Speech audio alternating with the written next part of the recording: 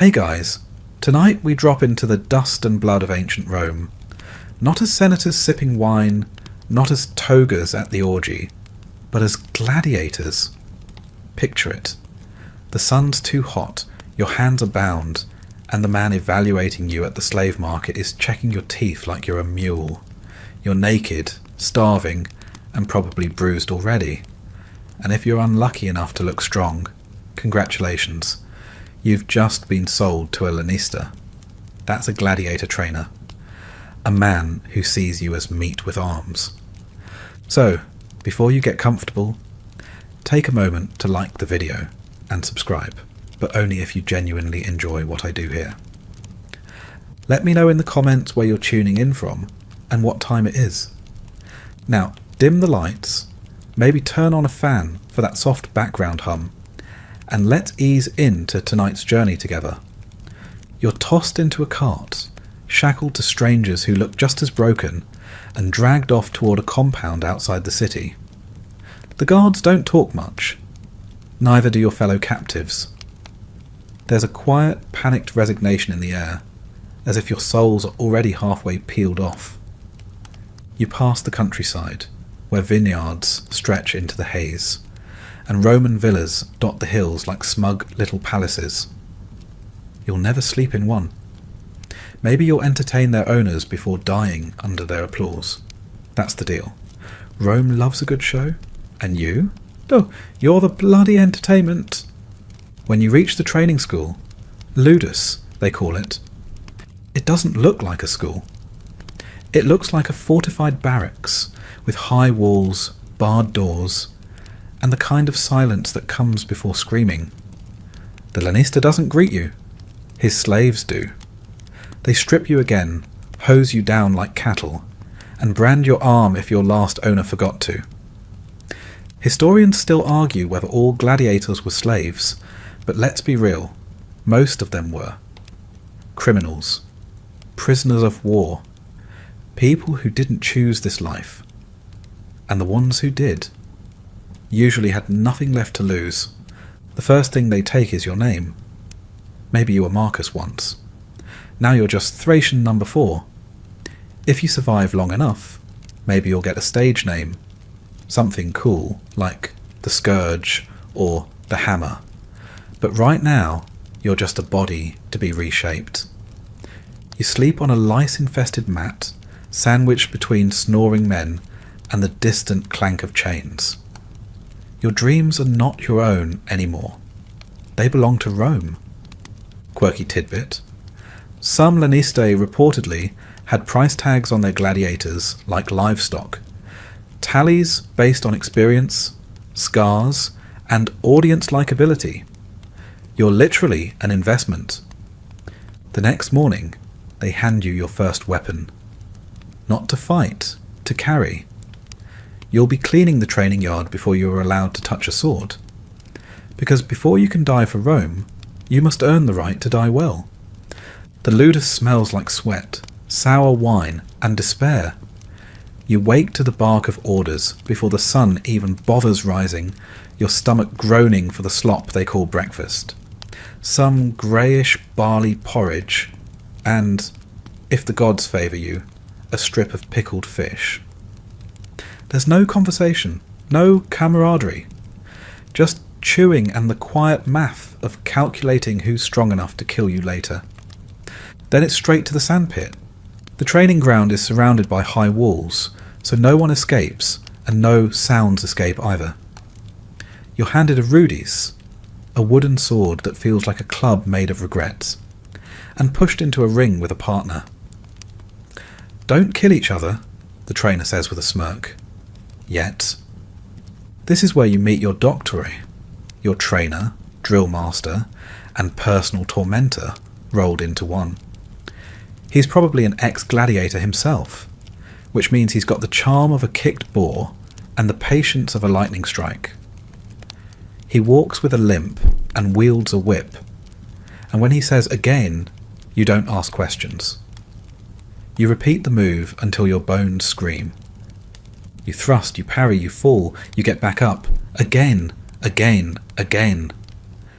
Historians still argue whether training injuries were intentional or just collateral damage. But when you see a man's tooth fly out because he held his shield wrong, you stop caring who's right. The sand gets in everything: your mouth, your eyes, your cracked knuckles. And every time you drop your guard, you get a lash across the back. That's the rule. Pain teaches better than praise. And pain doesn't run out. You aren't training alone. Around you are Gauls, Dacians, Syrians, men stolen from every corner of the empire. The language barriers don't matter. Screams sound the same in every tongue. And here's a fun little detail. Gladiators trained harder than legionnaires. Yep. The average Roman soldier might march for miles and carry 60 pounds of gear.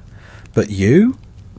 You fight to exhaustion daily, under the whip, then eat barely enough to sustain it. Because looking lean and mean keeps the crowd entertained. No one wants to see a chubby gladiator. Between drills, you're sent to clean weapons, polish armour, or repair the wooden dummies you'll punch tomorrow. Free time? There's none. Maybe you get to sit for a second and pour water over your head, pretending it's not too hot to think. And if you're lucky or unlucky, your doctor may pit you against a more experienced fighter to learn fast. This is code for get beaten like a rug. Some of the veterans walk with broken noses, missing ears and haunted eyes, and yet they move like wolves in a pack. Scarred, graceful and dangerous. One of them helps you up once after you fall too hard.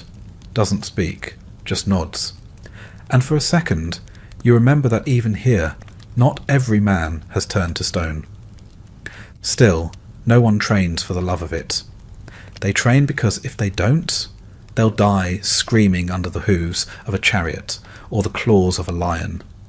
Or worse, make a fool of themselves in the arena. And that's not just humiliating, that's fatal. Your doctor doesn't like you. Or anyone, really. His love language is dislocated shoulders and public humiliation. You'd think someone who lived through the arena would be a little more sympathetic. But no, he's the kind of man who'd make a vulture flinch. Today, you're expected to demonstrate footwork. The kind of footwork that should let you dodge a spear, but instead helps you step directly into a solid wooden post. The whole courtyard bursts into laughter as you crumple. The doctor doesn't laugh. He walks over, pokes your bruised ribs with the butt of his staff, and mutters something about how the lions won't go easy just because you're clumsy. Then he tells you to do it again, and again, until your legs shake like reeds in a storm. There's no padding on the practice armour, just boiled leather, straps, and your own dumb optimism. Bruises bloom on your arms like angry flowers, and every time you block wrong, it's your bones that learn the lesson. The doctor only stops the session when someone faints or bleeds enough to stain the sand permanently. Still, he watches. He always watches. Not for talent, but for obedience. He wants to see who breaks, who flinches, who hesitates. Because in the arena, hesitation is the difference between applause and a funeral. Historians still debate whether gladiator training was more psychological than physical. And watching your doctor, it's easy to believe it. He's not just training you to fight. He's breaking you down, stripping away fear until only reflex remains. When someone screams or panics, he punishes not the mistake, but the emotion. Every evening, he does evaluations. This means standing in front of the group while he points out your flaws like a market vendor criticizing rotten figs. Today, it's your stance. Yesterday, it was your breathing. Tomorrow it might be your posture while dying. And there's always that one poor soul who does everything right and still gets whipped. Just so the rest of you know no one is safe. Quirky tidbits. Gladiators weren't allowed to look their doctor in the eyes unless spoken to. Sounds dramatic, but in this world, eye contact could get you beaten or promoted, or both. You spend your nights rubbing crushed herbs into your joints, if you're lucky enough to steal some from the infirmary. Otherwise, you learn to sleep sore and wake sorer. The older gladiators sleep like the dead, snoring through pain like it's just another background hum. You, on the other hand, dream of falling and wake up mid-flinch. There's a strange rhythm to the misery, though. Some part of you begins to adapt, not happily, but instinctively. You dodge a blow half a second sooner than before. You raise your shield fast enough to avoid a cracked tooth. The doctor doesn't praise you, but he doesn't yell either. That's about as close to a compliment as you'll ever get. The next morning, as the sun scrapes across the top of the arena walls, you're back in the pit. Same drills, same bruises. But maybe today you last a little longer before hitting the dirt. And in this place, that counts as hope. You wake up aching. Again. Muscles stiff as iron bars, ribs singing from last night's body slam. But there's no such thing as a sick day in the Ludus. You drag yourself to the courtyard before dawn, where the torches are still flickering and the sand is mercifully cool underfoot. For now. Training begins the moment your eyes open, and today it starts with a friendly reminder of what happens when you displease the doctor. One of the newer recruits broke formation yesterday.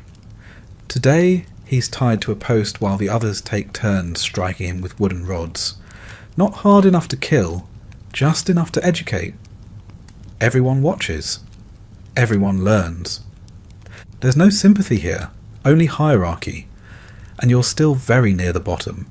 Your daily routine is brutal in its predictability. First, warm-ups that would make a modern gym class cry. Squats, running laps in full gear, drills with weighted weapons. Then come the technique sessions.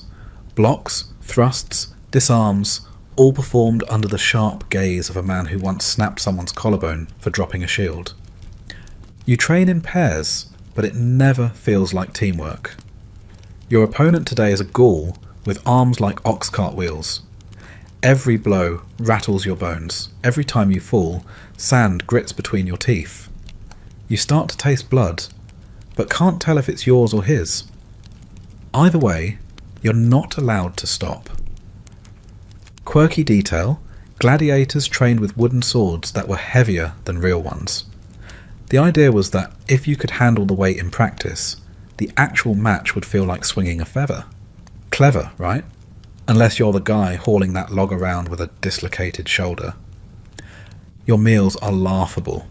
Barley gruel, beans, maybe a piece of fruit if someone died yesterday and you're lucky. Historians still argue whether the gladiator diet was protein poor on purpose, to keep you muscled but sluggish, easier to control. And water? Lukewarm, often laced with vinegar to prevent sickness. It doesn't work. Half the men still cough blood or limp from old infections. But the lanista doesn't care.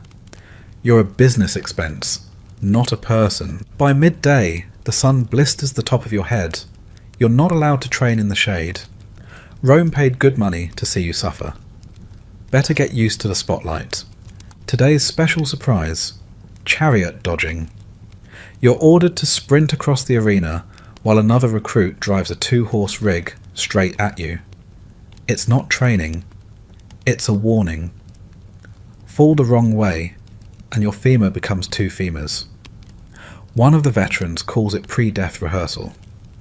At dusk, you're told to clean the bloodied practice weapons, not just yours, but the ones used on the unlucky few sent to spar with real blades. Every nick in the metal is a story you don't want to hear. And yet, through the fatigue, something in you hardens. Your body starts to respond like it's been here longer than your soul. Your parries grow sharper. You grunt instead of scream. You stop thinking about home. You no longer feel like a person with a future. You feel like a weapon being forged day by day, bruise by bruise, and that's exactly what they want. No one asks if you're ready. One morning, they just hand you a real sword. It doesn't feel like a promotion. It feels like a countdown. The blade is cold and heavier than you expect, even after months of swinging those wooden monstrosities. The edges gleam, slightly chipped from previous hands. Because yes, this was someone else's weapon. Probably someone who died. You try not to think about it. The doctor gives no speech, no nod of approval, just a grunt and a jerk of the head. You're up. Your name, or rather your assigned number, has been pulled. It's your turn in the arena.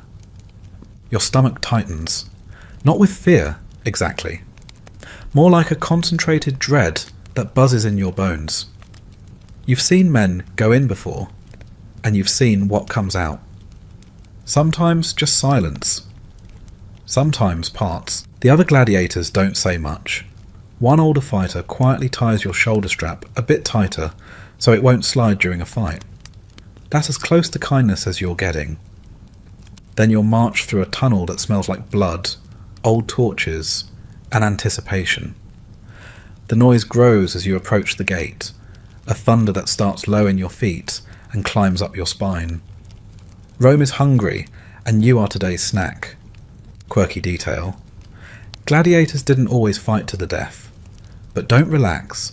Survival depended on crowd mood, your performance, and whether the editor, the guy running the games, needed more blood that day. Death optional doesn't feel reassuring when the man across from you is swinging a trident. Historians still argue whether novice fighters were given easier matches to start. Sometimes, yes. Sometimes they were thrown in as comic relief against hardened veterans or animals just for laughs. You try not to wonder which one you are. The gates creak open. Light explodes around you. The arena is vast, echoing with roars from thousands of mouths. The heat is different here, hotter, heavier. You're suddenly aware of your own stink, of the sand beneath your sandals, of how absurdly tiny you feel standing under that Roman sky. Across from you, your opponent. He's taller, probably faster, carries a curved blade and a net, which means he's a retiarius, the kind that dances around and humiliates you before going for the kill. You grip your sword. The horn sounds. The fight is not graceful. You slip. You lunge too early. You take a glancing blow to the arm that feels like lightning under your skin. But you stay up. You remember your drills. You keep moving. Eventually you knock him down. He's dazed. Your sword is at his throat. And now, it's not about training. It's about politics. You look up, trying not to look desperate, at the platform where the editor sits. He raises his hand, thumb outstretched, horizontal. The crowd chants. Some say thumbs up meant death. Others say it was thumbs down. Historians still bicker about it. Doesn't matter. You'll only know when the thumb moves. Today, luck's on your side. The editor curls his fist. You drop your sword. The gate opens again. You stumble back into the tunnel, knees weak. You don't feel victorious. You feel hollow. Like you just spent yourself, and for what? A few cheers and another day in the ludus. You survive. That's the prize. Not glory, not freedom, just another sunrise. The cheers fade behind you, but they leave a ringing in your skull louder than any war drum. You've just faced death in the Colosseum, and won. You'd expect celebration, applause, a medal maybe. Instead, you get handed a wet rag and told to clean the blood off your arms, some of which is definitely yours. You don't go back to a hero's feast. You go back to barley gruel and a bunk that smells like feet. Welcome to the life of a crowd pleaser. Outside the arena, the Roman mob drinks and laughs and places bets for tomorrow's fights. Inside the ludus, you just try not to vomit from the pain. Your arm is swelling, your ribs ache, and you're not sure if the dizzy spell is blood loss or stress. You try not to show it. The doctor notices weakness the way a wolf notices limping deer. Here's the part they don't engrave on monuments. The fight was just the beginning. Now you've entered the meat grinder of public demand. You've been seen. You've survived. Which means the crowd expects more. Better. Bloodier. You're no longer just a recruit. They've seen your face. And the Roman crowd, once they're invested in a gladiator, they don't just want a fight. They want a performance. Historians still argue whether the games were sport, punishment, or pure spectacle. Truth is, they were all three, and the crowd didn't care which as long as someone bled. The next few days blur. You're put on display with other survivors, naked but for a loincloth, paraded for Roman citizens who sip wine and comment on your scars like your produce at a market stall. Some point, some bet.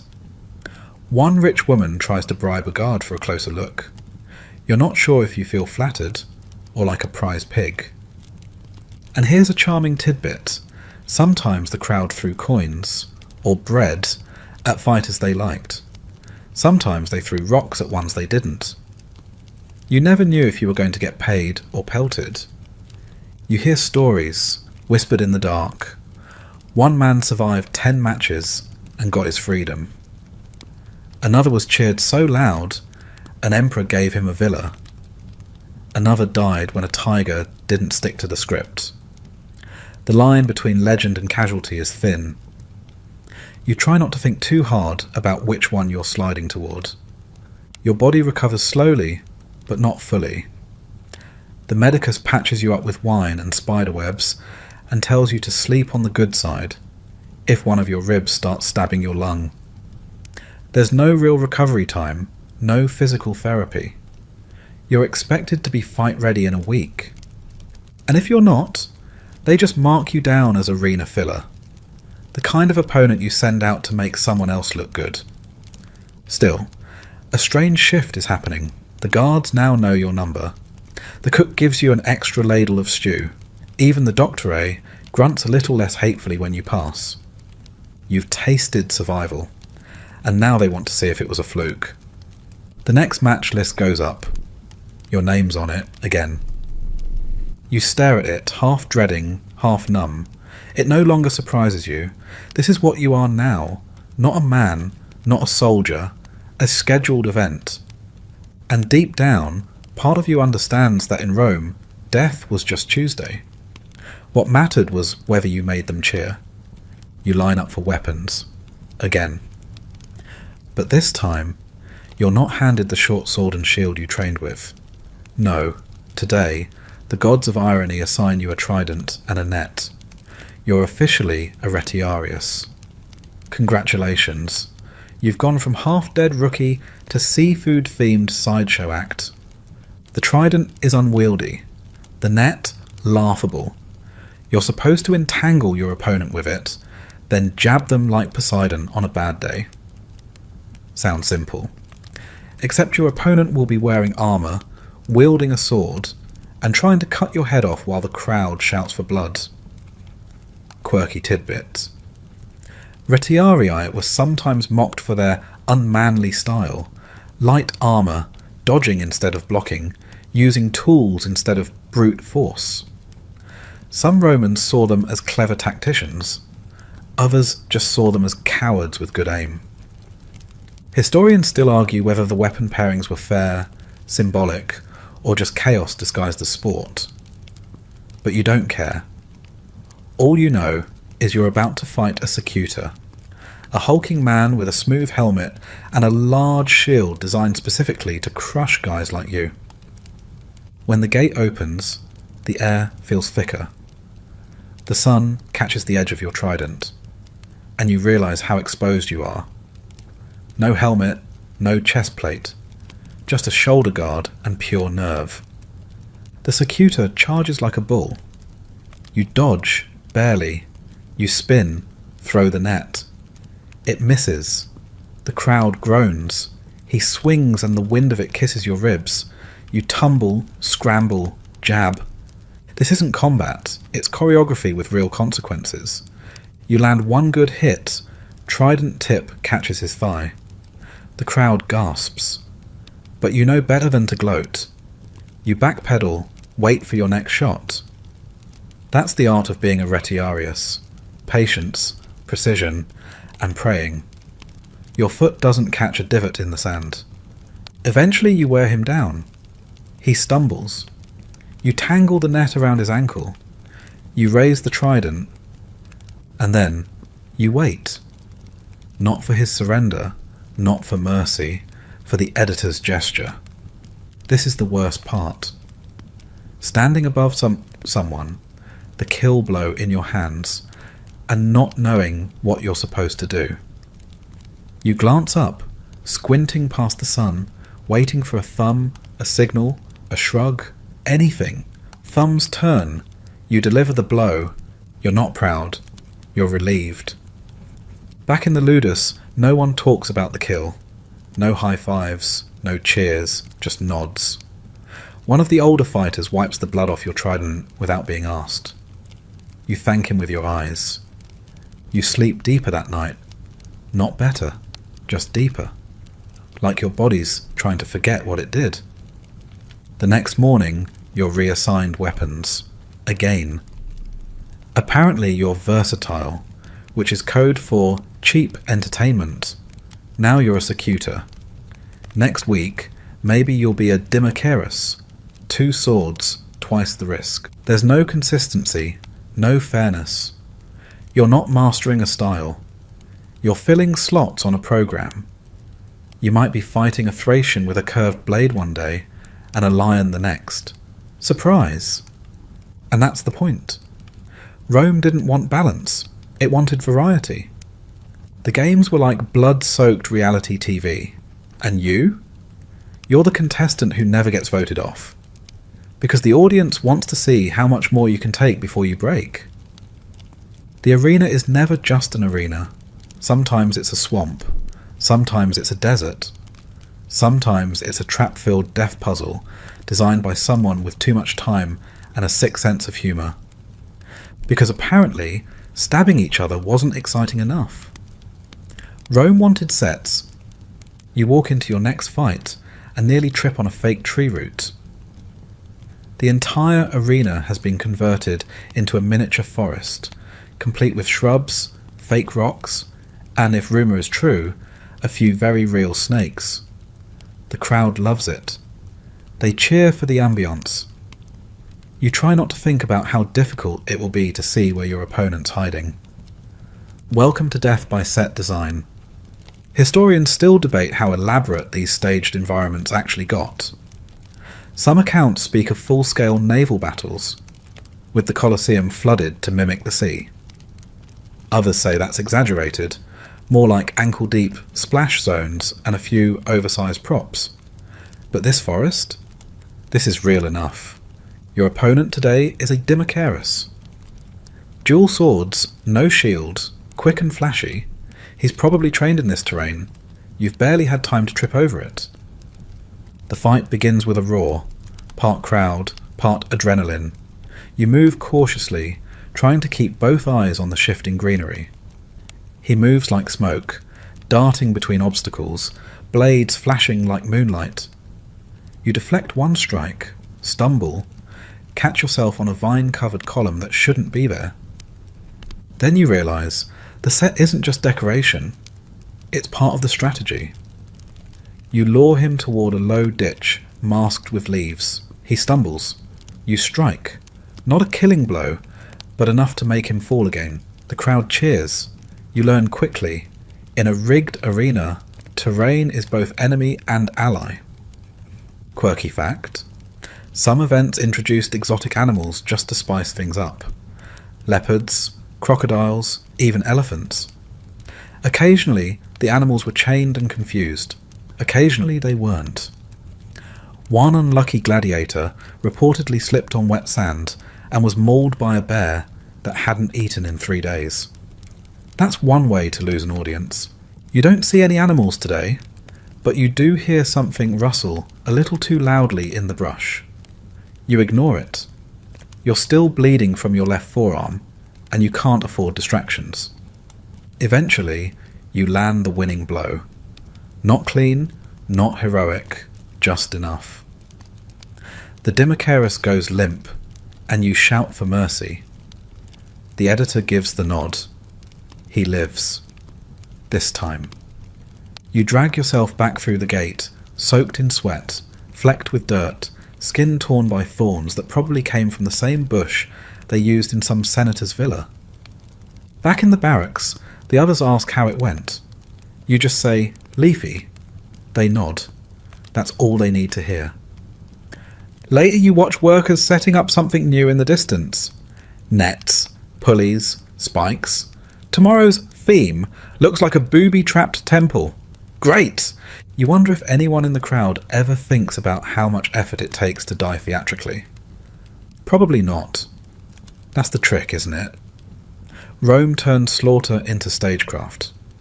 And you? You're just a poorly paid actor with blood on your lines. You've been called victor. You've been called champion. But you're still sleeping on straw, still washing blood off your arms with cold water in a cracked basin. That's the truth no one tells the crowd. Even the best gladiators stay slaves. Your name might be whispered by fans in the taverns. They might paint your face on pottery, scrawl your victories on walls, even chant for you in the streets. But none of it buys you freedom. You're a caged lion with a fan club. Today you're ordered to stand on a wooden platform in the city square. A merchant is auctioning oil lamps, but you're the real attraction. The undefeated Ikolsumt, he calls out. 4 victories! Look at the arms! Look at the scars! You flex, not because you want to, but because the guard beside you has a whip, and Rome loves a show. Quirky fact: successful gladiators were sometimes treated like sex symbols. Women would scrape the sweat and dirt from their bodies and keep it in little vials, used it as perfume, or, yes, as beauty cream. Ancient Rome. Come for the empire, stay for the weird. A senator's daughter approaches. She asks your name. Not the one you were born with. The one the arena gave you. You say it flatly. She giggles. You're a fantasy, a living myth, but not a man, never a man.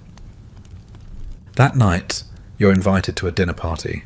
You don't get to say no. You're paraded in front of tipsy aristocrats like a prize rooster. They ask how it feels to kill. You lie and say you don't remember. They laugh. One offers you wine in a golden cup. Another asks if your scars go all the way down. Historians still argue whether famous gladiators could truly climb the social ladder. Some were freed and given land. Others were murdered out of jealousy or dumped when they stopped winning. The line between celebrity and casualty was always thin. Back at the Ludus, your fellow fighters don't say much. A few nod. One pats your shoulder. Fame isn't currency here. Blood is. The Doctor watches you more closely now. Not because he's proud, because he knows fame makes a man sloppy. You're assigned double drills. You're pushed harder, because the higher you rise, the more dramatic your fall. And make no mistake, Rome loves a downfall. You begin to notice it, the way guards follow you more closely, the way your food is subtly worse, the way the Lanista speaks about you like a stock that's peaking. He knows your worth isn't in staying alive, it's in dying well. They're setting you up for something big, you feel it. And that's the curse of a gladiator who's made it. You don't get safer, you get more valuable to the spectacle, which means more dangerous fights, more unpredictable matchups, more dramatic ends. Your victories are just fuel. and the fire is always hungry. The day you fear finally arrives. Not in the form of a lion or a veteran gladiator, but something far worse. The Venator. The Venator is a beast hunter, someone who trains to kill for sport. They fight with nets, whips and spears. You've seen their kind in the stands, eating roasted boar and watching the bloodshed as if it's a weekend pastime. Today one of them is your opponent. You've fought men. You've fought animals. But a Venator? They're the apex predators of the Colosseum. Their job is to catch, kill, and make it look effortless. It's not just a fight, it's a hunt. You're given a spear, no shield, no net, just a thin, sharp shaft of iron, a long-distance weapon. You know what that means, you'll be doing the running. The gate opens, and the sand is like an ocean, stretching out before you. But this time, the audience's roar feels different. There's an electric crackle to the air. They're excited, but not for you. They're excited for the blood you're about to spill, and the one that's about to spill from you. The Venator steps into the arena. He's tall, lean, and wears a wide grin. The kind of grin that says, "I'm going to break you like a twig and enjoy every second of it." You take a step back. You don't have a choice. This is the price of fame. This is the show, the one you didn't sign up for. But it's the one you're stuck performing. The crowd chants for the kill. The Venator spins his net, eyeing you like a hawk watches its prey. You can feel the weight of every eye in the amphitheatre, their collective breath held as they watch you move. You're fast. You're desperate. But you're also vulnerable. Every move you make is watched, judged, and magnified. If you make one wrong step, it's over. Your spear thrusts through the air, aiming at his chest, but the Venator dances back with the fluid grace of a predator. You miss. He laughs, taunting you, urging you closer. The next moment, he's on you. His net unfurls like a black wave, and it's coming straight for your legs. You dodge, but not far enough. The net wraps around your left ankle, dragging you to the sand. The crowd roars in anticipation, loving every moment of it. You roll, trying to escape, but the Venator is quick. He's on top of you, and the net tightens around your body. You feel the weight of him, strong, precise. And for the first time in months, you know what true fear feels like. You've trained for this, but he has trained for you. There's no time for fancy moves, no time to think. You struggle, you fight, but the crowd doesn't care about your will. They want blood, they want drama, they want a death to remember. But today, luck is on your side. In a desperate move, you lunge forward, not at him, but at the net. You twist your body, rolling with the momentum of his attack, and, for a fleeting moment, you manage to tear free of his hold. You're up. You're not dead. But neither is he. Not yet. The battle drags on, both of you exhausted. The Venator misses a strike, and it's enough. You throw your spear. It catches him in the shoulder. The editor signals. The crowd roars. It's not a kill, but it's a win. And for today, that's enough. You return to the ludus, the adulation of the crowd still echoing in your ears. You're not a hero. You're not a victor. You're a prop. It's all just part of the show, and you know it. But today, you made it through. The ludus is quieter than usual after the match. You can feel the shift. The air is heavy with something you can't name, like the calm before another storm. Everyone knows that after a big fight, the next one is never far behind. You may have survived the Venator, but Rome's appetite is unending. There's always someone or something else waiting in the wings. Your body is aching, but you've learnt to ignore it. You've been stabbed, sliced, and crushed enough times that pain is a distant companion. The real weight is in your mind, in the knowledge that survival is never guaranteed, not even for the so-called champions.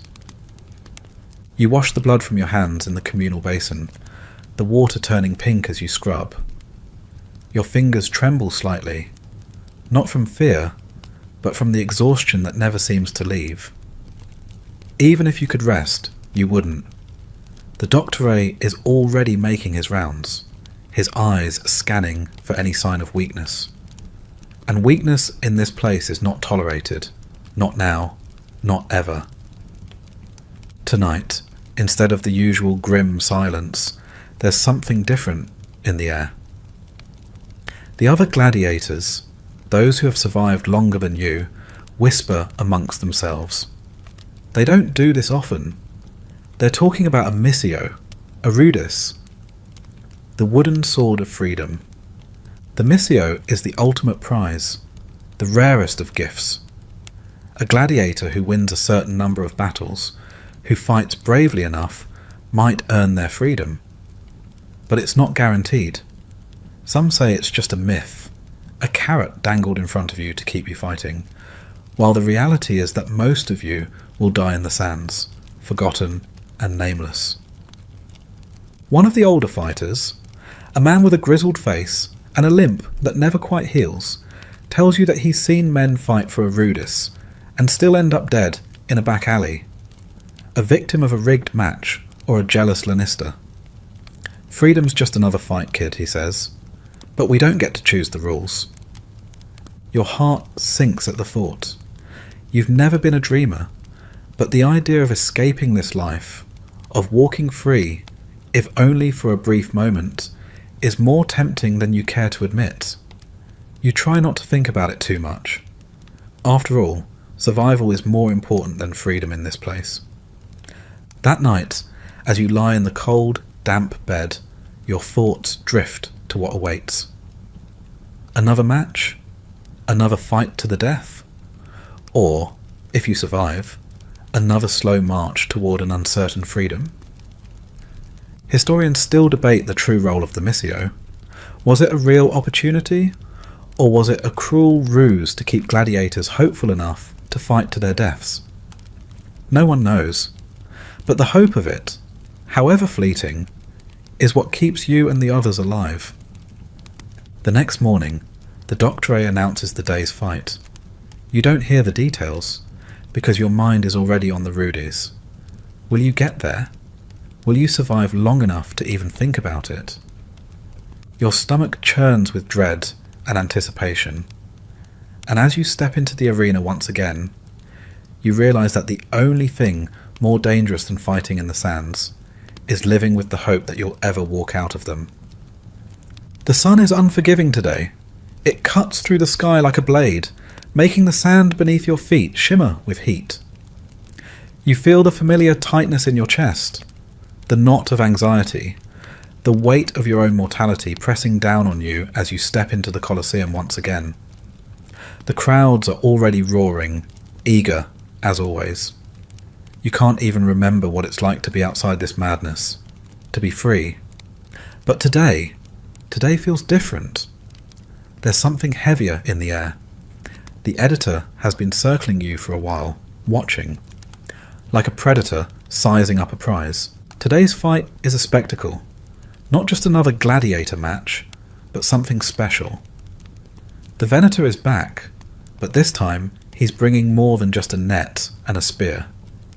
This time he's bringing lions, the gates open, and the sand is alive with movement. You fought men, you fought beasts, but this is different. These are real lions, their eyes glinting like gold, their muscles pulling beneath tawny fur. The crowd goes wild, and for a moment the fear that normally sets in when you enter the arena fades, replaced by a cold, sharp clarity. You don't have the luxury of thinking about how this will end. You just move, and you move fast. You're given a shield and a sword. Simple enough, you think. The same basic tools you've had all along.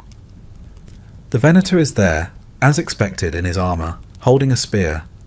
He eyes you with the same smug expression that makes your stomach tighten, and for a moment you're back in the training pit, staring down the Doctor as he demands perfection you can't quite reach. But then the lions are released, and that's when everything shifts. They charge. The first one leaps, and you raise your shield in instinct. The impact is bone-crushing. The lion's teeth scrape against the metal, but the weight of the creature knocks you off your feet. You hit the sand hard, the world spinning as the creature's roars fill the air. You struggle to get up, heart racing, pulse pounding in your ears. The Venator is already moving, circling with his spear, waiting for you to make a mistake. But the real danger? It's the lions. They're fast, unpredictable, and no matter how many times you've trained for a fight, you're not prepared for the speed of a predator stalking you with hunger in its eyes. The crowd is screaming now, but it's all noise. All you can hear is your own breath, harsh and ragged, as you scramble to your feet. You glance to your left. There's another lion, creeping closer, its eyes locked on you. The Venator is getting closer too, his spear poised for the kill. You're not just fighting for survival anymore. You're fighting for your life in a cage with wild beasts that weren't trained for the arena. You've never felt more vulnerable, more alive, than in this moment. You swing your sword at the lion, hitting it in the side, but the creature is too fast, too powerful.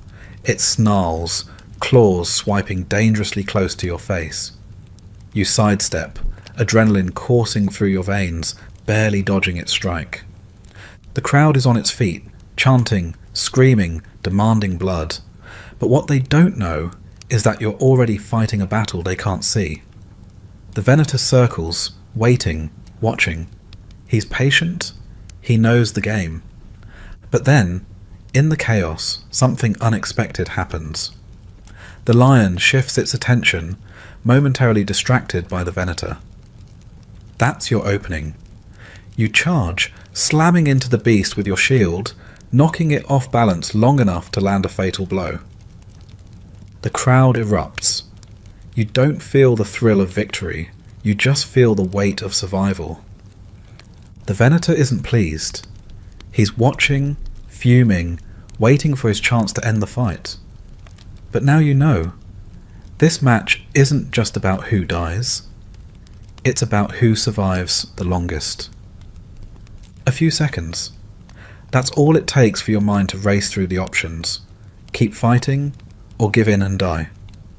You grip your sword tighter. There's no giving in. Not today. You lock eyes with the Venator, and for a brief moment, there's an understanding between you. He might be the predator, but today, you're the one who survives. The Venator stares at you, his eyes cold and calculating. He's sizing you up now, the lion dead at your feet, and you're suddenly all too aware of the emptiness of the arena around you. The crowd has gone from the savage roars of excitement to the hushed murmur of curiosity. Everyone is waiting to see who will make the next move. You breathe in, the scent of blood and sand heavy in the air, the adrenaline still coursing through your veins. The fight's not over. It's never over. Even though the lion's carcass lies sprawled before you, the real danger still looms over your head. The Venator is still standing. He's still armed. And he's still got that damn grin. You don't flinch. You don't show fear. That's what they want. That's what the crowd feeds off. They want you to flinch, to hesitate. They want to see the moment where you break. But you won't. You can't. You've learned better by now. The Venator shifts his stance, his spear aimed at you like a snake waiting to strike. You don't wait for him to make the first move. You charge. It's not graceful. It's not pretty. You're tired.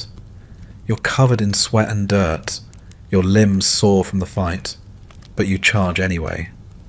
Your sword raised high.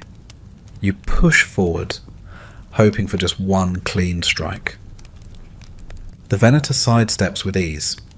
He's quick, far quicker than you, and his spear comes down toward your shoulder, aiming to pin you to the sand.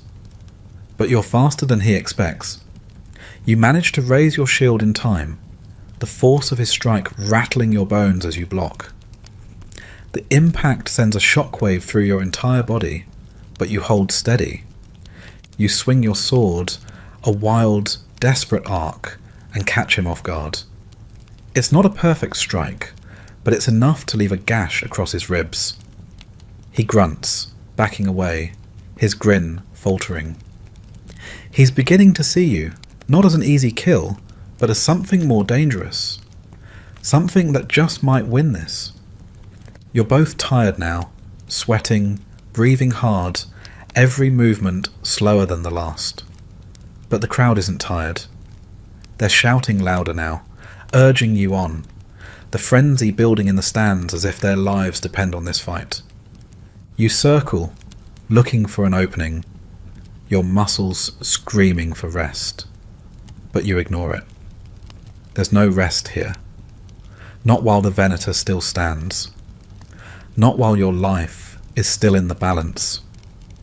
And then you see it. The opening. The split-second chance you've been waiting for. The Venator's foot catches on a stone, just a tiny misstep, but enough to make him stumble. You take it, throwing yourself forward, your sword aimed straight for his throat. He reacts just in time, parrying with his spear, but it's too late. Your sword slices through the air, catching him on the side of the neck. Blood spills, staining the sand, and the crowd goes wild. But it's not the triumph you thought it would be. You don't feel elation. You don't feel like a hero. You just feel tired, so incredibly tired. The fight is over, but your body, your soul, hasn't quite caught up with the fact that you've won. And in this moment, the weight of what it means to survive starts to hit you all over again. The editor signals, and the crowd's chant turns to cheers. You stand over the fallen Venator, your sword heavy in your hand, the reality of the fight sinking in. You've won. But this victory feels like another sentence, another step deeper into the prison that is Rome. You stagger back, the roar of the crowd fading into a dull buzz as you're escorted off the arena floor. The lanista waits at the gates, his face impassive. He's already thinking about the next fight, the next show, and you're just hoping you'll survive long enough to see another sunrise. The days blend together in the ludus like watercolours in a wet palette, each one indistinct, each one fading into the next. Victory, it seems, isn't the end. It's the beginning of a new kind of hell. You've won your match. The crowd cheered. The lanista is talking about the next fight. Maybe it'll be against a Mamillo, or another Retiarius. Or maybe they'll throw you into the ring with more animals. The possibilities are endless. What matters is you've become a tool of entertainment, not a person anymore.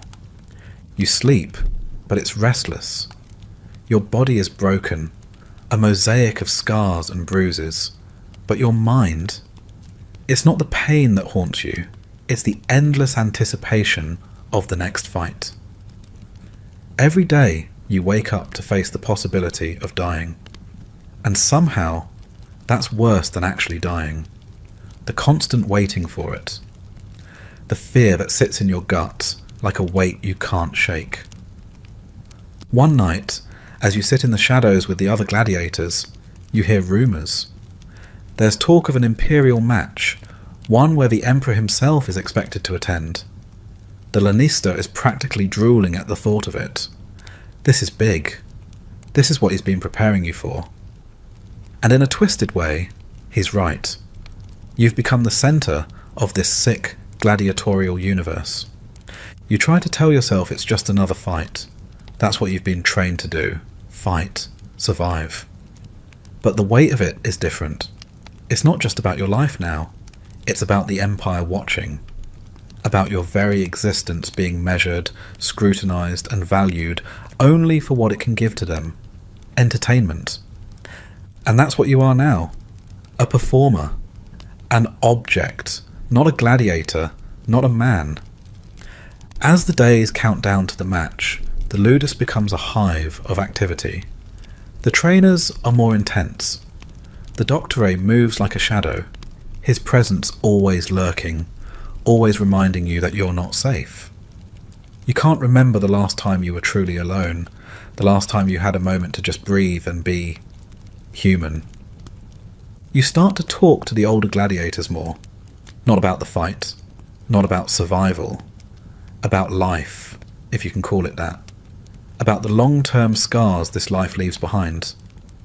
One man, his face covered in deep lines and exhaustion, talks about the days before he was forced into the arena. He talks about his family, about how his children still send him letters, though he knows he'll never see them again. The only thing I'm going to leave behind, he says with a bitter smile, is a reputation, not a family, not a legacy, just a memory of a man who could fight. And you wonder if that's it, if that's all you'll ever be, if that's all any of you will ever be. Just memories, fading away like the sand beneath your feet. The day of the match arrives. The tension in the ludus is suffocating. Gladiators line up, wearing their armour with precision, though you can see the nerves under the bravado. There's something primal about it, the way the men stand together, preparing for a battle they can't escape. You've fought for years now, but today it feels different. You're not sure if it's the Emperor's presence or the gravity of it all, but today the arena feels like a cage that's been carefully constructed for your final performance. The gates open. You step into the Colosseum once more. The sun is so bright it almost blinds you. The crowd is a roar of noise, a tidal wave of faces, eyes fixed on you like hungry vultures. You can't focus on them. You have to focus on what's in front of you, your opponent. His face is impassive, his weapon held firm. A Murmillo, with the traditional large shield and short sword. A straightforward fighter, but that doesn't make him less dangerous. The fight begins, and for the first time in a long while, you feel the old thrill of combat, pure, untamed and consuming. You move with precision, the instincts from years of training kicking in. But it's not enough to simply survive anymore. You want to win, not for the Emperor, not for the crowd, but for you. For the person who's somehow still here, still fighting, still alive. You clash, shield against shield, sword against sword. There's a rhythm to it, a dance of violence, and the sand underfoot shifts with every step. You're both trying to break each other, but you're also aware of the watching eyes, the stakes of this moment. It's like every breath you take is part of the performance. You're not just fighting for your life, you're fighting for the glory they've demanded from you. You're fighting for the game, for the spectacle, for the ever-hungry crowd. The cheers echo in your ears, but they don't mean anything. They don't change anything. They're just noise. And then you win. With a quick strike, a twist of the wrist, your sword lands. The Murmillo falls, the blood spilling across the sand, and you stand there, waiting for the signal. The Emperor raises his thumb. You breathe. You've done it.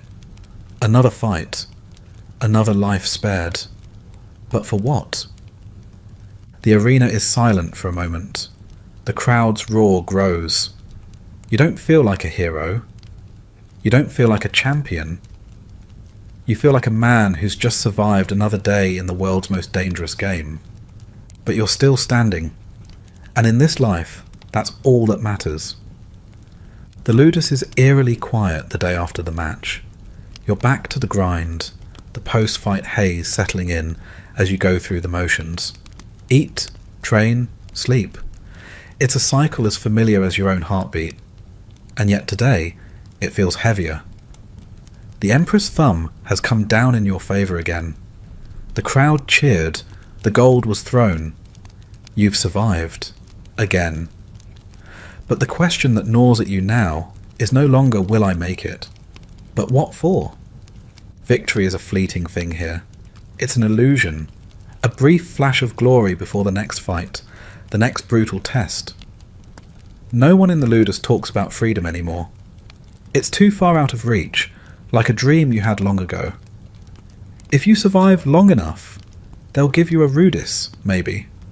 But even that is just another form of escape. You'll still be scarred, still be haunted by the blood you've spilled, and the blood that's still to come. And yet, some part of you still clings to that faint hope. The rudis, the freedom, the idea that you might be more than just a fighter in an endless cycle of violence. But every day, that hope fades a little more, like the sand slipping through your fingers. At night, the stars look the same as they did back in the arena, the same as when you were first brought here as a slave, a nobody, a tool. The same, the endless circle of the arena and the constant waiting for the next call, the next fight, the next demand for blood. It doesn't matter how many victories you rack up, how many roars you elicit from the crowd. You are still the same thing you've always been, a spectacle, a fighter, a shadow of the man you used to be. You catch a glimpse of yourself in a reflective pool, the water disturbed by a breeze.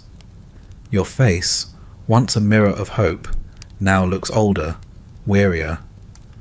The scars are not just on your body, but in your eyes, etched deep into the corners of your vision. They've changed you. These years in the sand, the person you once were seems distant, foreign. It's as if that man never existed at all. And yet, in the quiet moments, you still wonder, was there ever a choice? Could you have run when they first dragged you here? Could you have fought back?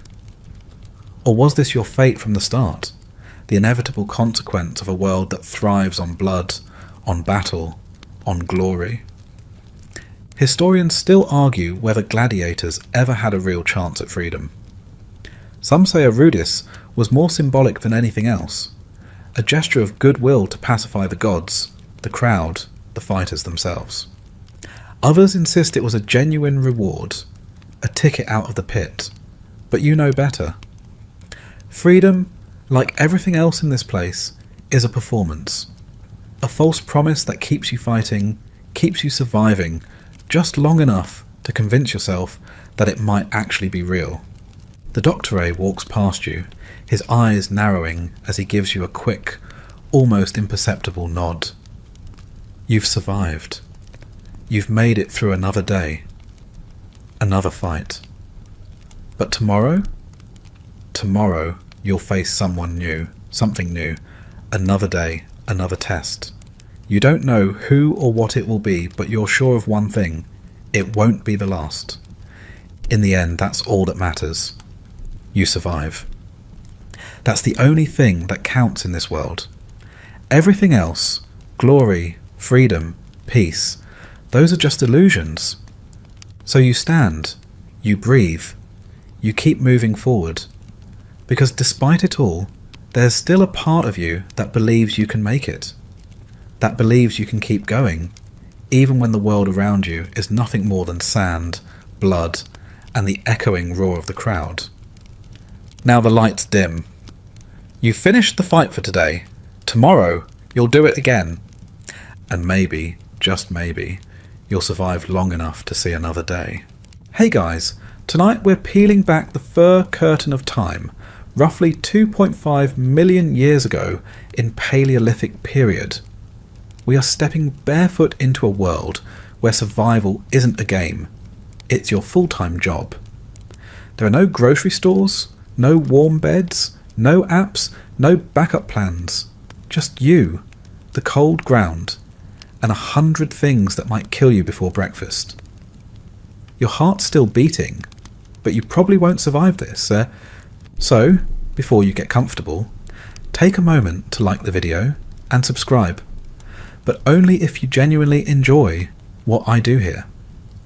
And let me know in the comments where you're tuning in from and what time it is for you.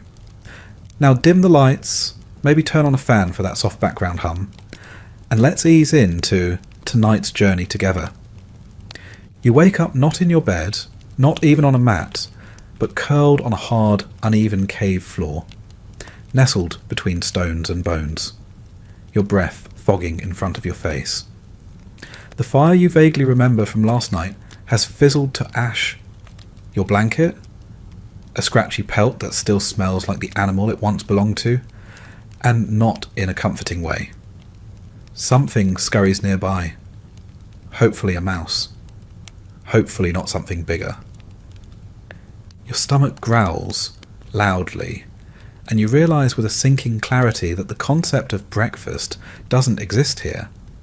No cereal, no coffee, just the possibility of mushrooms you can't identify, or a fistful of cold grubs, if you're lucky and fast. Your teeth ache from yesterday's raw tuber chewing, and your lips are cracked from the wind. You vaguely remember dreams of modern life. Showers, pillows, toast. Now you sit up, and every bone cracks like dry twigs. You crawl out of the shallow hollow you shared with a few other miserable bodies. Some of them are children. One is an elder, wheezing softly, clutching their chest with a hand wrapped in old sinew. No one speaks. There's no morning chatter, no rise and shine. The sun doesn't shine here. It looms behind thick fog and a low, endless sky. The only sounds are wind, distant bird calls, and the wet squelch of your bare feet as you step outside. The first thing that hits you is the cold. Not city cold. Not forgot my jacket cold. This is prehistoric cold. An ice-kissed slap to your ribs that digs under your skin like tiny stone daggers. You shiver violently, instinctively wrapping your arms around your thin frame. Your body fat isn't enough. It never was.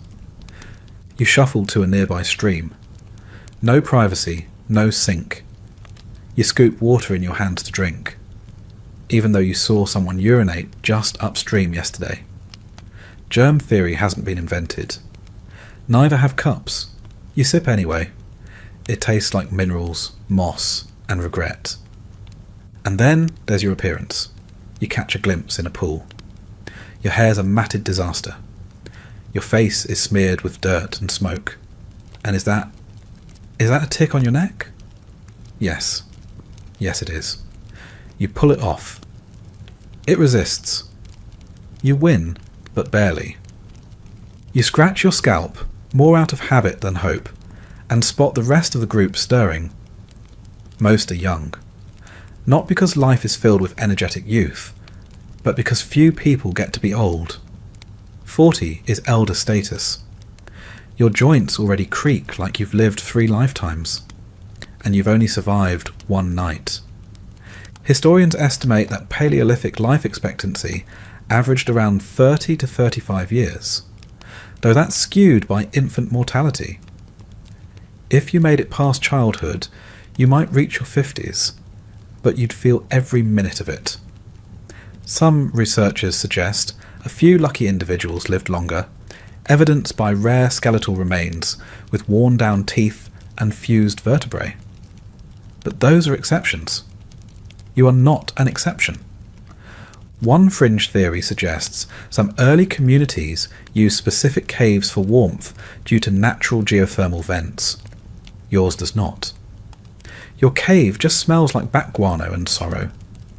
You hear a cry, a low wail, a toddler's hunger. The mother doesn't have much to offer. Her breasts are dry, her eyes sunken. She rocks the child gently, humming an atonal lullaby no one taught her. It's instinct. The sound is haunting. Your job today? Survive. But right now, you're just trying to stand. Your knees crack, your toes are numb, and the sharp rock underfoot reminds you that shoes are thousands of years in the future. You want to cry. Instead you cough, a dry, hacking sound. Congratulations. You might already have tuberculosis. Or worse. And this is only the morning. You step into the forest with the vague hope of finding something edible. Not a buffet. Not even a berry bush. Just something that doesn't immediately kill you when you chew it. Your stomach clenches like it's trying to digest your backbone. Welcome to prehistoric foraging. You're not armed. You're not skilled. You don't have a grocery list, just a half-formed prayer that whatever you pick up off the ground doesn't contain hallucinogenic spores or angry ants. The last guy who ate the wrong mushroom got real quiet, then real dead. His body's probably still out there, feeding the soil. Recycling, Paleolithic style. You poke around the base of a tree. Moss. Could be edible. Could also make your intestines turn into soup. Historians still argue whether early humans had some natural sense of what was poisonous, or if they simply relied on watching who died first. There's some evidence that knowledge passed orally, and possibly quite loudly with a lot of vomiting, from generation to generation. But you're new here. A beetle crawled across your hand. Crunchy protein. You don't want to do it, you really don't. But you do. The texture is awful. The taste is worse. But the slight rush of calories is real. And in this world, that's a win. You move further from the cave, scanning the underbrush for roots or anything vaguely tuber-shaped. If it looks too shiny or too red, you skip it. But even that's a gamble. One species of wild yam might nourish you. The other might have you hallucinating ancient gods and bleeding from your ears. Paleo roulette. Archaeological findings suggest early humans developed surprisingly sophisticated foraging knowledge, recognizing plant seasons, harvesting with crude tools, even boiling roots to remove toxins. But right now, you have none of that. You have hands and desperation. Suddenly you hear a rustle. You freeze. It could be a rabbit. It could also be a snake. You back up slowly, gripping the nearest stick, which is not even close to a weapon, more like a wet twig with aspirations. Nothing jumps out. You breathe again, but you know better than to relax. This forest is not your friend. Every bush could be hiding something venomous, territorial, or just hungry. Fringe researchers speculate that early humans may have had better olfactory and taste sensitivity than we do today, allowing them to detect spoilage or danger more instinctively. But your modern palate, nurtured by Pop-Tarts and protein bars, is no match for prehistoric ambiguity. Everything tastes like mouldy bark. Or fear. You squat to dig, hoping for roots. Your fingers hit something soft. It's a grub. Fat, wriggling, and unfortunately alive. You hold it up. It wiggles like it's mocking you. You swallow hard, mentally and literally, and eat it. It pops like a grape filled with regret. You dry heave quietly. After another hour of this misery, you've collected 3 mushrooms. You're only moderately sure they're edible. 2 beetles, 1 sad-looking root, and a handful of leaves you tell yourself are probably fine. It's not enough. But it might stop the worst of the hunger. The sun, such as it is, barely filters through the clouds. Your internal clock is broken. You have no idea if it's mid-morning or afternoon. All you know is that your knees ache and your fingers are raw. You smell like wet soil and panic. You spot another human, not from your group. They're crouching over a bush, face streaked with charcoal. You make eye contact. You freeze. They freeze. A beat passes. They snatch a fistful of berries and run. You do not follow.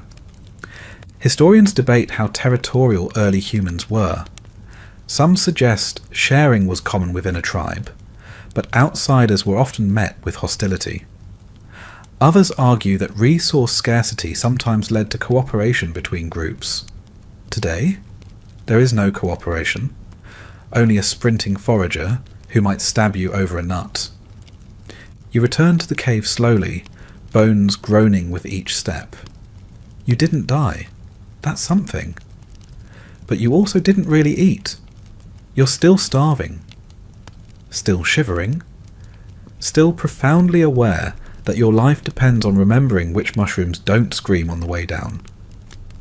Welcome to lunch. You'll have the same tomorrow, assuming you're still alive. By the time you shuffle back to the cave, the collective body odour hits you like a mammoth's backside. It's not just unpleasant, it's an atmosphere. A pungent fog that clings to skin, hair, and dignity. You've smelled worse things, sure, maybe your middle school locker room, but this is inescapable. This is ambient. Personal hygiene, as you know it, hasn't been invented. No soap, no toothbrush, no shampoo. Just sweat, smoke, and sediment. Everyone stinks, including you. Especially you. Even the air smells like armpits had a bonfire party and forgot to clean up. You sit near a woman combing lice from her child's hair using a bone sliver. The child's scalp is red and patchy. You try not to stare. The woman picks a louse and crushes it between her fingernails. It pops audibly. The child doesn't flinch. This is normal here. Historians know that grooming tools existed, primitive combs made from ivory or wood, but they weren't for luxury. They were for pest control. And even then, they didn't always work. One well-preserved mummy was found with an entire ecosystem of lice still lodged in its hair. You scratch your own head. No comb, no fingers clean enough to help. Just you and whatever colony is currently nesting behind your ear. Some fringe theories suggest early humans used wild mint or ash to mask their scent or repel insects. But if that's true, no one here got the memo.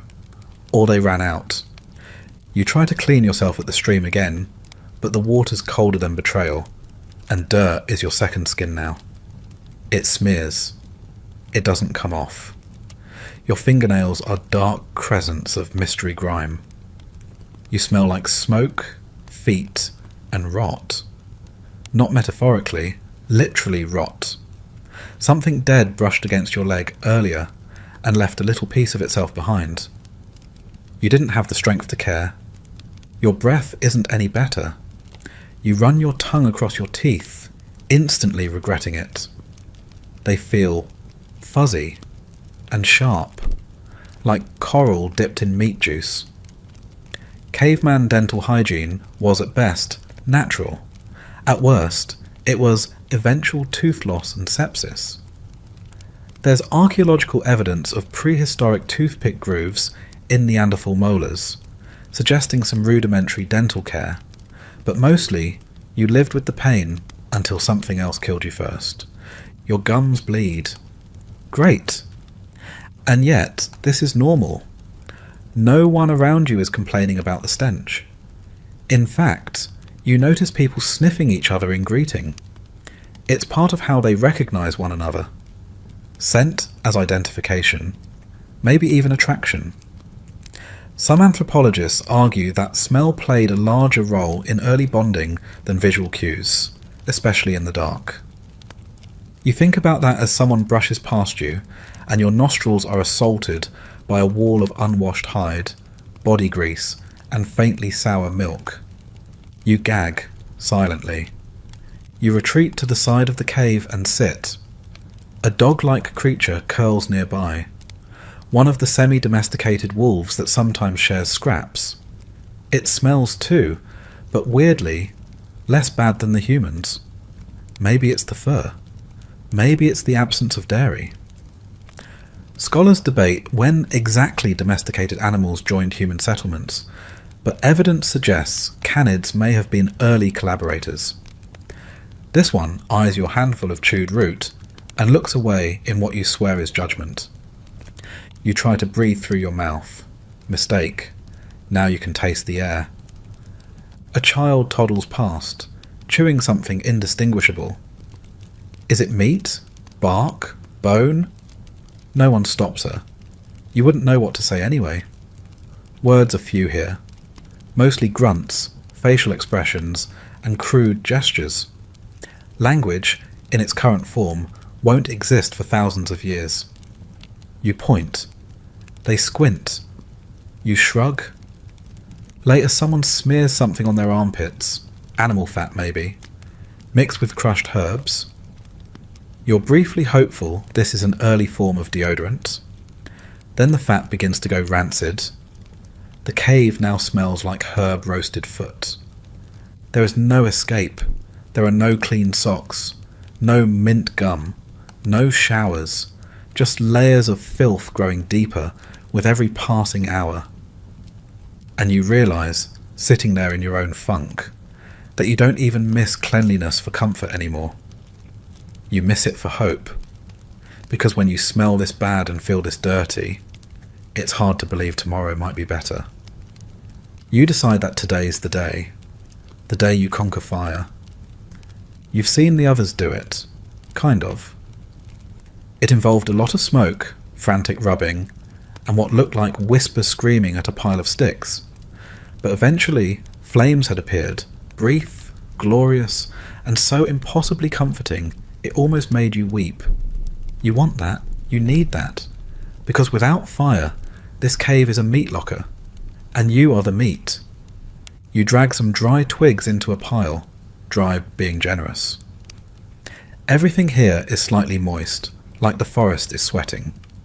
You squat down and start the age-old tradition, rubbing sticks together like your life depends on it, because it does. Within minutes, your palms are raw, your arms ache. You haven't even managed a spark. All you've done is scatter bits of bark dust all over your lap, like a sad woodland confetti. You look around, hoping no one is watching. They are. One man lets out a slow, judgy grunt. You pretend it was just practice. Historians still debate exactly when and how early humans learned to make fire on command. Some evidence points to fire use as far back as 1.5 million years ago.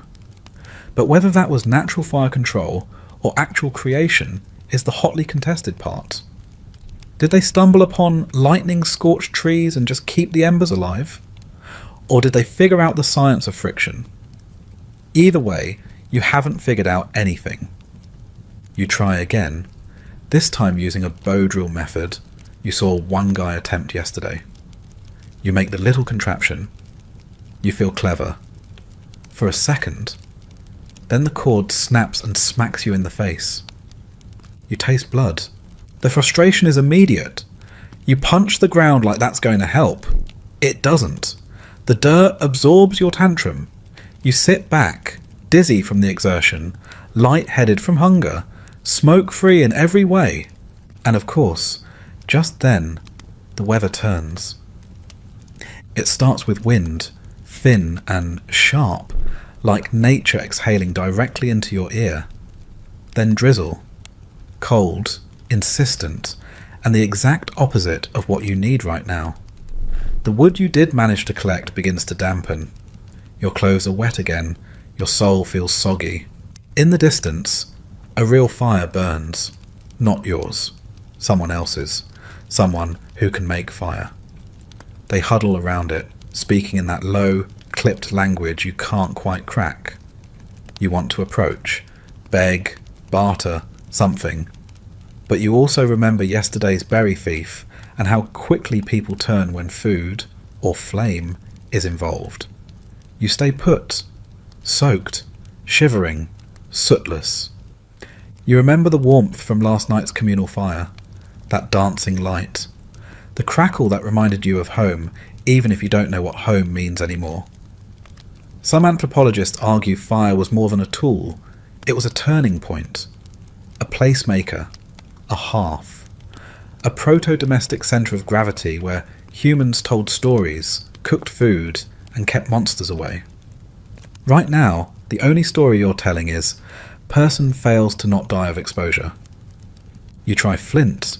You've seen someone bang rocks together and get a spark. You don't know which rocks. You pick 2 random ones and smash them like you're starting a tiny geological war. No sparks, just bruised fingers and angry pebbles. You sniffle, not from tears, though they're close, but from the cold settling deeper into your bones. A wet, creeping cold that makes your joints ache and your thoughts slower. Your breath clouds in front of you. You blow into your hands for warmth, but they're too numb to feel it. Fringe researchers have suggested that some early humans may have relied on firekeepers, individuals whose entire job was to protect and maintain the flame. If that's true, it makes sense. Fire was life. Fire was power. And today you have neither. Eventually you curl around your failed fire pit like a sad scarecrow. No one comes to help. This world isn't cruel, it just doesn't notice. You're not being punished, you're just being forgotten. And just when you think things can't get worse, your stomach growls again, loudly. The tribe's youngest child points at you and mimics the sound. Everyone laughs, including the child, including the dog. Congratulations, you're the entertainment now. You don't mean to wander into predator territory, no one means to. But out here, there are no fences, no warning signs, just a rapidly shifting sense of, I don't think we're supposed to be here, followed by the slow realization that something is watching you breathe. You are following a faint trail, not a path, paths don't exist yet, but a slightly flattened area where a few humans had walked earlier, probably hunting. You thought maybe you could help, maybe earn a sliver of roasted meat and a shred of respect. But now the trees are thicker. The air is different. You feel it in your chest, tight, cautious. You stop. No birds. That's your first clue. The second is the smell. Sharp, sour, and wrong. The third is a paw print in the mud, the size of your entire face. You stare at it for a moment. Then you look up, slowly, because something else just moved in the undergrowth. Predators. You think of saber-tooths first, those big, furry, fang-filled nightmares that could crush bone with one swipe. But they're not the only threat. Some scholars believe giant hyenas once roamed this region. Like modern hyenas, but worse. Stronger, smarter, with jaws capable of snapping femurs like twigs. Fun. You hold your breath. Nothing. Then a crack, a branch, behind you. You spin and catch a flicker of movement, low to the ground, fast, quiet. You don't see eyes, but you feel them, watching, calculating. You're not on a hunt, you are the hunt. Historians still argue which predators posed the greatest threat to early humans. Some say it was saber-toothed cats. Others believe giant birds of prey occasionally snatched children like they were fleshy field mice. There's even fringe speculation about enormous snakes that could crush you slowly enough to hear your ribs go one by one. You begin to backtrack, slowly, deliberately. You don't run, because running makes you a target. Your feet slip in the mud. You stifle a yelp. The trees are dense. The light is dim. Everything looks like camouflage. And then you see it, just for a second. Amber eyes, low, unblinking, there, between 2 trees. A giant cat, maybe, or something else. You can't tell. You don't want to tell. Your heart is a war drum in your ears. You pick up a stick. It's not a weapon. It's an insult. You wave it anyway, trying to look big, trying not to cry. You yell. It's more of a sob. Whatever's watching you doesn't flinch. It just waits. And then, miraculously, it leaves, silent as mist, gone. You stand there, panting, alive, For now. The truth is, early humans weren't apex predators. Not at first. They were scrawny, slow, squishy bipeds stuck between lions and lightning storms. What kept them alive wasn't dominance. It was paranoia, cooperation, and occasionally dumb luck. You just cashed in the last one. You turn and walk fast, retracing your steps, tripping over roots, scraping your legs, but not caring. You just want to be where the humans are again, even the smelly ones. When you finally see the faint smoke of a distant fire, someone else's fire, you nearly cry. You're not even close to safe. But you're back in human territory, and that counts for something. One final gift from nature on your way out. A bramble bush to the face. Thorns slice your cheek. You hiss. Blood. Because of course.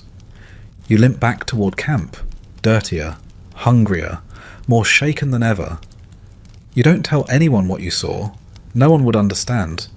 Or maybe they'd just nod, grunt, and move on. Everyone here already knows the rule. Don't go too far. And now you do too. You return to camp limping, bleeding, and visibly rattled, only to realise your welcome committee is a suspicious old man with a lazy eye and a rock in each hand. He doesn't smile. He doesn't wave. He just watches you like you're a potentially rabid squirrel. You raise a hand in greeting. He raises an eyebrow. You try a smile. He responds by spitting on the ground. Not ideal. You've been here less than 2 days, and now you're trying to join a tribe that hasn't so much as acknowledged your existence beyond the occasional grunt. You shuffle closer to the fire and are immediately met with wary glances. You're not one of them. Not yet. Maybe not ever. Anthropologists still argue how Paleolithic tribes handled newcomers.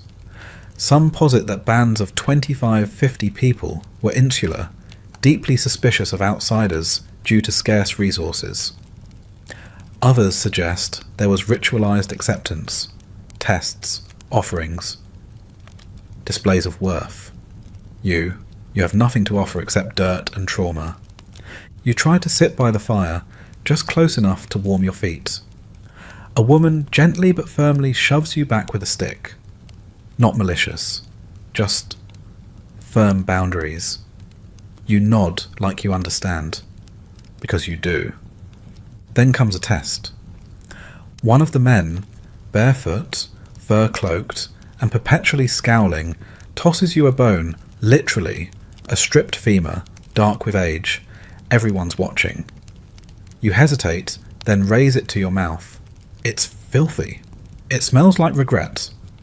But you gnaw on it like it's the last drumstick on earth. Because it might be. Someone grunts approvingly. It might be a laugh, you're not sure. The day drags. You help carry sticks. You don't know where to put them, so you copy the others. You keep your head low. When someone gestures at you to move, you move. When someone points at dung, and then at you, you shovel dung. There's a pecking order. You're not on it yet. You watch a group share a charred rabbit. They pass chunks around. You're not handed any. One child offers you a bit of fur, then laughs and snatches it back. You laugh too. It hurts. Later someone drops a cracked gourd filled with something halfway between broth and mud at your feet. You sip it gratefully. It's bitter, warm, and unidentifiable. It's also the best thing you've had today. Historians believe food sharing played a critical role in early human bonding. Those who contributed to the group earned security. But freeloaders? They starved. You're walking the razor's edge between charity and exile. As night creeps in, the tribe begins its rituals. One man paints crude shapes on the cave wall. Red ochre, charcoal, maybe blood, figures of mammoths and humans with spears. You squat nearby, trying not to stare. The painter ignores you. But the child who mocked you earlier leans over and smears a red line across your forehead. Everyone laughs. You don't know if it's an insult or an initiation. Maybe both. Fringe theories suggest some tribes used body paint as social signals, rank, mood, even marital status. Right now, you're painted like a joke, or maybe a guest. Either way, you don't argue. Then, a final test. A toddler toddles over and hands you a stick. You take it. The toddler claps. You pass. You're not part of the group. Not yet. But you're not entirely out either. You exist in the blurry, tense space between tolerated and forgotten. You curl up at the cave's edge again that night, wrapped in your flea-ridden hide. Someone tosses a bone toward you, half-eaten. Probably not a gift, but you eat it anyway. You're still breathing, still aching, still halfway invisible. And in this world, that counts as a win. You wake up to a sharp pain in your foot. Not emotional pain, though that's present too, but the very real, very physical sensation of something biting you. You yank your leg away and discover the culprit. A spider the size of a silver dollar skittering off into the shadows like it owns the place. Which, in fairness, it probably does. Welcome to the ecosystem that lives on, and inside you. You limp outside, already dreading the day. You're sore in places you didn't know existed. Your back feels like it was used to grind grain. Your feet are a mosaic of scrapes, bruises, and what might be fungal colonies forming. And to make matters worse, you now realise your fingernails are starting to come loose. Probably from clawing at things you weren't meant to eat. Or maybe from infection. Hard to say. In Paleolithic life, everything cuts, stings, or infects you. The natural world isn't just indifferent, it's actively hostile to soft human flesh. A sharp rock can slice your heel. Sure, a thorn can lead to blood poisoning. That ant, full of formic acid, that puddle, full of bacteria, and your immune system, about to be introduced to pathogens your body has never met. You scratch your arm. Bad move. The red patch has spread. Your skin is hot. Possibly a rash. Possibly a reaction. Possibly something worse. Fringe anthropologists speculate that some early humans may have instinctively used clay or ash to soothe skin irritations. You scoop up some mud and slap it on. Now you look like a diseased statue, but the burning eases slightly. Meanwhile, your body continues its campaign of betrayal. Your gums are puffy. Your joints ache. There's a constant tickle in your throat. Is it a cold?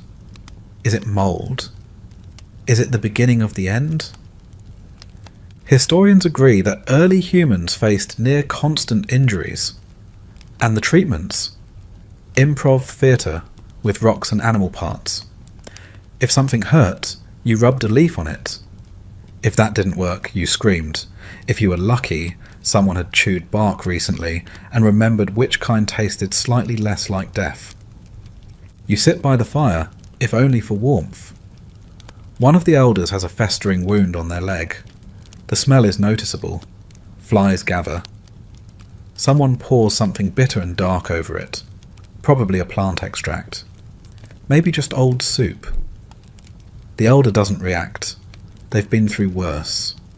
You glance down at your own feet, covered in open cuts, caked in mud, and who knows what else. No bandages, no neosporin, just whatever scabs form before the next injury scrapes them off again. There's an old woman beside you chewing something fibrous. She spits it into a hand, and then smears it onto a child's swollen toe. You gag. The child doesn't even flinch. Apparently, that's the local equivalent of a band-aid. You try to ask for some. She squints at you, spits again, hands you the chewed wad. You hesitate, Then press it to a blister on your heel. It burns. You hiss. She nods, pleased. Medical historians still debate whether early healing practices were based on real herbal knowledge, or just desperate repetition of things that seem to sometimes work. You're not sure what you believe anymore. All you know is that spit leaf paste seems to be slightly more effective than panicking. Later you trip and fall, again. This time on a stone tool left in the grass. It slices your thigh. Not deep, but deep enough to hurt. Blood oozes. You press moss against it and hope you've chosen the non-irritant variety. You hear coughing nearby. Deep, rattling. The kind of cough that says, this person has weeks left, tops. Tuberculosis? Pneumonia? Just general lung rot? Doesn't matter. No one isolates. There's no quarantine. If one person's sick, you're all sick. The tribe is a petri dish, and you're living inside it. The dog licks your wound. You're too tired to stop it. By the time the sun sets, you've got 3 new cuts, a possible infection, and a tooth that suddenly hurts for no reason. You haven't even fought anything today. This was just existing. And tomorrow? Tomorrow might be worse. You've seen the hunters leave before dawn, their shadows tall against the morning mist. They carry crude spears, stone-tipped and fire-hardened, and the kind of calm that only comes from daily death roulette. Today, you go with them. Not because you're ready, but because one of them jerked a thumb toward you and grunted something that roughly translated to useless. And you, full of pride and poor decisions, grunted back. So now you're walking into the forest with a stick and a bad feeling. The ground is damp. Your feet are raw. Every step is a gamble against blisters, snake bites, or falling into a hidden ditch of animal dung. The hunting party moves silently. 3 men, 1 older woman, and a teenager with eyes too serious for his age. You, meanwhile, sound like a panic-stricken walrus in a windbreaker. Every snapped twig under your foot earns a sideways glare. You clutch your spear like it's a magic wand. You wish it was. Anthropologists note that Paleolithic hunting required not just strength, but coordination, patience, and deep environmental knowledge. You have none of these. You have caffeine, withdrawal, and anxiety. The others spread out without speaking, positioning themselves with practiced ease. You stay close to the teenager, because he looks the least likely to let you die on purpose. Suddenly, motion. A wild boar, massive, muscled, furious. It snorts and charges straight through the underbrush, like a tusked battering ram. The others react instantly, flanking it with roars and feints. You freeze. Because of course you do. The teenager shouts something at you. You interpret it as help, but it might be duck. You throw your spear. It sails into a tree. 3 feet away. Backwards. The boar turns, sees you. You meet eyes. It snorts. You run. There are no smooth trails, no safety exits. You trip over a root and go down hard, the breath knocked out of you. The boar charges, then veers at the last second as another spear hits its flank. Someone saves your life. You don't know who. You owe them more than you'll ever be able to repay. The boar bleeds, stumbles. Another spear, then another. It collapses. The group circles it. Blood steams from its body like hot ink. You crawl over panting, covered in mud, maybe some urine, hard to tell. You contributed nothing, and yet they let you stay. The older woman takes a knife, flint, smooth from use, and begins to butcher the animal. You try to watch, but it's visceral. The snapping of tendons, the peeling of hide. You want to look away, but you need to learn. Historians point out that every part of the animal was used. Meat, hide, sinew, bones, even the organs. Nothing was wasted. But it wasn't just about efficiency. There was reverence. The teenager murmurs something before they begin the butchering, a soft ritual you don't understand. Some say Paleolithic peoples had proto-religions, animistic beliefs, ancestral spirits, sacred animals. Others say survival didn't leave much room for theology. Someone hands you a raw liver chunk. Still warm, this is your share, your first real share. You gag, but you eat it. It tastes like copper and defiance. Later they let you carry part of the carcass back. It's heavy, awkward, blood soaks into your hide tunic. But you don't complain. This is what value looks like here. Hauling meat, sharing blood, showing up. When you return to camp, others gather. Children poke at the tusks. The smell draws everyone. You sit by the fire, shaking, exhausted, but, finally, fed. Properly. You didn't help kill it, but you helped bring it home. It's the first time no one pushes you away from the warmth. And as the fire crackles and your stomach slowly fills, you feel something you haven't felt since you arrived. Slightly less doomed. That night, someone dies. You don't know her name. She was old, by prehistoric standards, which means maybe 40, though her face looked carved from stone and smoke. You'd seen her limping for days, coughing more than breathing. Now she's still. There's no priest, no chanting, no coordinated ceremony, just silence. The tribe gathers around her body at dawn, standing in a loose circle. No one wails, no one speaks. Even the children are quiet, eyes wide, clinging to their parents' furs. Death here is not surprising. It's constant, predictable. But still, it marks a shift, a reminder. You look at her hands, curled like dry leaves, and wonder what they once held. How many fires lit, how many wounds cleaned, how many children born under her watch. Now she is just done. One of the men, the same one who threw you the bone days ago, kneels and begins rubbing ochre on her face. Thick, rusty red, smeared across her cheekbones and brow. It's not decorative, it feels ritualistic, symbolic, maybe protective, maybe marking. Scholars still argue over the purpose of burial pigments. Was it spiritual preparation? An early attempt at dignity? Or simply a way to mask the smell of decay? No one knows for sure. But here, now, it feels like something sacred. The body is wrapped in hides, not clean ones. There's no such thing, just whatever furs can be spared. Then they carry her, slow and uneven, out of the cave. You follow. Not because you're invited, but because everyone else is moving, and you don't want to be left alone. You walk a long time.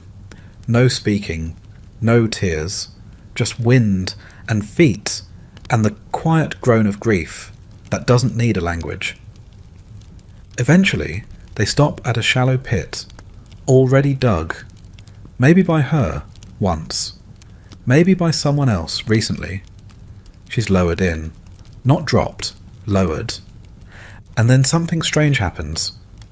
One of the children steps forward and places a small carved object beside her body. A figure, human maybe, just a lump with arms and eyes. Someone else adds a shell. Someone else, a feather. Tiny gifts, tokens, a last offering from the living to the dead. Fringe anthropologists debate whether Paleolithic people believed in an afterlife. Some point to grave goods as evidence. Others argue it's just human instinct to give meaning to endings. But standing here, ankle deep in earth and time, it feels like something more than habit. You think of all the funerals you've attended in the modern world, hymns, eulogies, polished coffins. This is nothing like that, and yet somehow more. The pit is covered, not sealed, just gently closed. Rocks and dirt, hand by hand. No shovels, no prayers, just presence. And then it's done. The group disperses slowly. No feast, no wake, just the business of continuing. But something lingers in the air. Not dread, acceptance. The kind that wraps around you like an old coat. Everyone here knows their time will come. No illusions of immortality. No hiding from the end. Just a quiet understanding. Life is brief, brutal, and better shared. You sit at the cave's entrance that evening, staring into the dark trees. The wind howls, but it sounds less like a threat tonight, more like memory. One of the children comes and sits beside you.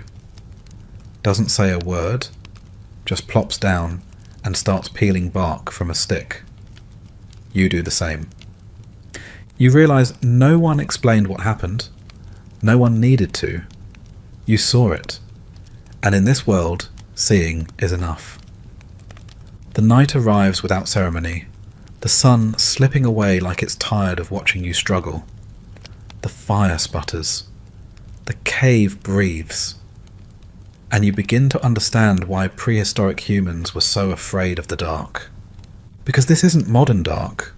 Not the soft blue of city streetlights. Not even the quiet velvet of a camping trip. This is pure, suffocating, all-consuming black. The kind of darkness that doesn't just hide things, it invents them. You inch closer to the fire, trying not to burn yourself again. Your last attempt at warmth left you with a blister that's now a lumpy red badge of incompetence. The embers crackle, sending occasional sparks into the gloom like lost stars. You stare too long. They begin to look like eyes. Somewhere outside, a branch snaps. Everyone freezes. The tribe's best hunter tilts his head, listening. His face is still, unreadable. Then, slowly, he lowers himself to the ground and presses his ear to the stone. You don't know if he hears vibrations, or if this is just for show. Either way, you hold your breath. Nothing follows. No growl, no scream, just the wind sliding through trees like a thief. Still, sleep comes slowly. You lie down on your hide, trying to keep your body curled tight enough to conserve heat, but loose enough to not seize up entirely. Your back aches. Your knees throb. Your mind races. Because the night isn't quiet. It's alive. Wolves howl in the distance, sharp and overlapping. Not too close. Not yet. Then the whoop of an owl, sudden and shrill. Something skitters across the cave floor, too fast to see, too real to ignore. Historians believe night sounds played a major role in shaping early mythology. The fear of darkness gave birth to spirits, monsters, legends whispered from parent to child. Fringe researchers even suggest certain cave acoustics may have amplified noises, turning a simple echo into something haunting enough to birth belief. You get it now. In this dark, your brain fills in the blanks. That rustling outside could be wind, could also be the predator you escaped earlier, come back to finish the job. That shadow at the cave mouth? Probably a trick of the firelight, unless it isn't. You shift closer to the sleeping bodies near the fire. No one stops you. Safety in numbers isn't just an idea here, it's a requirement. You wrap the hide tighter around yourself. It smells like sweat and damp fur, but you're too tired to care. And yet, you don't sleep. You wait to sleep. You stare into the dark like it's a rival. And in that endless void, your thoughts turn cruel. What if something drags you away in the night? What if you wake up with teeth at your throat? What if no one wakes up at all? Eventually, exhaustion wins. Your eyes droop. The fire dims. The cave hums with breathing. Even the dog-like creature curls against your leg, seeking heat. Its tail twitches as it dreams. Probably not of you. You wake up every hour or so, jolted by a crack, a howl, a snore that sounds too much like a death rattle. You're not alone in this. The others toss and mutter in their sleep. One man shouts a name you don't recognise. A woman sobs quietly until it becomes part of the wind. The night stretches long, timeless. And you finally understand why so many ancient cultures worship the sun, not for its light, but for its return. When dawn comes, it's not triumphant. It just appears. A faint grey line on the horizon. A signal that you've survived the long dark again. Barely. Morning's light leaks in like a broken promise. Dim, grey, and reluctant. You wake to the sensation of something crawling across your chest. You slap it away before identifying it. Probably for the best. If you knew what it was, you might not stop screaming. But today isn't about survival. Not directly. Today you're introduced to Stone Age dating. You notice it first when a girl, maybe 16, maybe 20, because no one here ages the same, hands a young man a scrap of hide with ochre markings on it. He grins. Everyone around them hoots approvingly. The girl walks away, entirely uninterested in whatever you think love should look like. There was no flirting, no conversation, just a gift. Transaction complete. Romance, prehistoric edition. Anthropologists believe courtship in early human communities was largely practical. Pairs formed for mutual benefit, sharing food, raising children, carrying hides. But it wasn't always emotionless. Some cave art shows couples, or at least repeated pairings. There were probably affections, maybe even jealousy, just without chocolate or Spotify playlists. You, however, are not part of the mating pool. You smell like feet, lice, and fear. You own nothing. You've contributed once.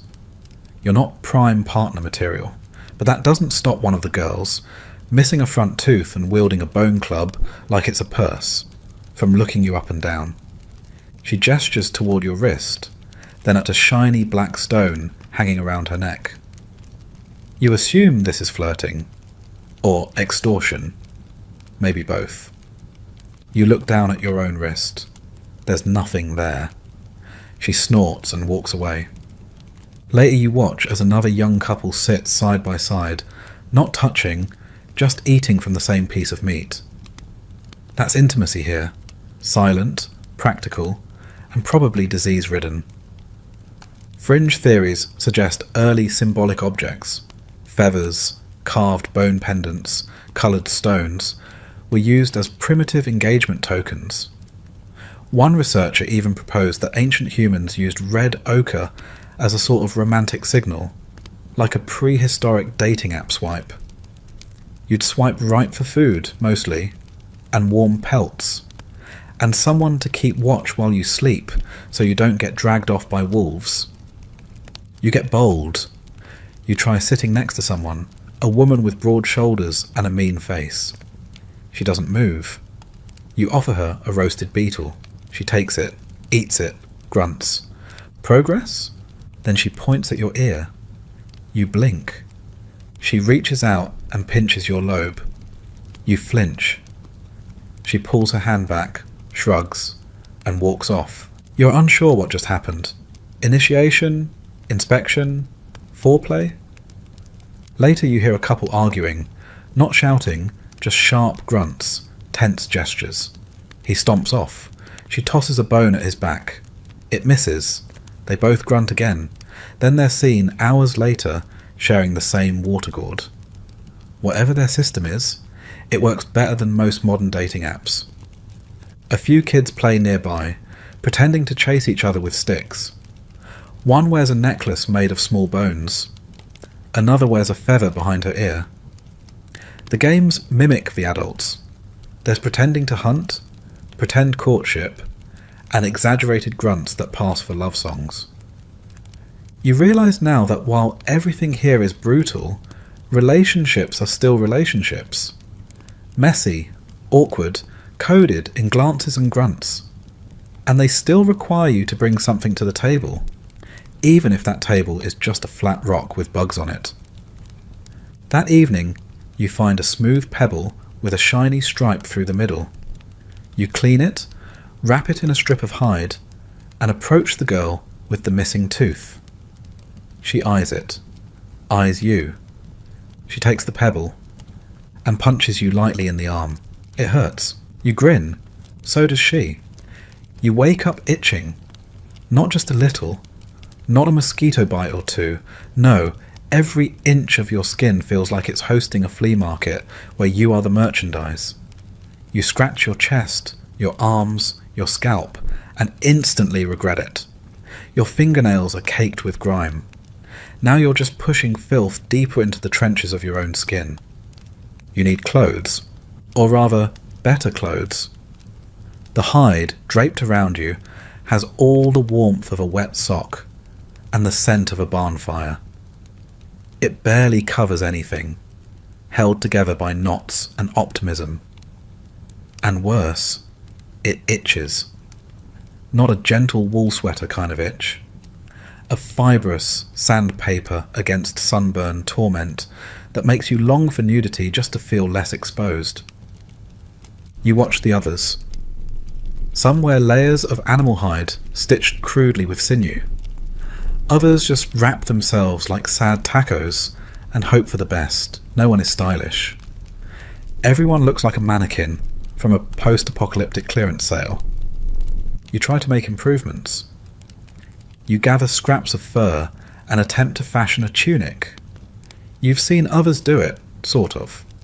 They poke holes, tie sinew, boom, prehistoric hoodie. You try the same. Your tool, a rock sharpened until it resembles a knife, only from a distance. You jab at the hide. It bends, resists, laughs at you.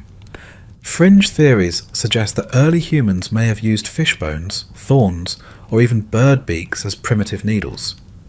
You try a fish bone. It snaps. You try a thorn. It bends. Eventually, you just stab the hide repeatedly with a flint chip until a hole forms. Progress. You thread sinew through. It slips. You try again. And again. Finally, after what feels like a full episode of prehistoric DIY hell, you tie two pieces together. It doesn't look good, it doesn't feel good, but it stays on, for now. Historians debate when true sewing emerged. Some argue it began with Neanderthals, given the discovery of awls and eyed needles made of bone. Others insist Homo sapiens were the first true tailors. Either way, whoever invented sewing deserves a monument. You attempt to walk in your upgraded outfit. Bad idea. The knots dig into your sides. The hide shifts with every step, revealing more than it covers. You resemble a garbage bag in a wind tunnel. One child points and laughs. You consider crying. Instead, you tie another strip around your waist, like a prehistoric belt. It helps, barely. Then there's footwear. You've seen a few people wrap their feet in leather scraps, tied with stringy cords. You give it a go. Within minutes, the shoes come undone, flop like dying fish, and trip you on your face. You spit out dirt. It tastes like irony. Clothes, you realise, aren't just fashion here. They're armour, insulation, identity. One woman wears eagle feathers in her hair, clearly a sign of status. Another has beads strung across her chest, maybe indicating she's a mother, or just someone who won a fight. There's no brand, no size, no return policy. Just fur, function, and whatever the local porcupine donated that week. You sit by the fire that night, your new tunic stiff with dried sweat and failure. The others don't comment. One man glances at you, then tosses a better cut piece of hide your way. You nod in thanks. He grunts. That's probably friendship. You try to patch it into your ensemble. It works. Kind of. The child who mocked you earlier now pats your leg approvingly. A cave couture debut. You are not comfortable, but you are clothed. And in a world where the wind cuts like obsidian and every surface is trying to peel your skin off, that counts for a lot. You lie down, scratch your neck, and whisper thanks to whoever first tied sinew through fur. You sit on a flat stone, staring at two rocks in your hands like they owe you money. One is jagged, the other round and dull. You smash them together. Nothing happens. You smash them again. Still nothing. One more time, now your finger is bleeding. Tool making, it turns out, is not a talent you're born with. It's a talent you bleed for. You've watched the others do it. The best toolmaker in the group, a wiry woman with half an ear and the temperament of a snapping turtle, can turn a chunk of flint into a blade in minutes. You tried to imitate her technique. You ended up with a handful of sad pebbles and one less fingernail. Archaeologists agree that early humans were remarkably skilled at shaping tools from stone, wood, bone, and even antler. They chipped flint to make cutting edges, scraped hides with serrated stones, and drilled holes using bone awls and endless patience. You possess none of those materials. Or that patience. You try again. Tap, chip, twist. The flint flakes, finally. You get a sliver with a sort of edge. You grin like you've cracked fire itself. But as you test it against a piece of hide, the edge snaps. Your pride follows. Fringe theories suggest that toolmaking wasn't purely instinctual, it was taught. Passed down visually, mimicked through practice, maybe even accompanied by proto-language. One grunt for sharp, another for no, you fool, not like that. You suspect you're hearing that second grunt a lot lately. The snapping turtle woman watches you. You hold up your failed tool. She walks over, squats beside you, and, without a word, takes your flint and begins shaping it. Quick strikes, smooth, almost graceful motions. A clean edge appears. She hands it back, nods. You nod back. A lesson delivered entirely through flint and silence. Now you try again, slower, more deliberate. You mimic her movements, the rhythm, the way she tilts the stone before striking. You flake off a sliver that's not useless. It has a rough edge. You use it to slice bark. It slices. Barely. But it does. You've made a tool. And in this world, that's like discovering electricity. Historians debate when the first composite tools, those combining materials like wood and stone with adhesives, emerged. Some say 300,000 years ago. Others argue much earlier. But what's certain is that toolmaking was a leap in human evolution. It allowed hunting, building, survival. You don't feel evolved, you feel exhausted, but you also feel capable. You try to carve something more ambitious, a small scraper maybe. Your hands shake, your cuts are shallow. But by the time the sun dips, you've got a tiny pile of flint bits and two objects that, while not weapons, are not entirely garbage. You show them to the snapping turtle woman. She grunts. Then she shows you hers, 5 blades, perfectly balanced, sharp as insult. You both nod. She's still miles ahead, but now you're at least on the map. The teenager from the hunting party spots your work and gestures. He holds up a stick and a rock, miming binding them together. You watch as he crafts a crude hand axe, just a stone lashed to a branch with dried sinew. He hands it to you, a gift. or a challenge. You take it.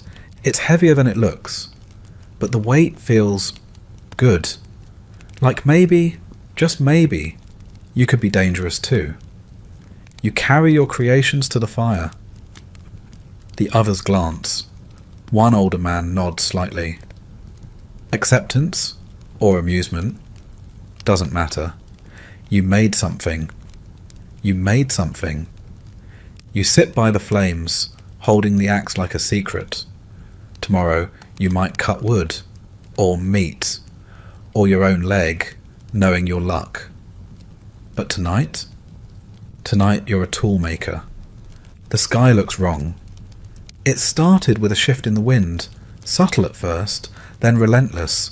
Trees lean, birds vanish, the air grows still, then heavy. Everyone notices, even the dog. The fire sputters like it knows what's coming. And then it hits. The Ice Age doesn't arrive with drama. It doesn't throw snowballs or cue orchestral music. It just lowers the temperature one terrifying breath at a time until your bones start filing complaints. The storm is sudden, brutal, and entirely uninterested in your plans.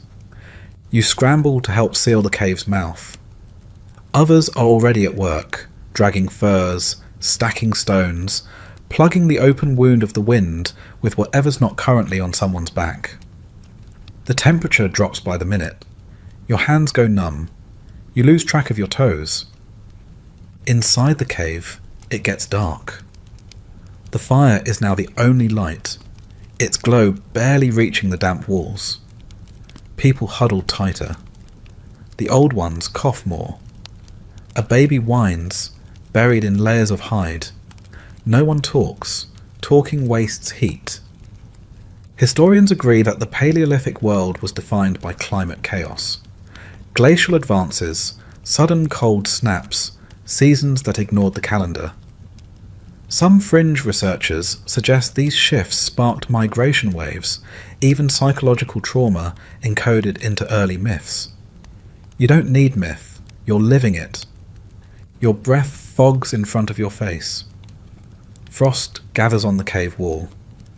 You pull your hide tighter, but the cold finds seams, presses through as every inhale burns. Every exhale is an apology. The wind outside screams like it's trying to get in, and honestly, you think it might succeed. You look around. The tribe is still, waiting, enduring. One woman wraps her arms around two children. The hunter sharpens his spear, out of habit or nerves. The snapping turtle woman is asleep, sitting up, her hand still clutching a flint shard. Survival never sleeps. You notice something then. A pile of pine resin and dried grass tucked near the fire. Kindling, precious. Someone set it aside for this exact moment. You add a bit of it to the flames. The fire flares. A few people glance your way. Gratitude? Maybe. The storm roars for hours. Time ceases to exist. It's just cold and dark and the stubborn refusal to die. At one point, a child asks if the snow spirits are angry. The mother hushes him, but doesn't deny it. In a world where nature kills you in your sleep, everything has a spirit. The wind, the snow, the hunger. You don't laugh. You understand. You drift in and out of sleep. Dreams come in flashes, burning skies, cracking ice, something with tusks and eyes too human. You wake with a start, covered in sweat that turns to ice on your skin. Outside, the storm weakens. The wind drops to a growl. The air stays frozen, but the worst seems over. Morning arrives as a pale suggestion. You crawl outside with the others. The world is white, not festive, snowy postcard white. This is death white, blank, cold, absolute. Trees droop under frost. The river is a slow, steaming wound. Your breath makes clouds. Your eyelashes freeze. You step carefully. The snow crunches like bones underfoot. In the distance, mammoth tracks, huge, fresh, and headed toward the hills. The hunters murmur, opportunity, risk, food. You'll go with them. You're not sure why. Maybe because staying means starving. Maybe because something in you wants to look that beast in the eyes and not run this time. Or maybe because you're starting to forget what warmth ever felt like. By the time you trudge back into the cave, your body is running on fumes and frostbite. The mammoth hunt didn't go well. No meat, one injury, and a close call that left the teenager with a limp, and you with the knowledge that mammoths do not bluff when they charge. You didn't even get close. You saw its silhouette, a shaggy, towering beast with tusks like curling knives. And then you saw your own death reflected in its black eyes. The rest is a blur of falling snow, yelling, and a lot of running. You weren't the slowest, but you weren't far from it. Now you're back, not triumphant, not proud, just breathing. For now, you collapse by the fire and let the ache wash over you. Your hands are shaking. You can't feel your feet. You don't even care if your new hide tunic is falling apart again. It is. Of course it is. Someone tosses you a chunk of roasted marrow. It's greasy, gritty, and the best thing you've ever tasted. No one mocks your failure. No one celebrates either. They're just too tired. This is survival, not a scoreboard. The storm has passed, but the cold stays. It always does. It wraps around the bones of the cave, lingers in your joints, seeps into your lungs. You breathe it in and exhale steam like a dying furnace. You lie back and stare at the ceiling, at the soot stains, the cave drawings, the quiet, untranslatable stories left by hands long dead. Some of them might be prophecies.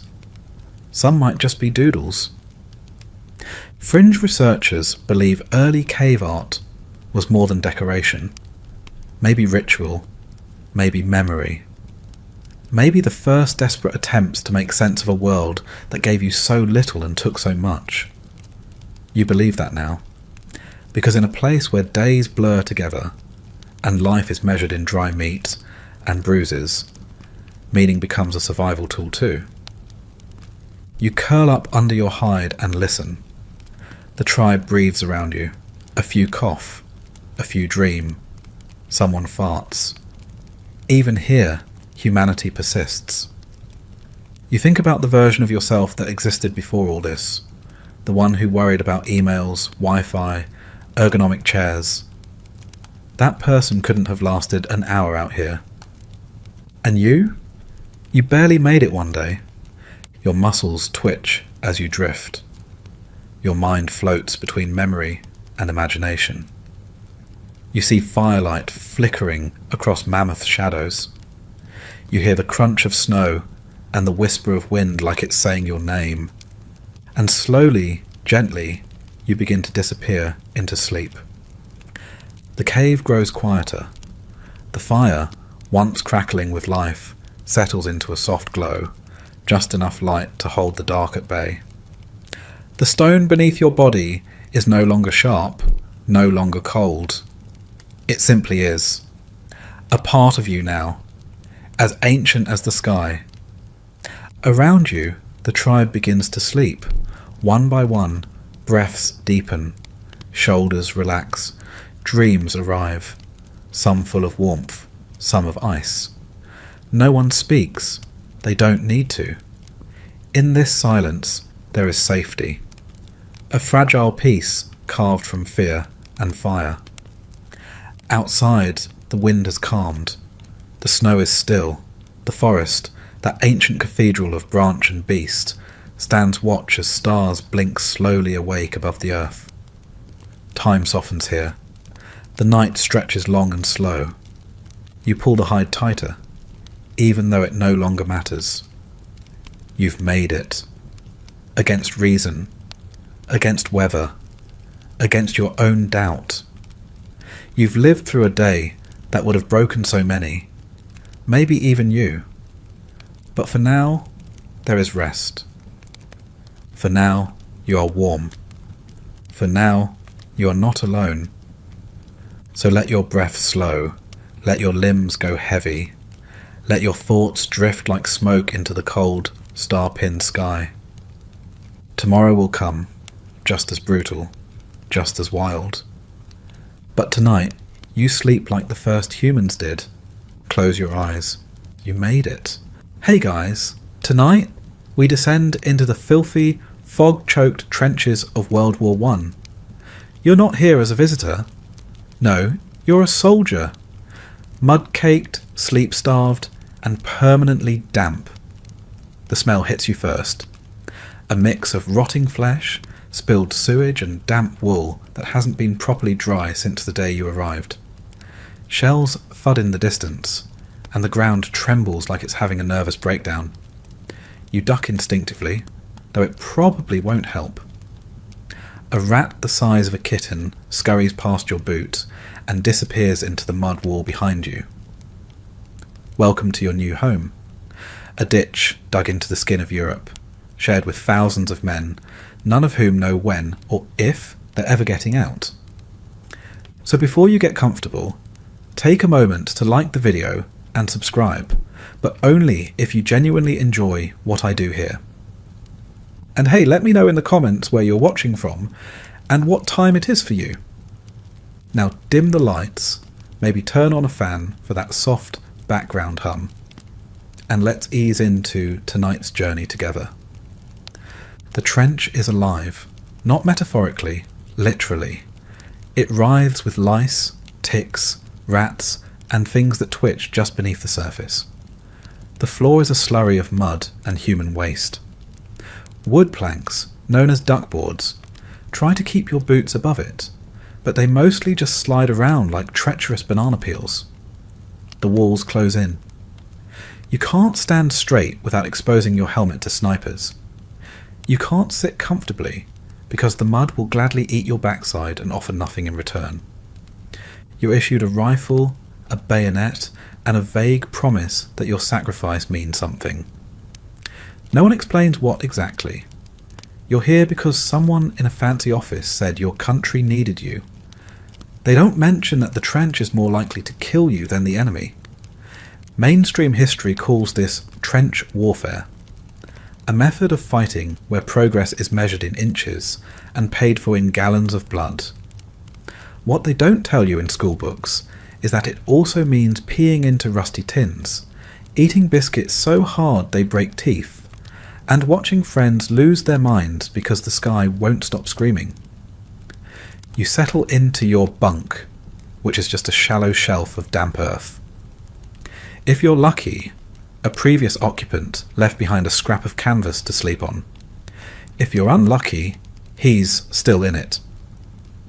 Historians still argue whether the trench systems were brilliantly strategic or just glorified graves with better signage. What they agree on: conditions were a grotesque parody of civilization. You're expected to write letters home, like you're at summer camp, while rats nibble on the fingers of the dead next to you. At night, the sky flashes with distant artillery. Sometimes it feels beautiful, in a twisted sort of way, like a fireworks display thrown by someone who hates you. The rain never stops. The mud creeps higher. And you begin to understand the terrible truth. This war isn't about glory. It's about surviving until breakfast. And then surviving again until lunch. And again until you forget what day it is, or that days even exist. You wake up to a smell that no amount of wind or time will ever carry away. It's thick, acidic, and personal. It sticks to your clothes, your skin, your lungs. Somewhere nearby, something is decomposing, someone more likely, and no one has the time, energy, or safe window to remove the body. It's just part of the trench now. You don't even flinch anymore. That's the part that unsettles you most. The trench doesn't smell like just one thing. It's a bouquet of horrors. Human waste, unwashed bodies, damp mildew, old vomit, stale sweat, and gunpowder fumes, all marinated together in a broth of death. Mix that with a hint of cheap tobacco and wet wool, and you've got Eau de Western Front. They should bottle it for history museums, or nightmares. You learn quickly that no one really talks about the stench unless a new recruit shows up and starts gagging. Then everyone has a laugh, because if you can't laugh, you cry, and crying makes your goggles fog up. The latrine is a trench within the trench, a shallow cut into the ground with a beam of wood across it, so you can balance precariously like you're on a tightrope made of your dignity. There's no privacy, no flush, and when the shelling gets close, no chance to finish. You might just have to run with your pants down and pray you're not the punchline in someone else's death story. To manage the waste, some genius high-up thought sprinkling lime would help. It doesn't. All it does is add a new dimension to the smell, like chemical pickles left in the sun. And that's not even counting the overflow from nearby corpses, or the drainage that simply doesn't drain. During heavy rain, the latrine floods and the contents go wherever gravity pleases, usually toward your boots. Historians still argue whether trench engineers underestimated the drainage needs, or simply assumed soldiers wouldn't live long enough to complain. Either way, you're the one standing knee-deep in the result. When people say the trenches were hell on earth, this is what they mean. Not just the bullets and the fear, but the constant, inescapable grossness. You try to eat lunch while plugging your nose. It doesn't help. Everything tastes like iron and damp anyway. You've become a connoisseur of tinned meat and stale biscuits, served with a side of sewage aroma. Sometimes a rat dies in the latrine and no one fishes it out. And still, you keep going. Because what else are you going to do? Some men burn sulphur or light cigarettes near their noses to mask the stench. Others smear menthol under their nostrils like it's perfume. It doesn't work. The smell always wins. It climbs into your nostrils, sets up camp, and lives there rent-free. Even when you get a moment's peace, maybe behind the lines or in a nearby barn, you carry the smell with you. It's soaked into your pores, into your soul. The worst part? You stop noticing. And when you stop noticing, you start rotting. Just like the trench around you. You don't eat alone out here. No one does. You're always accompanied by rats. Bold, bulbous, and surprisingly well fed. They live better than you do in some ways. They have full access to corpses, crumbs, and discarded rations. They multiply with terrifying efficiency. And they are not shy. They don't skitter away like city rats. These ones look you in the eye, challenge you. Sometimes they win.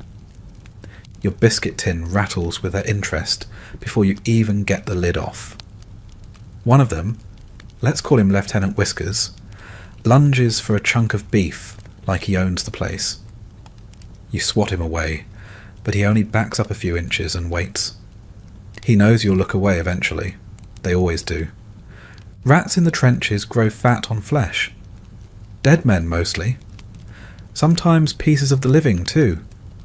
Soldiers too weak to notice the nibbling. There's a story about a man who fell asleep and woke up missing half an ear. Another who claimed they chewed through his boot to get at his foot. Historians still argue whether those stories were exaggerated or just common enough to feel like legend. Either way, you stop sleeping deeply. Not because of shells or nightmares, but because you don't want to be dinner. You try to scare them off with noise, traps, even poison if the quartermaster has any. But rats are smarter than that. They can sense the rhythm of human fatigue. They know when you're too tired to fight back. They wait until your limbs go slack and your breathing slows. That's when they move. And the worst part? You find yourself talking to them, out loud, like roommates you didn't choose. Because after weeks in the trench, even vermin start to feel like company. You give them names, tell them stories.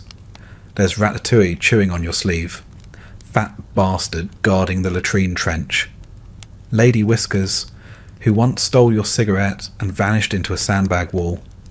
You're losing your mind, and you're not alone. Some soldiers try adopting cats, but most don't last. Dogs fare a bit better, trained messengers or mascots, but even they grow skittish. The constant noise, the shaking ground, the unpredictable gas attacks. No creature thrives here, except the rats. Oh, and the lice. Don't forget those. You'll meet them soon enough. For now, you eat your hard biscuit while watching a rat drag a human toe out of the mud.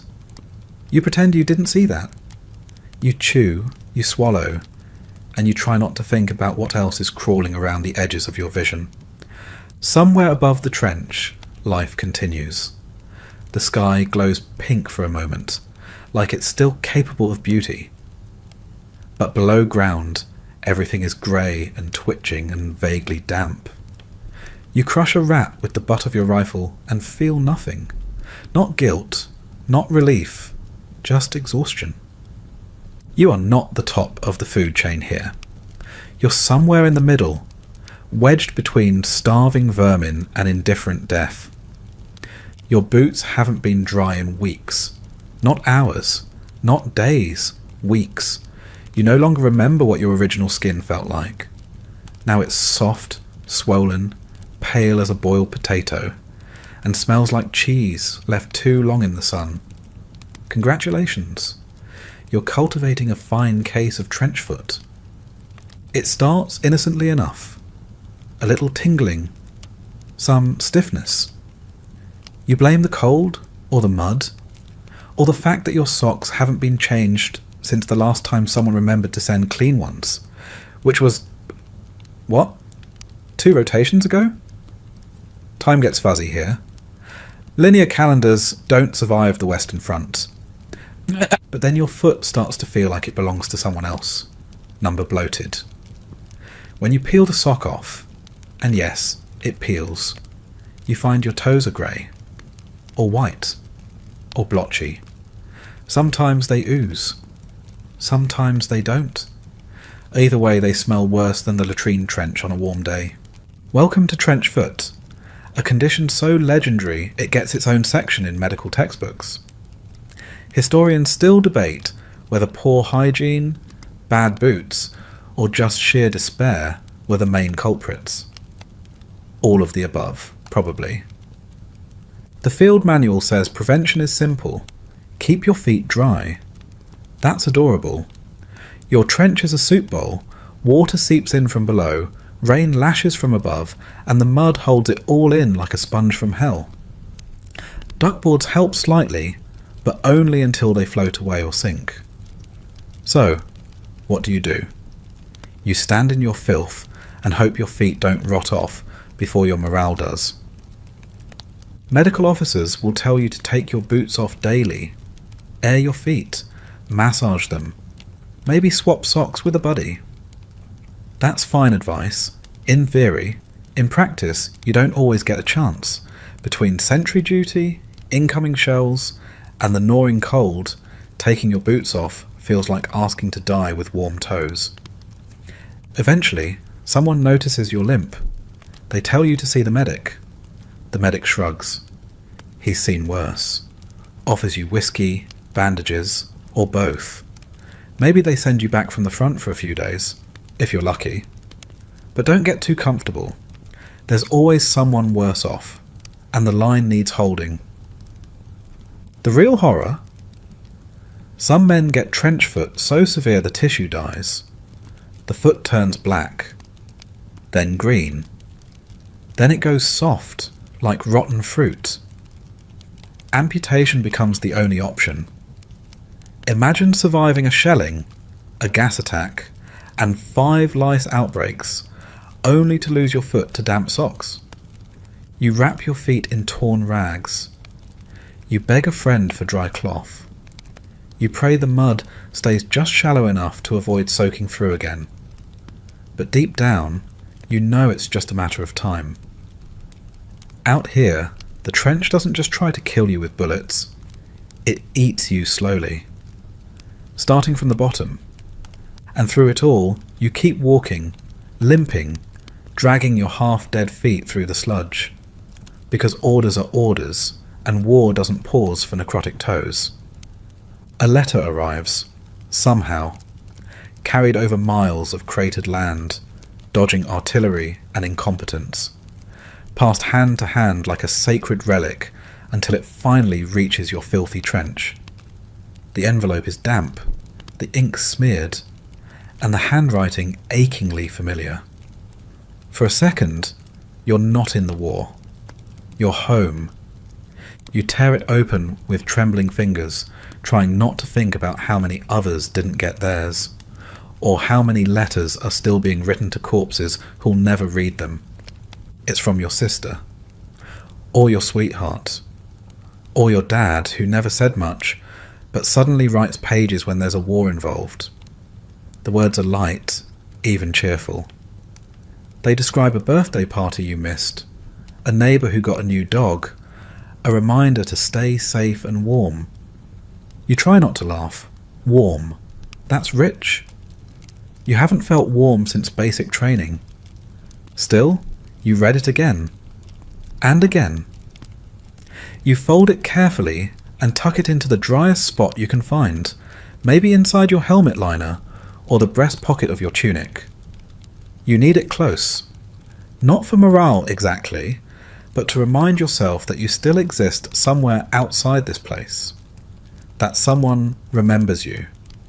Letters are currency in the trenches. Soldiers barter them, share them, cling to them like life rafts. Even hearing someone else get a letter boosts morale. For a moment, the war feels like a bad dream that might end. That maybe, just maybe, you're coming back. But there's a shadow in every envelope. Because some letters carry death. The dreaded, black-bordered kind. We regret to inform you, if you're on the receiving end of one of those, you're never quite the same. And if it's about your mother, your brother, your best friend from school, it can feel like the last thread holding your soul together just snapped.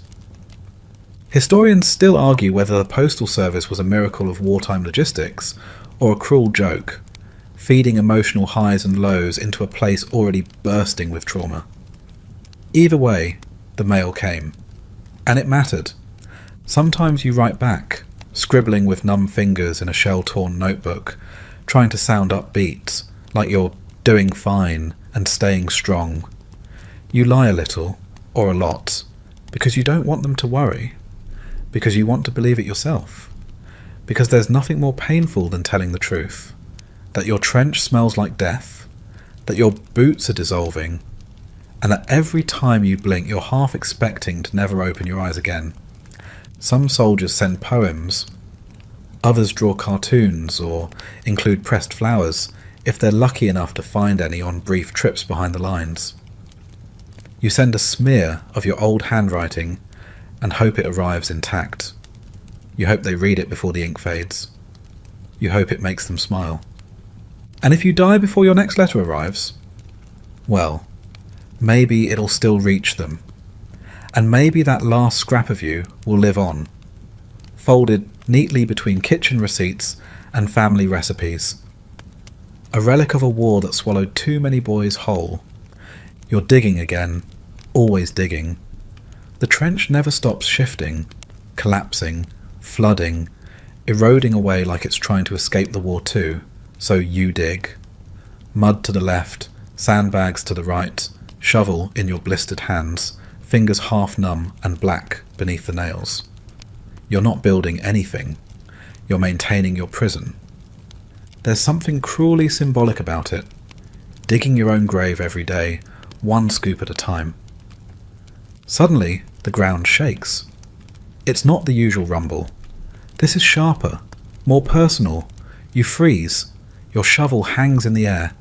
Then the whine of an incoming shell pierces the clouds like a scream. You barely drop flat before the blast goes off nearby, pelting you with a fresh avalanche of wet dirt. You're not hurt, but your ears are ringing. Again. You sit up slowly, heart punching your ribs like it's trying to evacuate. The shelling has been constant for days now, sometimes for hours on end. This isn't just warfare, it's psychological demolition. Shell shock, they're starting to call it. The doctors don't understand it yet. Some officers think it's cowardice, not trauma. But you've seen grown men collapse into weeping fits from the sound of a dropped tin can. You've watched men go mute, or worse, start laughing at the shells like they're jokes only they can hear. You know it's real. Historians still argue whether shell shock was neurological, psychological, or both. Some call it the grandfather of modern PTSD. Others say it was the war itself, reshaping brains like clay beneath a boot. Whatever the science, you just know this. Your nerves are fried. Your hands tremble constantly now. You can't sleep more than 30 minutes without jolting awake. Sometimes you wake mid-scream. Sometimes you wake to someone else's. But the digging helps. Somehow, the motion gives you something to do. Something physical, repetitive. You scrape mud, haul it, pack it, and for a few moments, your mind quiets down. It's not peace. It's just less noise. And that matters. Some days you dig new latrine trenches, others communication tunnels, or you rebuild duckboards with splintered wood and prayers. It all feels temporary, like decorating a sinking ship, but it gives your body purpose while your brain desperately tries to stay inside your skull. You glance down the line. Jenkins is talking to himself again, whispering full conversations under his breath. Mason hasn't blinked in 5 minutes. You wonder if they're worse off than you, or just further down the same road. Later during rations, you hear someone lost it last night. Wandered into no man's land barefoot, mumbling something about angels. He didn't come back. You chew your canned beef and stare at your shovel. You don't cry. You don't have time for that. Instead you go back to digging. Not because you want to, but because if you stop, the war catches up.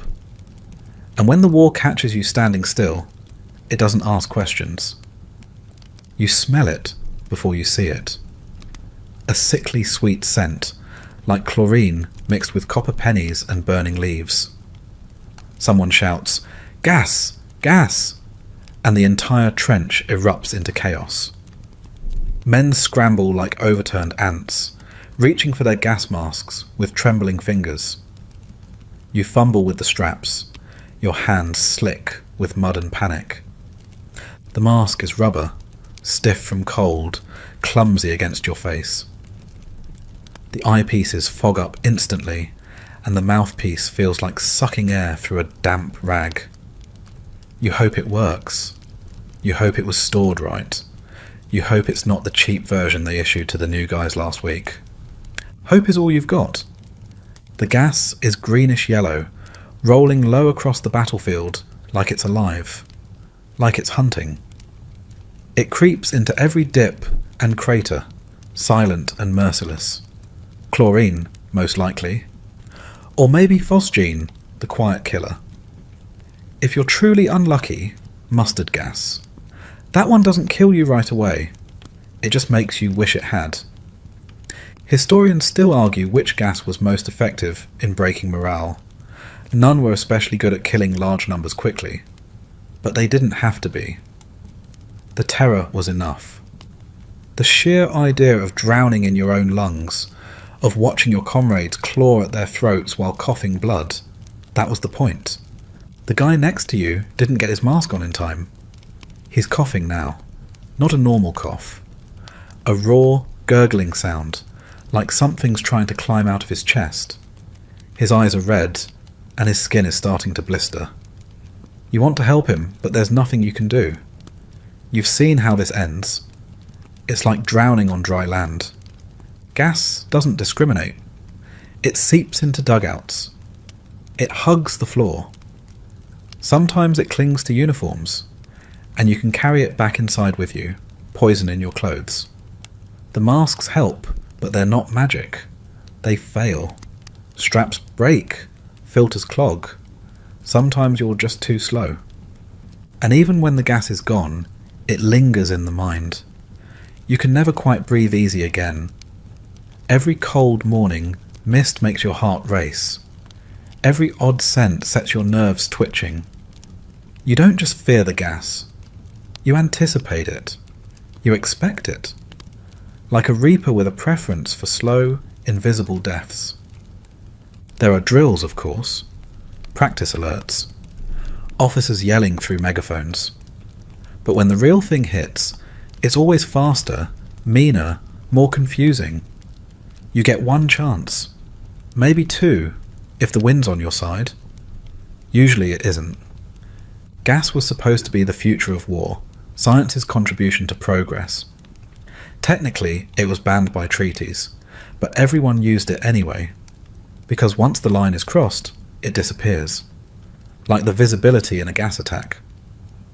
The shelling resumes 10 minutes later, as if the war has decided you've had enough horror for now and gone back to regular programming. You rip the mask off and gag into the mud. Your lungs burn. Your eyes water. Your mouth tastes like copper and fear. A few feet away, someone's crying. Not screaming, just quietly crying, mask still dangling from one ear. He looks like he's 17, maybe younger. You turn away, you both live another day. That's the best anyone can hope for. It starts with an itch. Just a little one, on the back of your neck. Then your chest. Then your crotch. Within a day, it's everywhere. You scratch until your skin flakes like dried paint. Congratulations, you've just joined the not-so-exclusive club of trench lice infestation. These aren't your friendly neighbourhood bedbugs. These are full-time parasites with battlefield tenacity. They burrow into every seam of your uniform, lay eggs in your armpits, and treat your skin like a buffet. And the more you scratch, the worse it gets. You start to feel them crawling even when they're not. Lice come with the territory. You live in the same clothes for weeks. You sleep in mud. You share cramped dugouts with dozens of other men, each one a walking zoo of microscopic freeloaders. Hygiene? That's a pre-war concept. Here, you're lucky if you get a bucket of tepid water once a week. Some guys joke about it. Company mascots, they say, picking them off one by one and cracking them between their thumbnails. Pop. It's the sound of minor satisfaction. You try it too. Doesn't help. They always come back. Like guilt or rationed rum. Delousing stations exist, usually behind the lines. You strip, hand over your uniform, and pray the hot iron or steam doesn't disintegrate what little fabric you've got left. Historians still argue whether delousing was genuinely effective or just a placebo to keep soldiers from losing it completely. Most of the time, lice returned within 24 hours anyway. And they weren't just itchy, they carried disease. Trench fever, in particular, a bacterial infection spread by louse feces. That's right, you can get seriously ill from tiny bugs pooping into your open pores. Fever, headaches, muscle pain, no cure, no break, just another joyful souvenir from the Great War gift shop. There's no dignity in it. You scratch during roll call, during meals, during shellings. At some point, you stop caring who's watching. You could be on fire, and you'd still be clawing at your waistband like a Victorian ghost with unfinished business. You try to boil your socks. You try to wash with freezing rain. Some guys shave their entire bodies. Others rub lard on their skin in a desperate attempt to smother the little monsters. Nothing works for long. Eventually you stop feeling shame. Your bunkmate is scratching. The officer is scratching. The chaplain is scratching. It becomes the soundtrack of trench life, a rustle of dirty fingers on dirtier skin. But it does something to your brain. The constant itching, the helplessness. You start to feel like your body isn't yours anymore, that you're just a rented vehicle for filth. The war invades every part of you, even the parts you thought were too small or too insignificant to matter. When the lice are particularly bad, you can't sleep.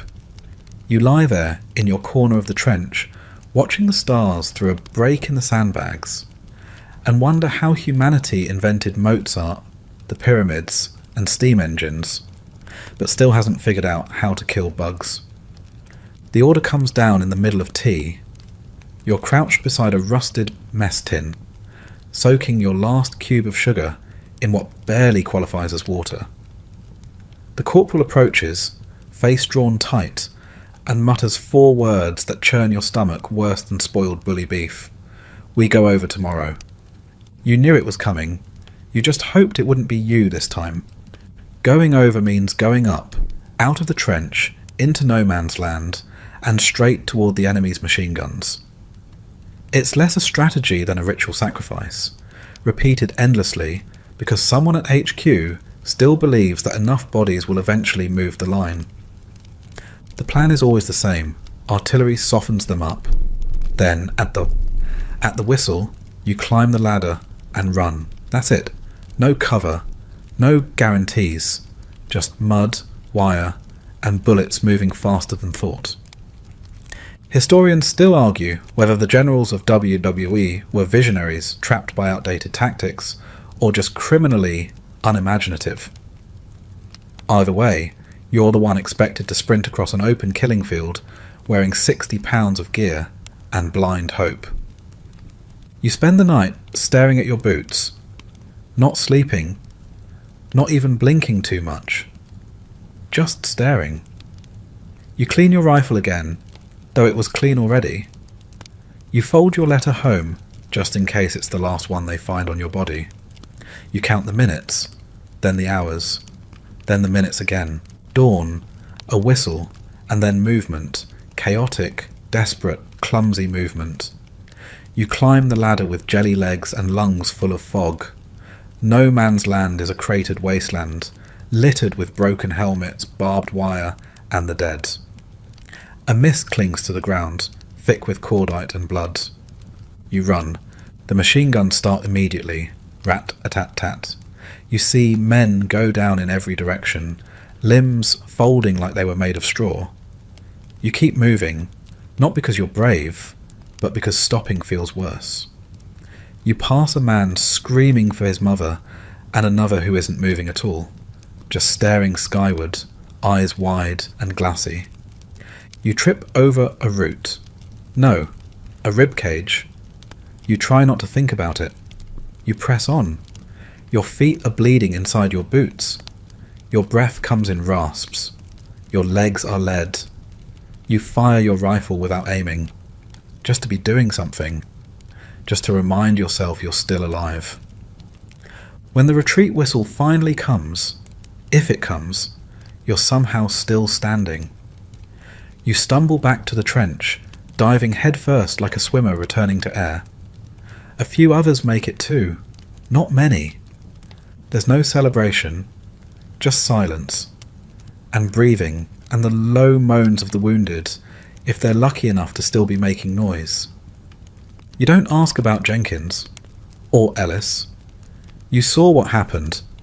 You just sit down, smear blood off your sleeve, and wait for the next whistle.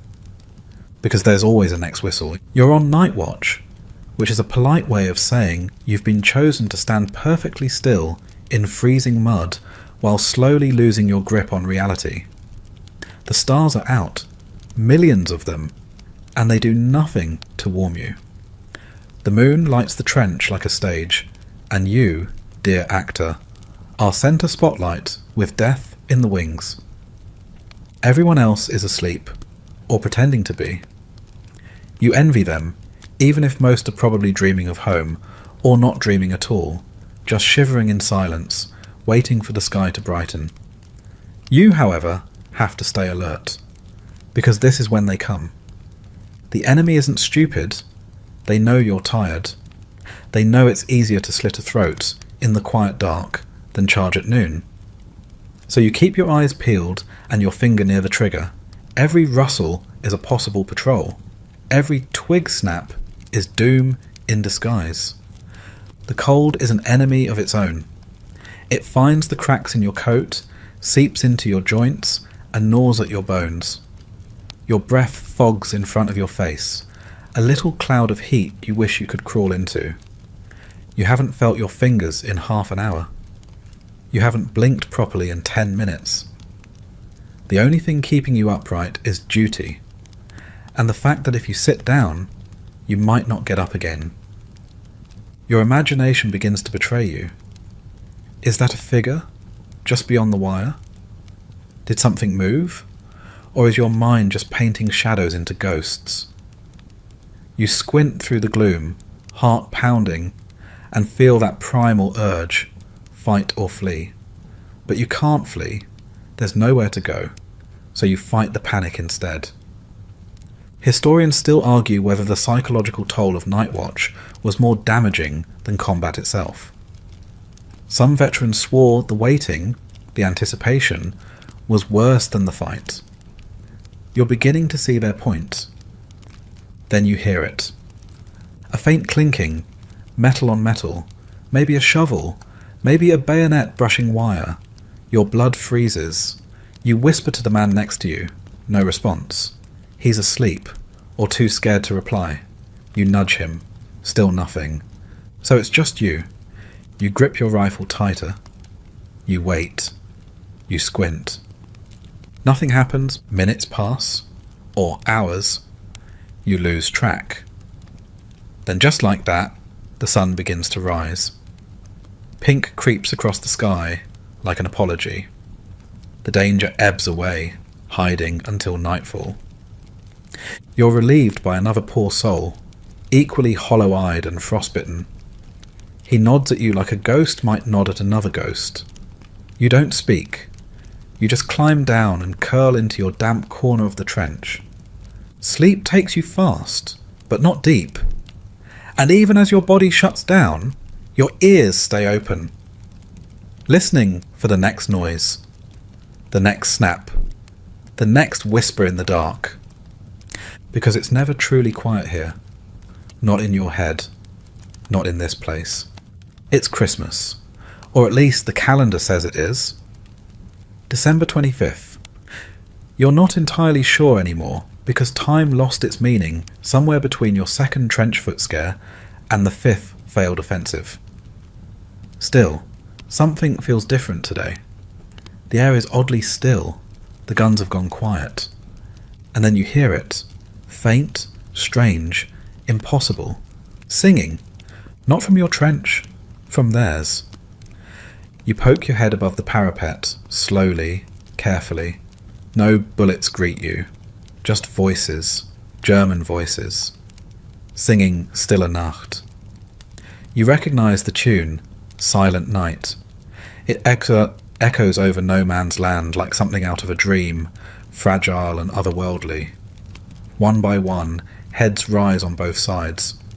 No gunfire, no shouting, just singing. Someone in your unit starts humming along. Another joins in, then someone lifts their voice and begins to sing the English version. Within minutes, both trenches are humming the same melody, half in English, half in German, fully in disbelief. Then someone stands. He climbs out of the trench, unarmed, hands raised. You watch in horror, and/or as he walks into no man's land. A moment later, someone from the other side does the same. They meet halfway. They shake hands. It spreads fast. Men climb out, laughing nervously, like children breaking curfew. Soon you're out there too, boots sinking in the cratered mud, approaching men you were trying to kill the day before. One of them offers you a cigarette. You trade him a tin of jam. Someone else passes around chocolate. A soccer ball appears from somewhere, and suddenly there's a match going. British against Germans, rifles set aside like firewood. Historians still argue whether the 1914 Christmas truce was a spontaneous miracle or an accidental ceasefire turned legend. But none of that matters right now. All that matters is that, for a few hours, the war has stopped. You learn your enemies have names. They show you photos of their wives, their kids. You don't understand all the words, but you understand enough. You laugh. You try your broken German. They try their broken English. Someone teaches a soldier how to play a harmonica badly. Everyone claps anyway. But as the sun begins to set, so does the spell. Officers appear. Orders are barked. People start retreating, awkwardly, reluctantly. One man shakes your hand again and says, "Good luck." You wish you could say something more, something meaningful. But words feel heavy now. You return to your trench. The soccer ball is left behind in the mud, a tiny reminder of the humanity buried under all this chaos. The guns resume the next day, almost apologetically at first, then with confidence. The war picks up where it left off, like the truce was just a pause button the generals leaned on too long. And now the killing feels even colder. Because now you've looked into the eyes of the people you're supposed to destroy. You kill anyway, because that's the job. But part of you will always remember that impossible day, when the world forgot to hate itself. You hear the scream before you see the wound. It's a sharp, ragged thing, less like a cry and more like a wild animal's final protest. You turn your head, and there he is, slumped over a shell crater, clutching what used to be a leg. He's not dead. Yet. But give the trench a minute. You rush over, press your hands where the blood is gushing, feel the sticky warmth seep through your fingers. He's shaking, eyes wide, saying something over and over. You can't make it out. It might be a name, or a prayer, or just nonsense. Someone calls for the stretcher bearers. You keep pressing. Someone else offers rum. You take it, mostly for yourself. Medicine out here is a gamble. You might get morphine. You might get brandy, you might get a sore. The medics arrive and work fast. They're good at fast. They have to be. They bandage the stump, sling him onto a stretcher, and run, yes, run, through the mud and smoke to the nearest dressing station. You follow, or maybe you're told to. It blurs together. The field hospital is a tent, or a shack, depending on where you are. Inside, oh, it smells worse than the trench. Blood, disinfectant, fear, and something burnt. A surgeon, sleeves rolled up, and eyes dead tired, looks him over. He nods. Amputation. No one cries. No one asks. This is routine. You don't watch. You stare at the wall instead. There's a hole in it through which you can see the sky. You fix your eyes on a cloud and try to pretend you're not hearing bones being sawed through. Historians still argue whether WWWI medical care was a marvel of improvisation or a grotesque lottery. Probably both. Antiseptics were scarce. Tetanus shots were a recent invention. Anesthesia worked sometimes, but mostly survival came down to whether the wound missed your vital organs and whether someone got to you before you bled out in the mud. If you make it out of the trench alive and injured, you're not out of the woods. Infection is the real killer. Gas gangrene turns skin black and bloated. Sometimes your whole body just gives up. And there's only so much the medics can do when their tools are reused and their hands shake from exhaustion. You sit by your friend's cot. He's sleeping now, or unconscious. It's hard to tell. You stare at the bandage where his leg used to be. You wonder if he'll thank you later, or hate you. Elsewhere, someone groans. Another man is missing a hand. Someone else is coughing blood into a tin. You're surrounded by the barely alive and the not quite dead. The smell of rot hangs in the corners. A nurse walks past. You nod. She nods back. Neither of you speaks. You return to the trench later that evening. Your hands still stink of blood and soap. You stare at your own limbs. Intact, for now. You try to sleep, but your cot feels unfamiliar, your skin too clean. You close your eyes and see the saw again. You hear that scream again. You curl into yourself and hope tomorrow brings fewer miracles. There's a part of the trench you don't talk about. A soft spot near the far end, past the duckboards and near the rotted out support wall. It looks like just another muddy patch, until you step in it, and then it swallows you. The first time it happens, it's Jenkins. He's walking to the latrine when his boot sinks, just a little. He laughs, yanks upward, and his leg disappears up to the knee. Another step, and he's chest deep. By the time you get to him, there's panic in his eyes. He's clawing at the mud, trying to lift himself, but it's like quicksand mixed with death. You reach in. Others do too.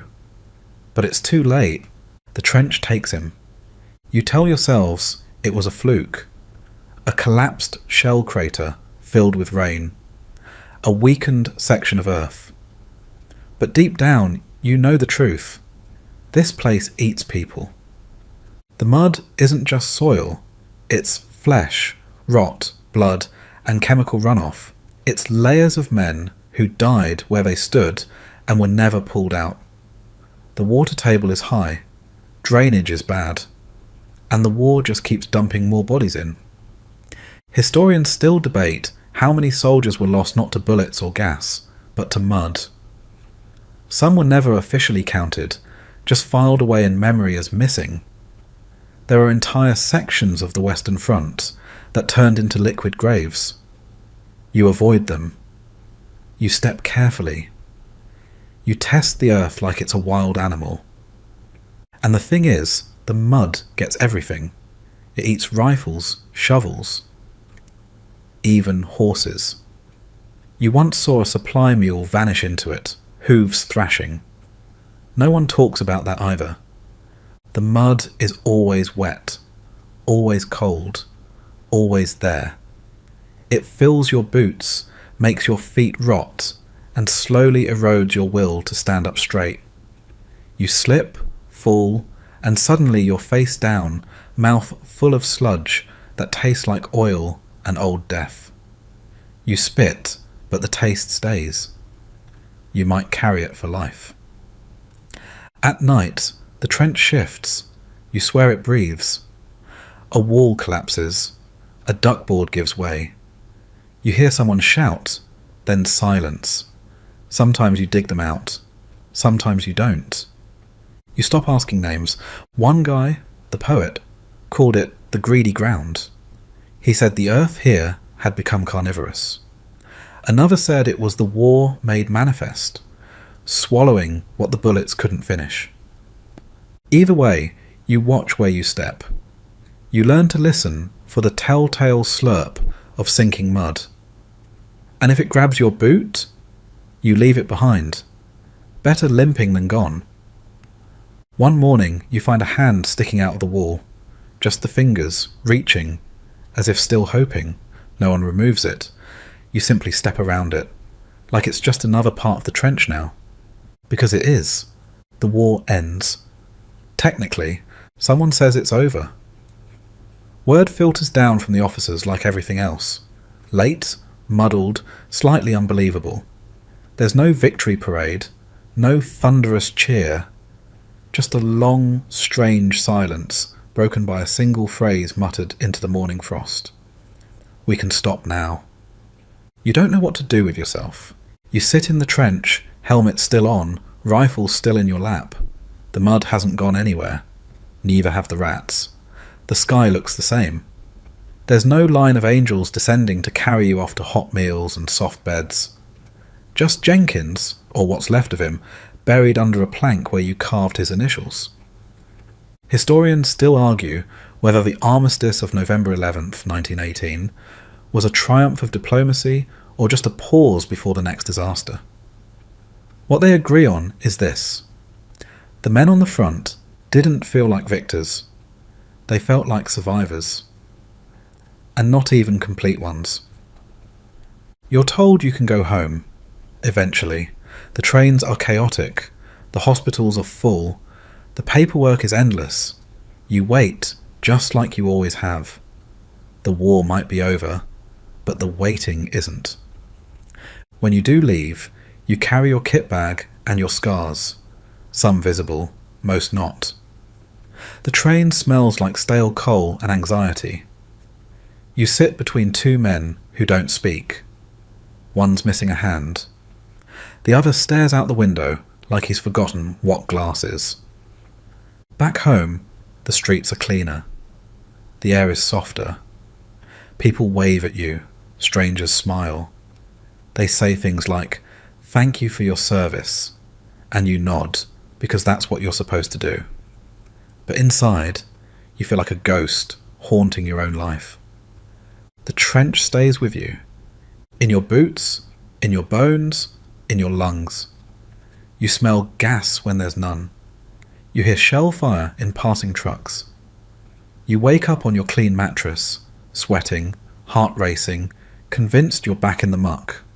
Some nights, you pull out the letter your sister sent, the one that got you through Christmas. You read it until the ink is just a blur of comfort. People ask what it was like. You say, "It was war," and leave it at that. Because how do you explain the way mud feels when it's choking your ankles? Or what it's like to dig graves you might sleep in tomorrow? You get a medal. Maybe. It's small and shiny and utterly ridiculous. You tuck it into a drawer. There's no moment where you say, "Now I am healed." No credits roll. No uplifting violin solo. Just time. Long, slow, muddy time. The papers call you a hero, but you don't feel like one. You feel like someone who saw too much and came back a few pieces short. And somehow, that's still better than most. You return to a world that's moved on without you. The war is over, they say, and yet everywhere you look, it still lingers, etched into stone monuments, whispered in hushed pub corners, draped over dinner tables like a shadow no one wants to name. They hand you a uniform with no mud on it, a certificate, a pat on the back, as if that's all it takes to unwind the knots in your chest. You try to find a job. The factory foreman says they've already filled the post. The farmer says you're too stiff. The bank tells you your hands shake too much, and your hands do shake. They've never stopped, not really. You spill tea. You drop tools. You can't stand in a queue without scanning for cover. You walk down a quiet lane and flinch when a car backfires. Someone says, "It's all in your head." You nod. Of course it is. That's the problem. You see friends, what's left of them, the ones who made it. Some walk with canes, some stare at the floor when they talk. Some smile too much, as if trying to make up for the rest. You sit together in silence more often than not. But it's the only silence that doesn't press too hard. You try to explain it to someone once, a girl you liked before you left. She asks, "Was it scary?" You open your mouth. No words come.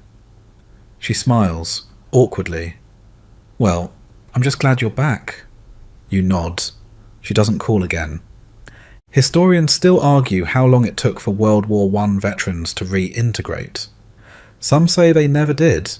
Some say they were expected to. Others say society quietly moved past them while they were still stuck in no man's land. You go through the motions. You trim hedges. You mend boots. You read the paper and ignore the rising tension in Europe. Again. The medals go in a drawer. The uniform gets mothballed. You try to sleep through the night, but the dreams don't care about armistices.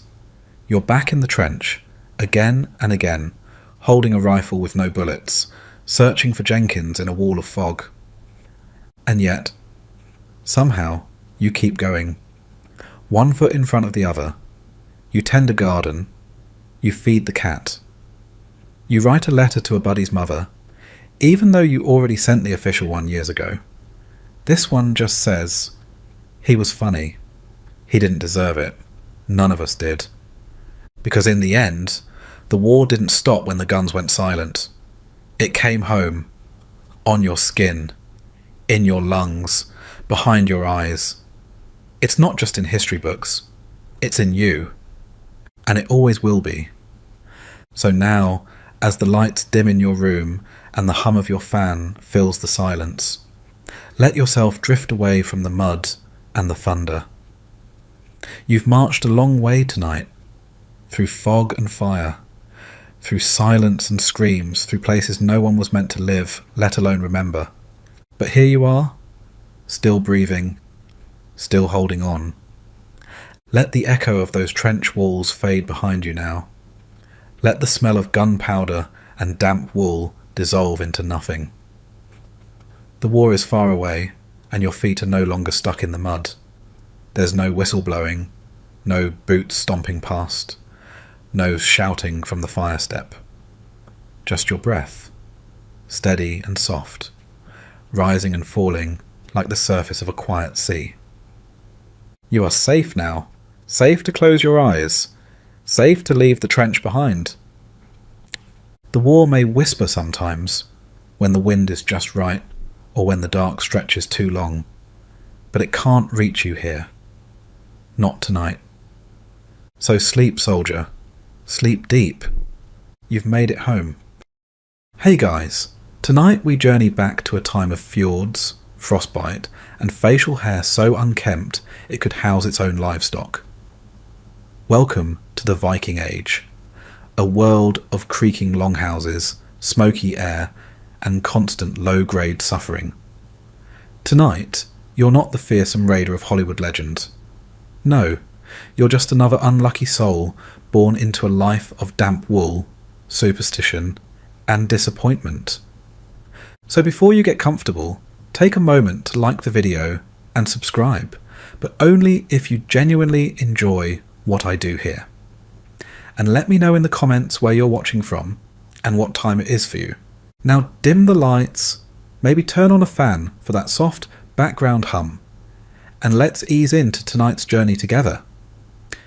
You'll need the comfort, because your Viking life is just getting started. The day begins not with a rooster's crow, but with your stomach reminding you it's been nearly 12 hours since your last meal, assuming you managed to choke it down. Viking cuisine isn't exactly Michelin-starred. You peel yourself off a straw bed that smells like old sheep, and stand up in a single-room longhouse filled with snoring relatives, steaming livestock, and smoke thick enough to chew. Breakfast is waiting. And by breakfast, we mean sour milk that's more chunk than liquid, and yesterday's rye flatbread, which might double as a weapon in a pinch. You bite down on something that crunches, but it's not supposed to. Is it a pebble? A beetle? A tooth?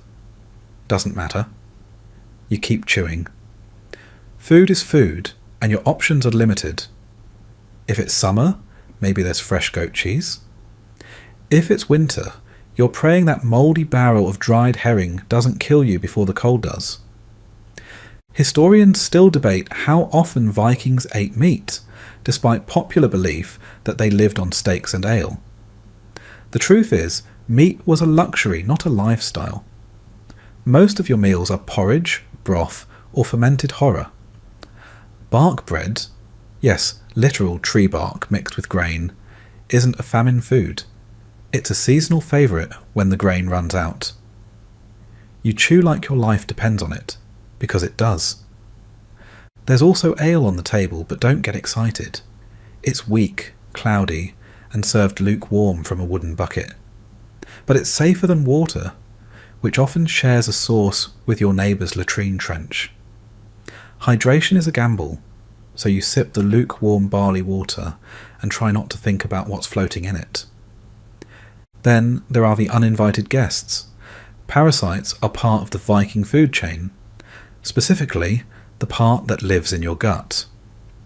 Tapeworms, roundworms, liver flukes, you name it, they've colonized your intestines like tiny Norse conquerors. You're not alone, and you're never clean.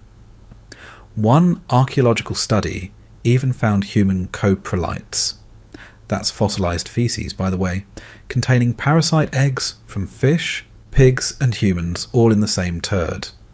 It's a buffet inside you, whether you eat or not. Quirky tidbits?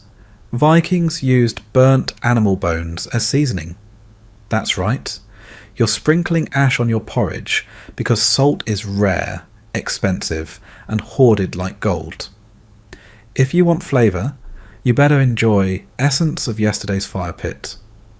And breakfast is communal, by the way.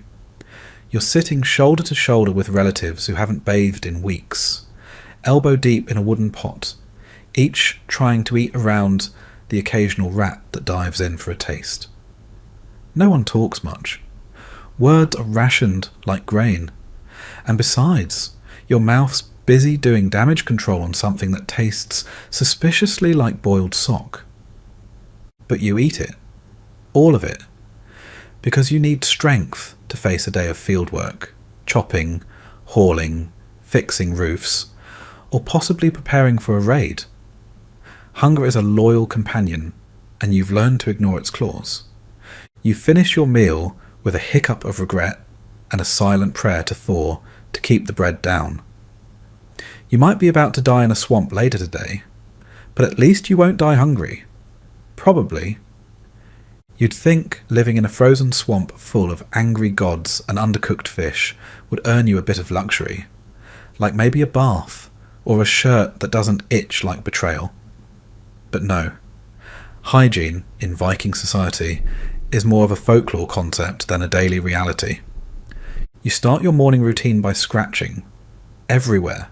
Your scalp, infested, your armpits, waging a fungal civil war, your underlayers. Let's not talk about those. Lice aren't just expected, they're roommates. You even have a special comb for them, carved from bone. And yes, everyone has one.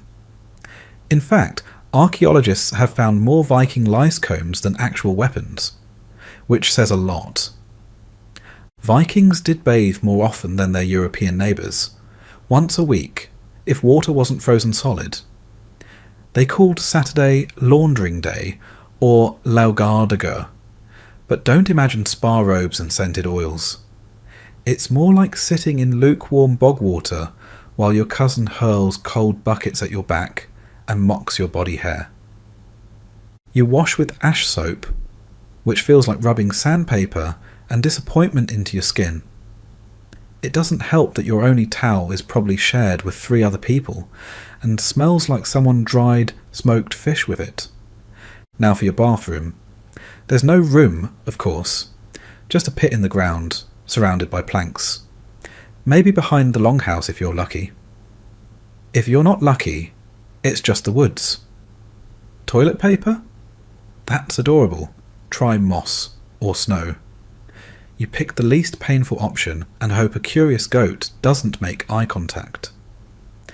Here's the fun part. Scholars still debate whether Vikings used chamber pots indoors during harsh winters, or if they just held it until their bladder negotiated with the ice. Either way, indoor plumbing is a dream for another millennium. Let's talk clothes. You slip into a tunic of rough, unprocessed wool. Something between a horse blanket and an existential crisis. Underwear isn't standard issue, so you learn to layer with creative swaddling. Your leggings are hand-woven, possibly uneven, and tied with cords that dig into your skin the moment you bend. There's a fur cloak for warmth, but it smells like the animal it came from, and sheds constantly, leaving tufts of guilt on everything. And your shoes? 2 slabs of stitched leather, soaked through and frozen by morning. If your toes don't go numb by midday, it's a miracle. Historians still argue whether Vikings stuffed their shoes with straw for warmth or just ignored frostbite as a character-building experience. There's no mirror in your house, only puddles and polished metal, so grooming is guesswork. You might pluck your eyebrows or trim your beard if you have a spare second, but mostly you just hope you look less awful than your brother, whose nose is permanently red from both frost and mead. And yet, people say you stink less than other medieval cultures. Somehow, despite all this, you have a reputation for being cleaner than the average European. But that's a bit like saying your hovel is less on fire than your neighbour's. So you scratch, you splash, and you trudge forward, leaving a trail of dead skin and regret behind you. And that, my friend, is the height of Viking hygiene. Dressing like a Viking is less about fashion and more about survival, and barely that. You start the day wrapped in enough wool to make a sheep nervous, but somehow you're still cold. The wind cuts through your tunic like gossip through a mead hall. You layer up anyway, even if each additional item just feels like adding another sandpaper hug to your misery. Your main garment is a tunic, woven by someone who didn't quite master symmetry. One sleeve is tighter than the other, and the neckline has been repaired so many times it now sits diagonally across your chest like a badly drawn scarf. If you're lucky, it's dyed brown, which is to say, it's dirty and we gave up trying to fix it. The outer cloak is pinned at your shoulder with a brooch you inherited from an uncle who probably died face first in a peat bog. It's a status symbol technically, even though the pin doesn't quite hold, and the cloak flaps wildly in the wind like a broken sail. Some brooches are beautifully engraved, others are just chunks of bent metal someone swore looked like a wolf. Historians still debate whether wool underclothes were common or a rare luxury. What's not up for debate is the constant chafing. You walk like you've been riding a wooden horse uphill for 3 days, and all because your pants were sewn from goat wool that still has emotional baggage. As for shoes, the average Viking boot is 2 pieces of leather stitched together with dried gut and blind optimism. No soles, no grip, no arch support. If you step in slush, which you will, your foot becomes a portable swamp. Frostbite is less a risk and more a seasonal tradition. Your belt holds everything: knife, pouch, fire striker, and the occasional dried fish if you're out for a while. There's no such thing as pockets, which means you're constantly patting yourself down like a forgetful burglar. And if you're wealthy, maybe you have metal rings sewn into your clothes. Not for decoration, just to prove you didn't die in a ditch last winter. Viking women don't have it any easier. In fact, their outfits are even more complex. Layered dresses with aprons pinned by oval brooches that double as makeshift toolkits. Everything is either laced, tied, or secured with bone needles, which means getting dressed is basically assembling yourself. Oh, and fashion statements? Forget it.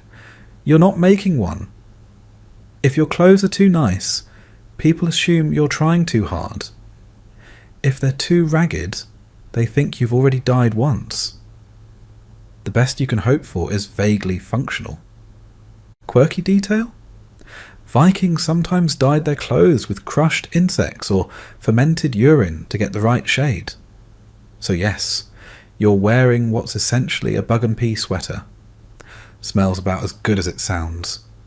But you step out anyway, head held high, tunic flapping, boots squelching, looking like someone who just lost a fight with a hay bale. Because in the Viking world, survival isn't about looking good. It's about pretending you don't notice how much everything itches. By mid-morning, you're ready to commit violence. Not metaphorically. you might actually have to kill someone today, and not even for a good reason. Because in Viking life, peace is just the awkward silence between two axe swings. You carry a weapon not because you're a soldier, but because everyone else does. Even the blacksmith's 12-year-old has a knife, and the goat herder has a club that's seen more action than the local chieftain. If you're a free man, you're expected to be armed at all times. If you're not armed, people assume you're dead, useless, or plotting something, and not necessarily in that order. Your weapon is likely a hand axe, not the fancy double-bladed thing from TV, just a work axe that can split firewood or skulls depending on the mood. It's patched, rusty, and has a name like Old Biter or Stick. If you're very rich or incredibly lucky, you might have a sword, but most people see maybe one in their entire lives, and usually from the wrong end. Historians still argue whether Viking violence was constant or seasonal. Some say raids were rare and targeted. Others claim blood feuds were as common as birthdays. One thing's certain: arguments escalate fast. A dispute over sheep can turn into a multi-generational bloodbath, complete with legal proceedings, exile, and someone's house mysteriously burning down in the night. You head into the fields with your axe, not just for chopping wood, but because your neighbour once accused your uncle of stealing his fishing net. That grudge still simmers. Everyone smiles, but nobody forgets. That's the Viking version of community. There are no police, no sheriff, no 911. Justice is served cold, with iron, or sometimes by fire. The closest thing to law enforcement is the local thing. A public assembly where disputes are shouted over by drunk farmers while someone holds a goose for reasons no one explains. And raids. If your chieftain says it's time to set sail and terrorise the English coast, you're going. You don't get to opt out. You're conscripted not by a draft notice, but by obligation, peer pressure, and the hope of stealing enough silver to fix your roof before it collapses again. Quirky detail: Viking raiders sometimes brought along their own livestock on boats, tied them in the corners so they had meat on the hoof. Picture that, cramped next to a bleating sheep as you sail into battle, wondering which of you will be eaten first. But even day-to-day violence is exhausting. Fights break out over land, water rights, or someone giving your wife too friendly a look during the harvest feast. You can't relax.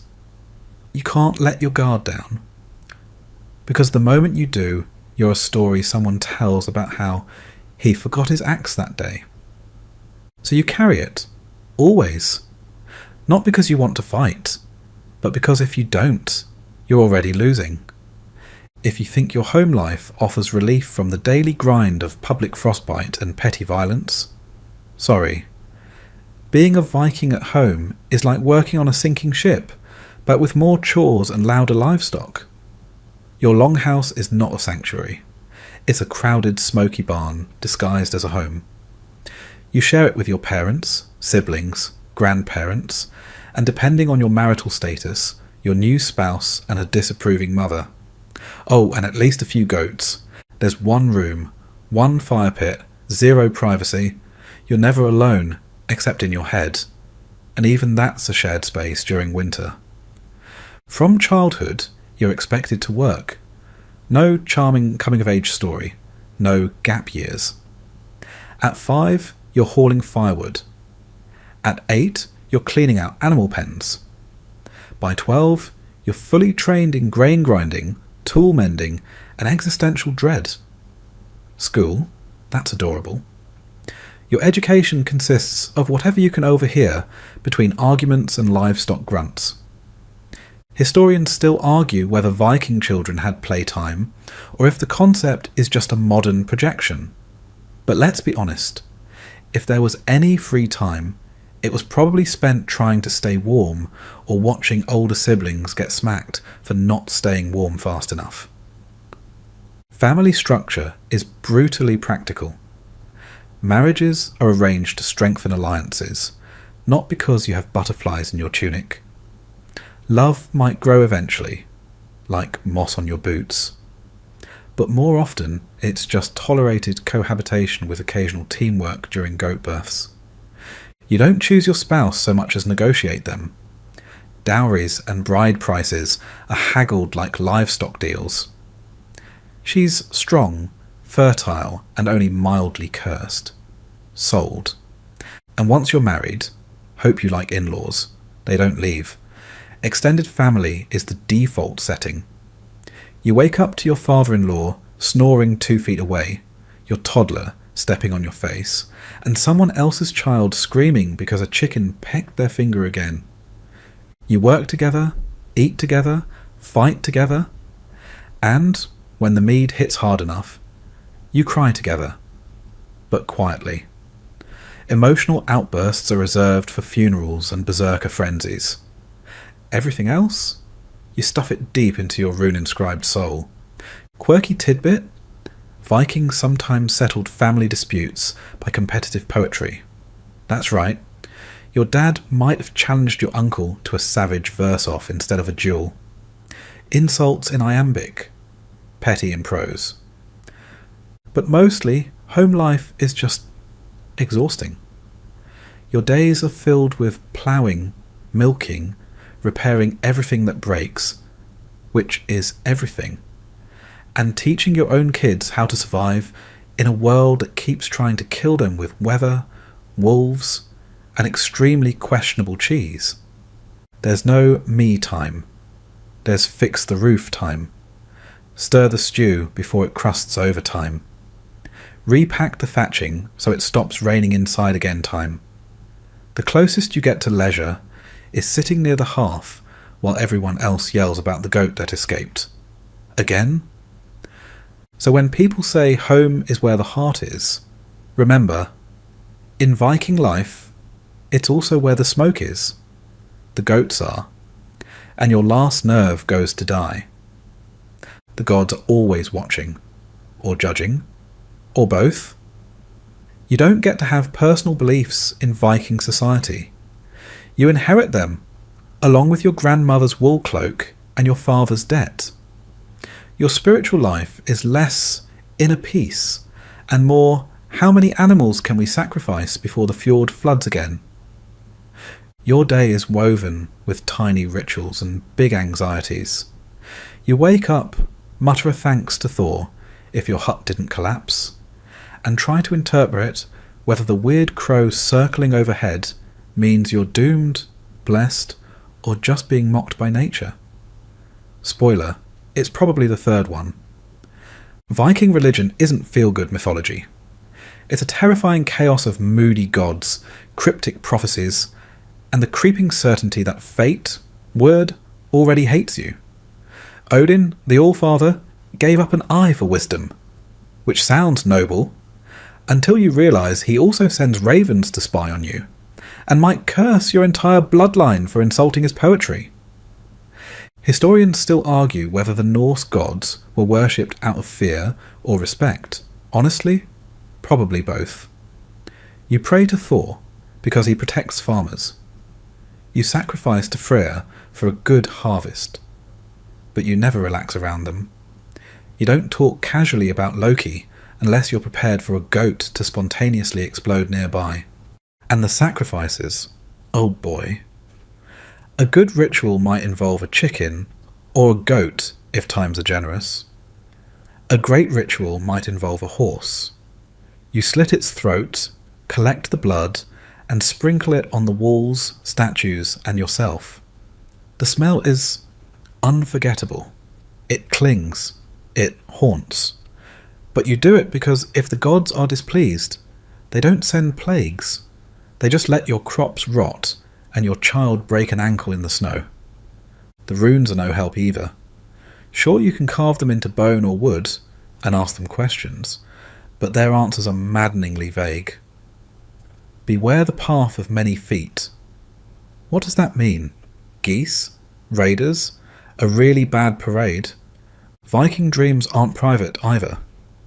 If you wake up screaming about a giant wolf or a river of teeth, the whole family gathers around to decide if it means death, pregnancy, or a leaky roof.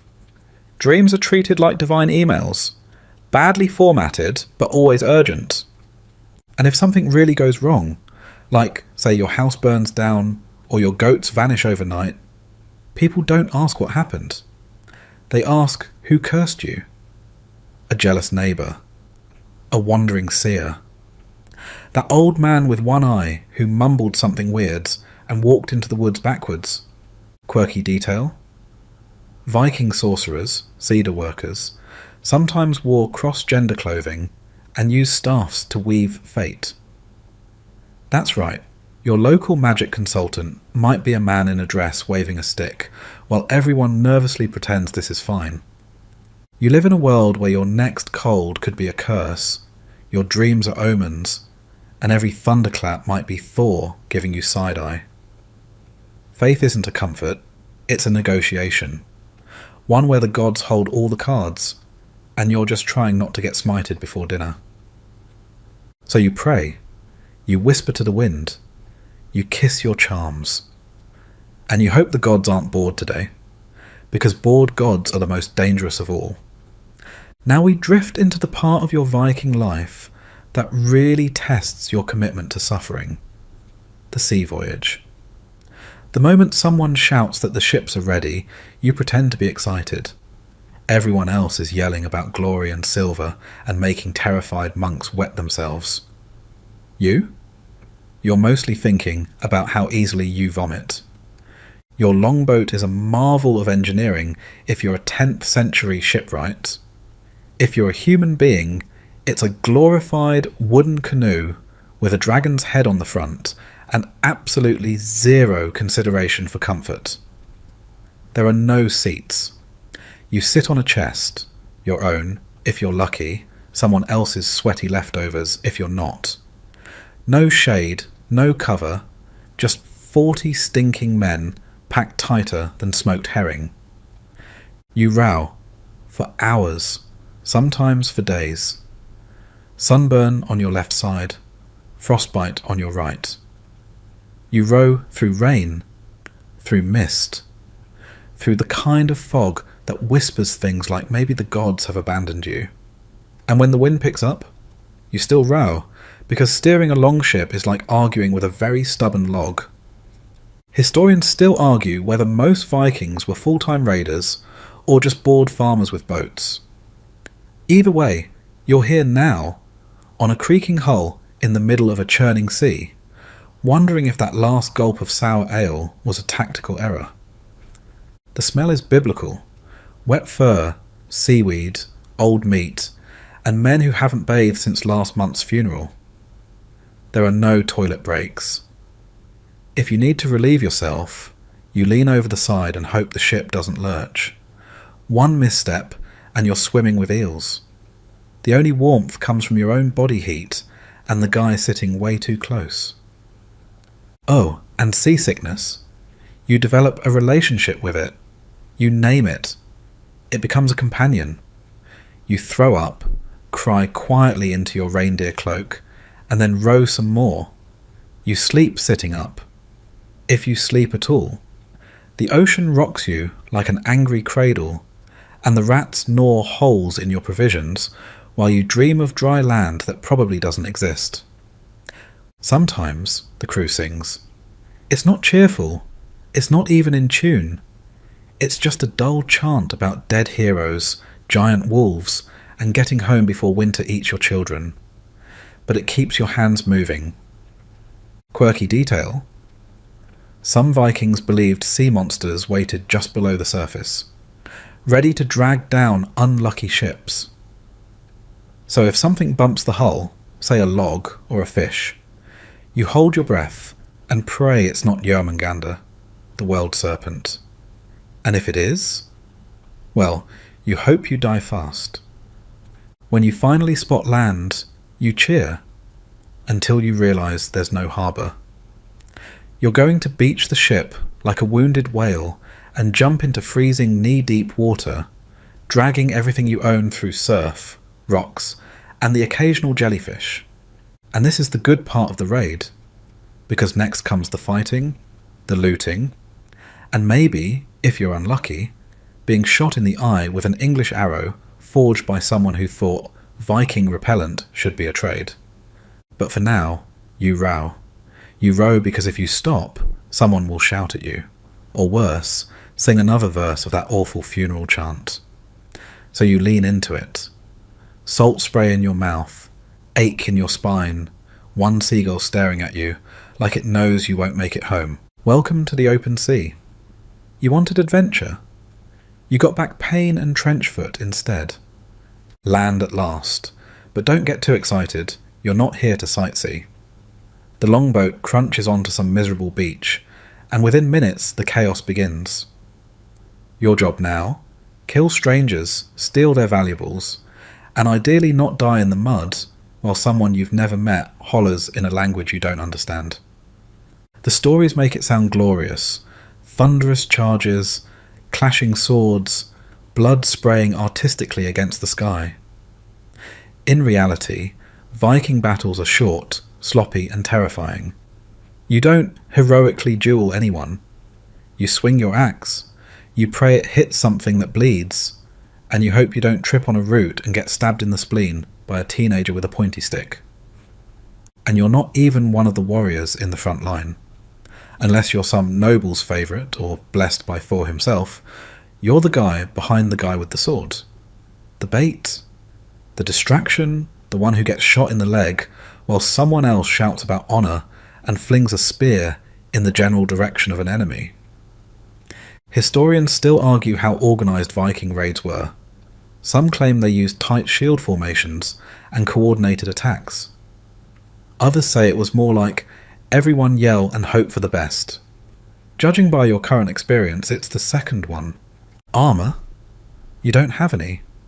Maybe a helmet if you're lucky. Not the fancy horned kind, that's a myth. Real Viking helmets are plain iron, sometimes with a nose guard if you're rich, but mostly it's just your scalp and a silent prayer. Your shield is round, wooden, and already splintering at the edges from yesterday's practice. It won't save you from anything pointy, but it makes you feel like you're trying. The worst part? The screaming. Not just from the enemy, but from your own side. Battle cries, fear yelps, death moans, all mixed together in a soup of existential horror. You lose track of who's friend and who's foe. Someone stabs a monk, someone else slips in the mud, and you're there, panting, bleeding, realising you're still alive only because nobody aimed at you yet. Quirky tidbit. Vikings sometimes brought along skalds, poets, to compose verses about their bravery in battle. You could be knee-deep in a stranger's cabbage patch, dodging arrows, while someone in the background hums a rhyme about your heroic posture. Because nothing says epic conquest like a haiku shouted over a burning barn. And when it's all over, if you're not dead, you loot. Not treasure chests, more like church cups, livestock, maybe some sacks of grain. You burn what you can't carry, spit on the altar, and head back to the boat, dragging a sack that smells like old onions and guilt. But the cost is high. You've lost a friend, or maybe just someone you borrowed rope from once. He's lying face down in the marsh with an arrow in his back, and a very surprised expression. There's no funeral, no honour, just a quick mutter to Odin, and the quiet decision to leave him where he fell. You survived. This time. But you limp, you cough, and somewhere deep in your gut, you start to wonder if maybe raiding isn't as glamorous as they made it sound when you were 12 and listening to Uncle Bjorn's war stories. Still, you climb back into the longboat, because the only thing worse than dying in a raid is showing up back home empty-handed.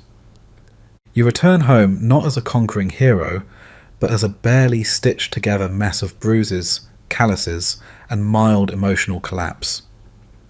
But no time for reflection. Winter is coming, and unlike the poetic version, this one's real, long, and absolutely wants you dead. You've brought back some silver, a half-smashed goblet, and a very haunted-looking sheep. Not bad, but not enough to buy warmth. Because in Viking Scandinavia, cold isn't a season, it's a lifestyle.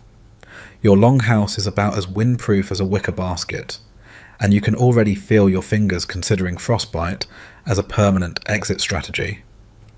Your joints ache, your nose runs constantly, your skin cracks in places you didn't know could crack. There's no such thing as moisture in the air anymore, unless you count the thin layer of snot and sweat inside your clothes. But you don't get to rest. Winter isn't a break, it's a slow-motion disaster. Your food stores, always almost enough. You ration dried fish and porridge like it's gold dust.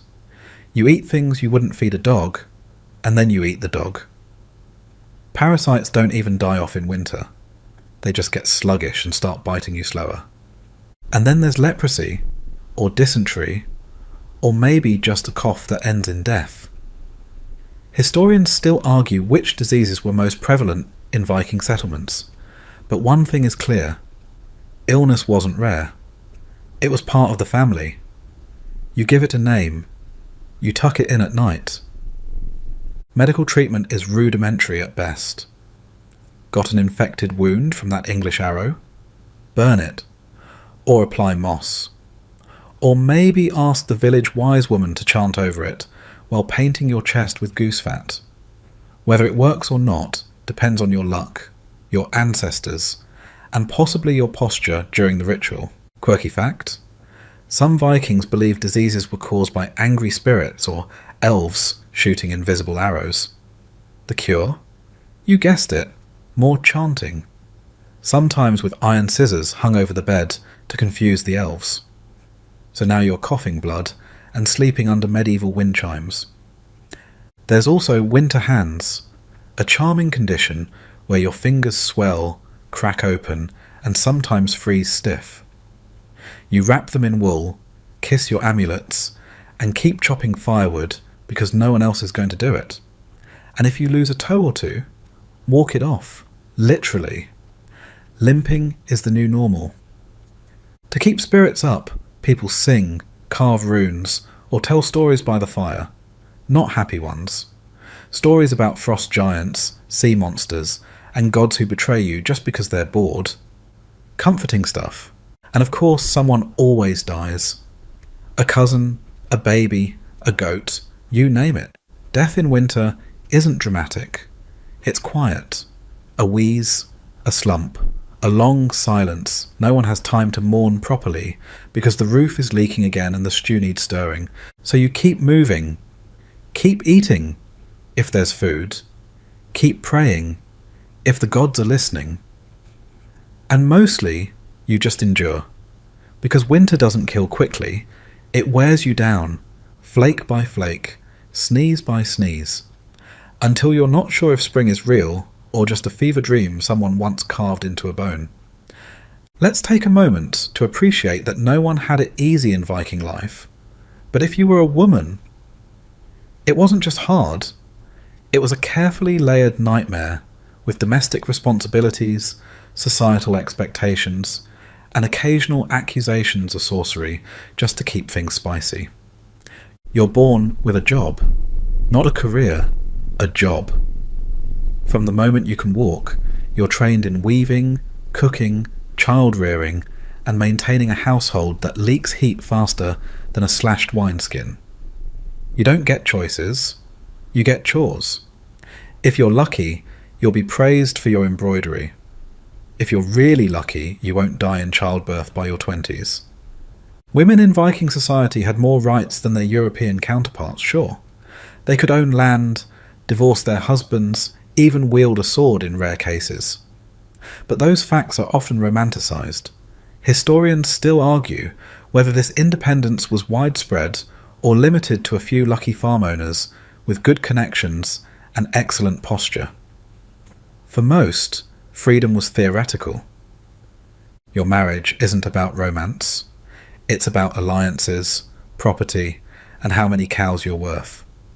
Love might come later, or not at all. If your husband drinks too much mead and mistakes you for a sheep, you grit your teeth and carry on. If he dies in a raid, congratulations, you're a widow, which might be the most agency you've ever had.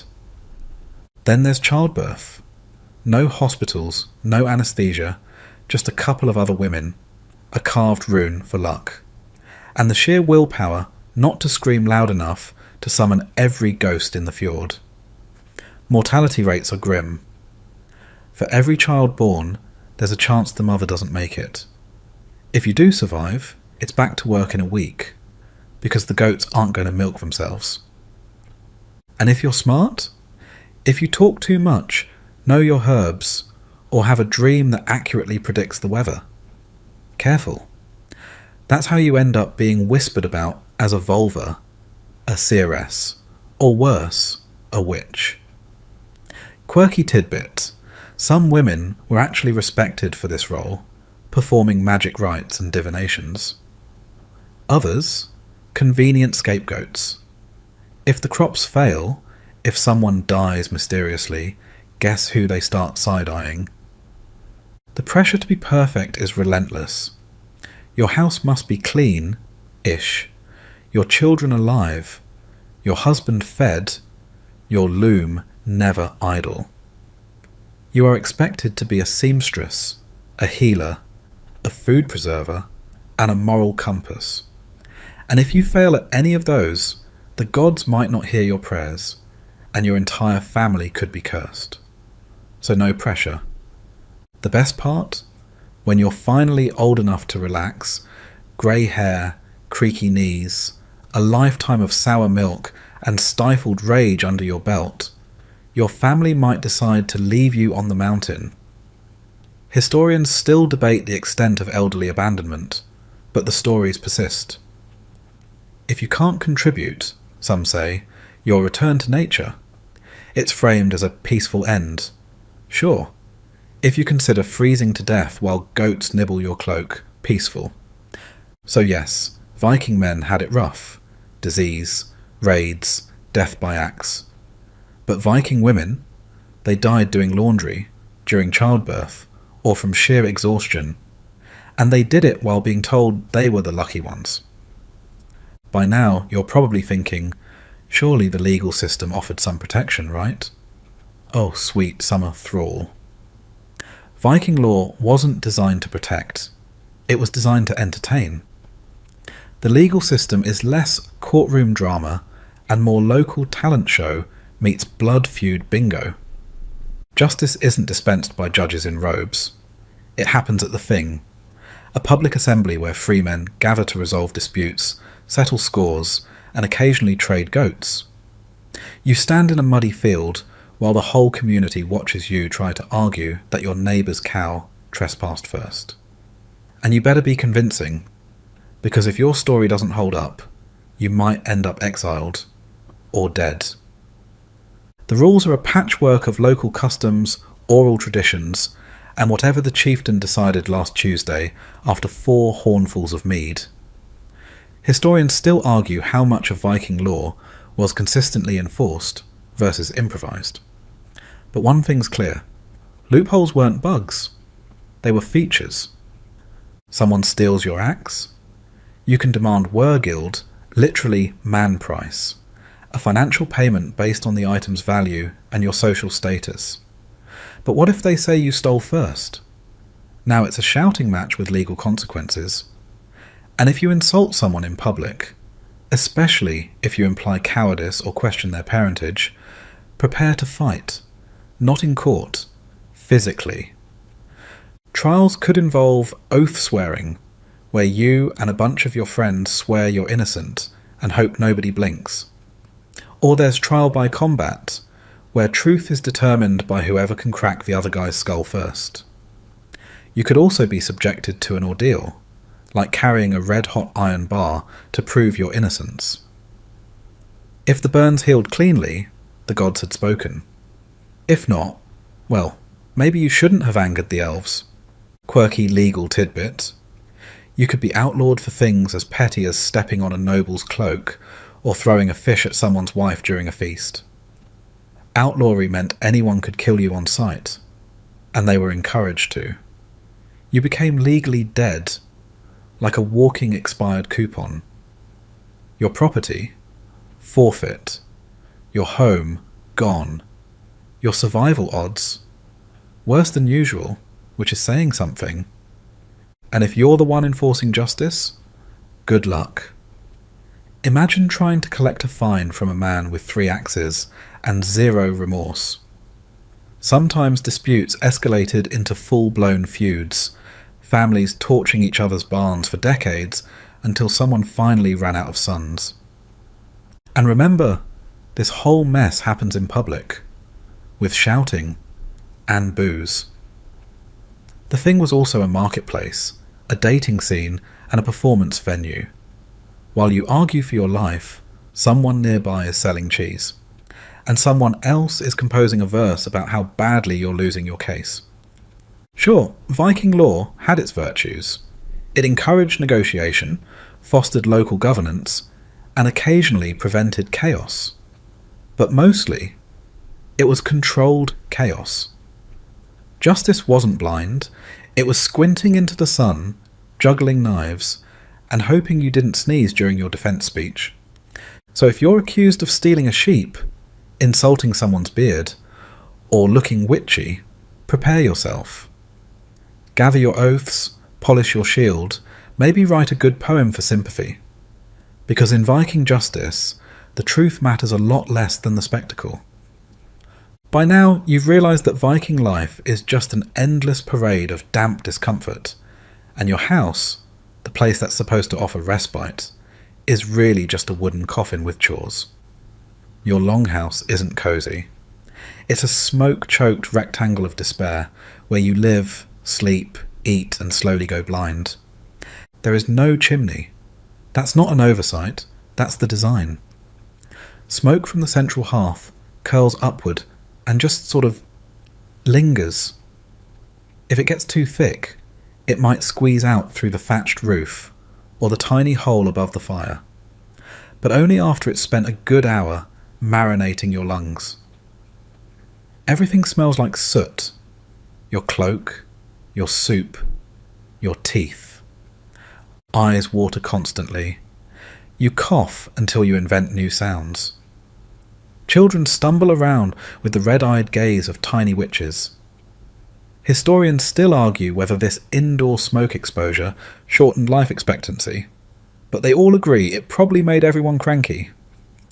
And asthmatic! The walls, insulated with whatever's on hand, mud, moss, animal hair. It's all vaguely warm and extremely flammable. The roof leaks at least 3 months out of the year, and the wind slips through the gaps in the planks like an uninvited ghost. You wake up with frost crusting your beard, and thank the gods it's not worse. Sleeping arrangements, not so much beds as piles. You and your family huddle on straw-stuffed sacks, layered with furs that smell like damp mammoth. There are no separate rooms. If someone snores, you all get to enjoy it. If someone dies in the night, well, you deal with that after breakfast. And breakfast is cooked over the same fire you nearly rolled into during the night. One wrong step, and you're boiling your foot with the porridge. There's no kitchen, just a corner with slightly fewer rats. Quirky fact, some Viking homes had raised platforms where people slept to stay warmer. Sounds smart, right? Unfortunately, they also shared those platforms with dogs, cats, and the occasional chicken. Because warmth is warmth, even if it clucks. You try to clean the place with water you carried from a frozen stream, and a broom made of twigs. Dust and ash just settle somewhere else. Every surface is sticky, crumbly, or suspiciously slimy. There are bones in the corner from last week's stew, and nobody remembers whose job it was to throw them out. Oh, and let's not forget the pests. Lice in your hair, fleas in the straw, mice in your food stash, sometimes even weasels. If something isn't living in your house rent-free, it's probably broken or on fire. Yet somehow, this is still considered a well-maintained home. People visit and compliment your hearthstones. They say, "Ah, so warm in here," as their lungs give up halfway through the sentence. And through it all, you endure. Because what else are you going to do? Move? With what money? Build a new house? With what energy? You patch the roof, stir the stew, and poke at the fire like it's your only friend. Because it is. The irony of Viking life is that for all the effort spent building a house, growing food, and carving runes for protection, you'll probably die far from home, on some muddy foreign shore, over a sack of half-rotten barley. Glory is the official reason. But the truth? You were just trying to feed your family, and maybe steal a shiny chalice on the side? Raiding sounded heroic back in the village, but once you're overseas, ankle-deep in unfamiliar mud, watching half your crewmates limp from infected wounds, it feels less like an epic saga and more like a logistical mistake. You dream of warm porridge, dry socks, and not dying in a puddle. And if you fall, well, that's complicated. Burial rites are important in Viking culture. If you die in the right place, and if there's someone left to bury you. The ideal is a ship burial, surrounded by weapons and treasures, maybe even a loyal horse to keep you company in the afterlife. But let's be real. Most dead Vikings are dumped in shallow graves, with whatever rags are left on them, and maybe a spoon someone didn't feel like carrying home. Historians still argue how often ship burials actually happened. They were probably reserved for the wealthy, the famous, or people with very persuasive families. You? You're more likely to end up forgotten under a heap of loose stones, while your comrades run from a torch-wielding militia. No poem, no songs, just silence and flies. Quirky detail? Some raiders carried small bones from home to be buried with in case they died abroad. The thinking was, if they couldn't rest in their native soil, at least part of them could. So now, you're a battlefield casualty and a travel-sized bone courier. The worst part? You don't even know if dying in battle worked. According to Viking belief, to get into Valhalla, the warrior's afterlife, you must die holding a weapon, in honourable combat, preferably while being noticed by a Valkyrie. But who's verifying that? Did your death look noble enough? Was the sword in your hand or stuck under your body? Was the Valkyrie busy that day? Back home, your family might try to honour you. Maybe carve your name into a runestone, assuming they can spell it and aren't too heartbroken. More likely, they'll focus on surviving the winter without you. Your youngest child might grow up remembering you as the one who left and never came back. Your name fades, your legend never forms, and the loot you died for gets melted down to make a spoon someone accidentally drops in a fire. And so you vanish, not in a blaze of glory, but in cold, quiet mud, hundreds of miles from your reindeer skin pillow, and that one bowl you really liked. Because for all the songs about heroes and dragons, most Vikings didn't die legendary deaths. They just died, far from home, often alone, and usually too young to grow a proper beard. But maybe, just maybe, you die the right way. Blade in hand, guts spilling theatrically. A battlefield scream that echoes across the fjord. And for all that misery, you're finally promised your reward. Valhalla. Except once again, the fine print ruins everything. You were told Valhalla is a grand hall in Asgard, where fallen warriors feast with Odin, drink mead from magical goat udders, and fight glorious battles all day, only to be healed overnight and do it again. Eternal combat and eternal beer. Sounds great if you're into that sort of thing. But there's a catch, several in fact. First off, not everyone gets in. You have to die in battle, fine, but not from tripping over your own axe or falling off the ship. It has to be noble, visible, with flair. Also, you need to be seen and chosen by a Valkyrie. That's right. Your entry to the afterlife depends on being noticed by a celestial warrior lady riding a flying horse while you bleed out under a horse. If she misses you, tough luck. Historians still argue about how seriously the average Viking took Valhalla. Some think it was metaphorical, a spiritual reward for living bravely. Others say it was as real to them as death itself. Either way, the belief was strong enough to send terrified teenagers into battle with hopes of impressing divine judges who were frankly overwhelmed by the volume of applicants. And if you don't make the cut, you might end up in hell, the cold, damp afterlife for the unremarkable. It's not torture, it's just boring. Like waiting in line forever at a frostbitten post office. No feasts, no songs, just endless quiet dampness. Probably shared with the guy who stole your sheep 3 winters ago. There's also the ominous Ragnarok clause. Even if you do make it into Valhalla, you're not sipping mead forever. Eventually, the gods go to war, the world ends, and you're called up to fight, and die, again, this time permanently.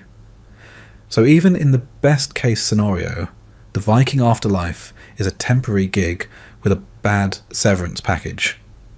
Quirky tidbits? Some Viking funerals included death duels, where volunteers were killed to accompany a chieftain into the afterlife as his entourage. Congratulations. You might be someone's spiritual luggage, and yet, for all its flaws, Valhalla is what keeps you going. Through smoke and frostbite, through lice and raids and broken teeth, you believe there must be more than this. That the suffering, the fear, the endless wet wool, it leads somewhere better. It has to. But now, as your breath slows and your vision fades, you look up, not at a shining Valkyrie, but at a low-hanging rain cloud and a goat chewing your bootlace. No choirs, no golden halls, just mud and regret. Maybe the gods are testing you. Maybe your glory is just delayed, or maybe, just maybe, the afterlife is another story someone made up to keep you rowing 1 more mile. And so we drift gently from the frozen fields and stormy seas of your Viking life. The axe is quiet now. The longhouse fire crackles low, casting flickering shadows on soot-darkened beams. The wind outside hums through the thatch, but inside there is only stillness, and the faint scent of wood smoke and damp wool. Your muscles no longer ache, the cold no longer bites. You lie wrapped in fur, the sounds of the world softened to a distant hush. The gods, for all their noise and thunder, have finally fallen silent. There's no more rowing, no more shouting, no more long marches through sleet and fog. Just the slow rhythm of your own breath, steady as the tide. Somewhere far off, a raven calls, but it's not a warning, just a farewell. Perhaps you did enough. Perhaps the sagas will remember you, even if only in a line muttered by an old skald too drunk to rhyme. Or perhaps your story, like most, will simply fold into the soil, quiet, unseen, and real. But for now, rest. Let the long dark come. You've earned your silence. Hey guys, tonight we're stepping into the grim, creaking leather boots of a figure you've definitely seen in memes. The Plague Doctor. You know the one. Bird mask, black coat, spooky vibe. Most people think it was some kind of medieval superhero. It wasn't. Wearing that mask didn't make you a healer. It made you a walking symbol of death, a bureaucrat with a stick, a human sponge for disease. And yes, people hated you for it. So before you get comfortable, take a second to like the video and subscribe. But only if you genuinely enjoy what I do here, and drop a comment letting me know where you're watching from and what time it is for you. I always love seeing that scroll in from around the world. Now dim the lights, maybe crack a window if you're brave, and let's begin tonight's journey into the most hopeless job in history. Dawn breaks over a medieval city. The morning light doesn't bring hope, it only reveals what darkness mercifully hid. Carts piled with bodies, streets emptied of the living, the smell that hangs in the air like a physical presence. This is your world now. The first rays of sunlight filter through your shuttered window as you begin the morning ritual that will transform you from human to monster. You reach for the leather mask beside your bed, its long curved beak pointing accusingly at the ceiling all night while you fail to sleep. Your fingers trace the glass eye holes, polished to a shine by countless hours of use. They say eyes are the windows to the soul. These glass circles will be all anyone sees of yours for the next 12 hours. You stuff the beak with dried lavender, crushed mint and rose petals. The sharp, sweet smell floods your nostrils as you pack it tight. Aromatic protection against the miasma. The poisoned air thought to carry disease. You add cloves, cinnamon and amber. More fragrance, more protection, more lies you tell yourself. Medieval medicine believed plague spread through bad air. The beaked mask wasn't magical. It was desperate science from desperate times. Fill the beak with pleasant smells to filter the deadly ones, as if flowers could stop death. The leather feels cool against your face as you position the mask. The beak extends a foot in front of you, making you look like some nightmarish bird. You tighten the straps behind your head, adjusting until the eye holes align. Your breathing sounds hollow inside the mask, each inhale pulling the sweet-smelling herbs closer to your nose, each exhale warm against your chin. Next comes the wide-brimmed hat, black as a starless night. You place it carefully on your head, completing your transformation. The heavy waxed coat follows, your shield against contamination.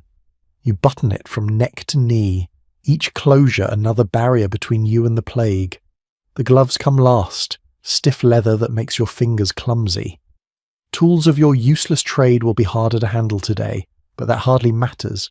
You catch a glimpse of yourself in a polished metal plate hanging on the wall. What stares back isn't human anymore. It's a creature of nightmare, a bird-headed monster draped in black. Children will scream when they see you coming.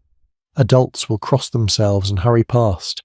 The sick will regard you with desperate hope that you cannot fulfill. You don't look like a healer. You look like death itself dressed for ceremony, and that's precisely what you are.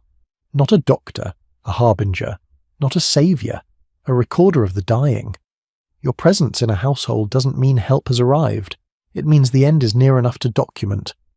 You gather your doctor's staff, a long wooden pole used to examine patients without touching them, to point to afflictions, to keep the desperate at bay. Some of your colleagues use it to poke the dead, making sure they aren't just sleeping before marking another tally. The herbs in your mask are beginning to work now.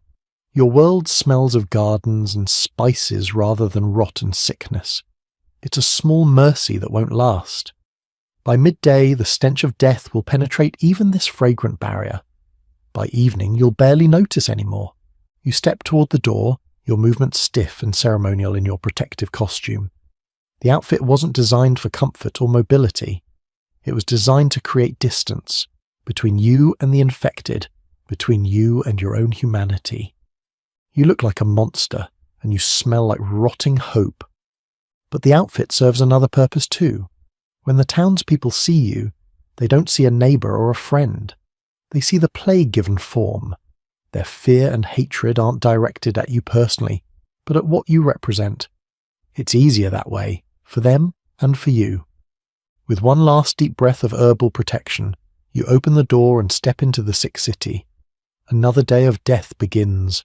The weight of your outfit presses down on your shoulders as you make your way through the empty streets. Each step in the heavy leather boots echoes against the stone, announcing your presence like a death knell. Citizens peer from behind shuttered windows, then quickly disappear when they recognize your silhouette.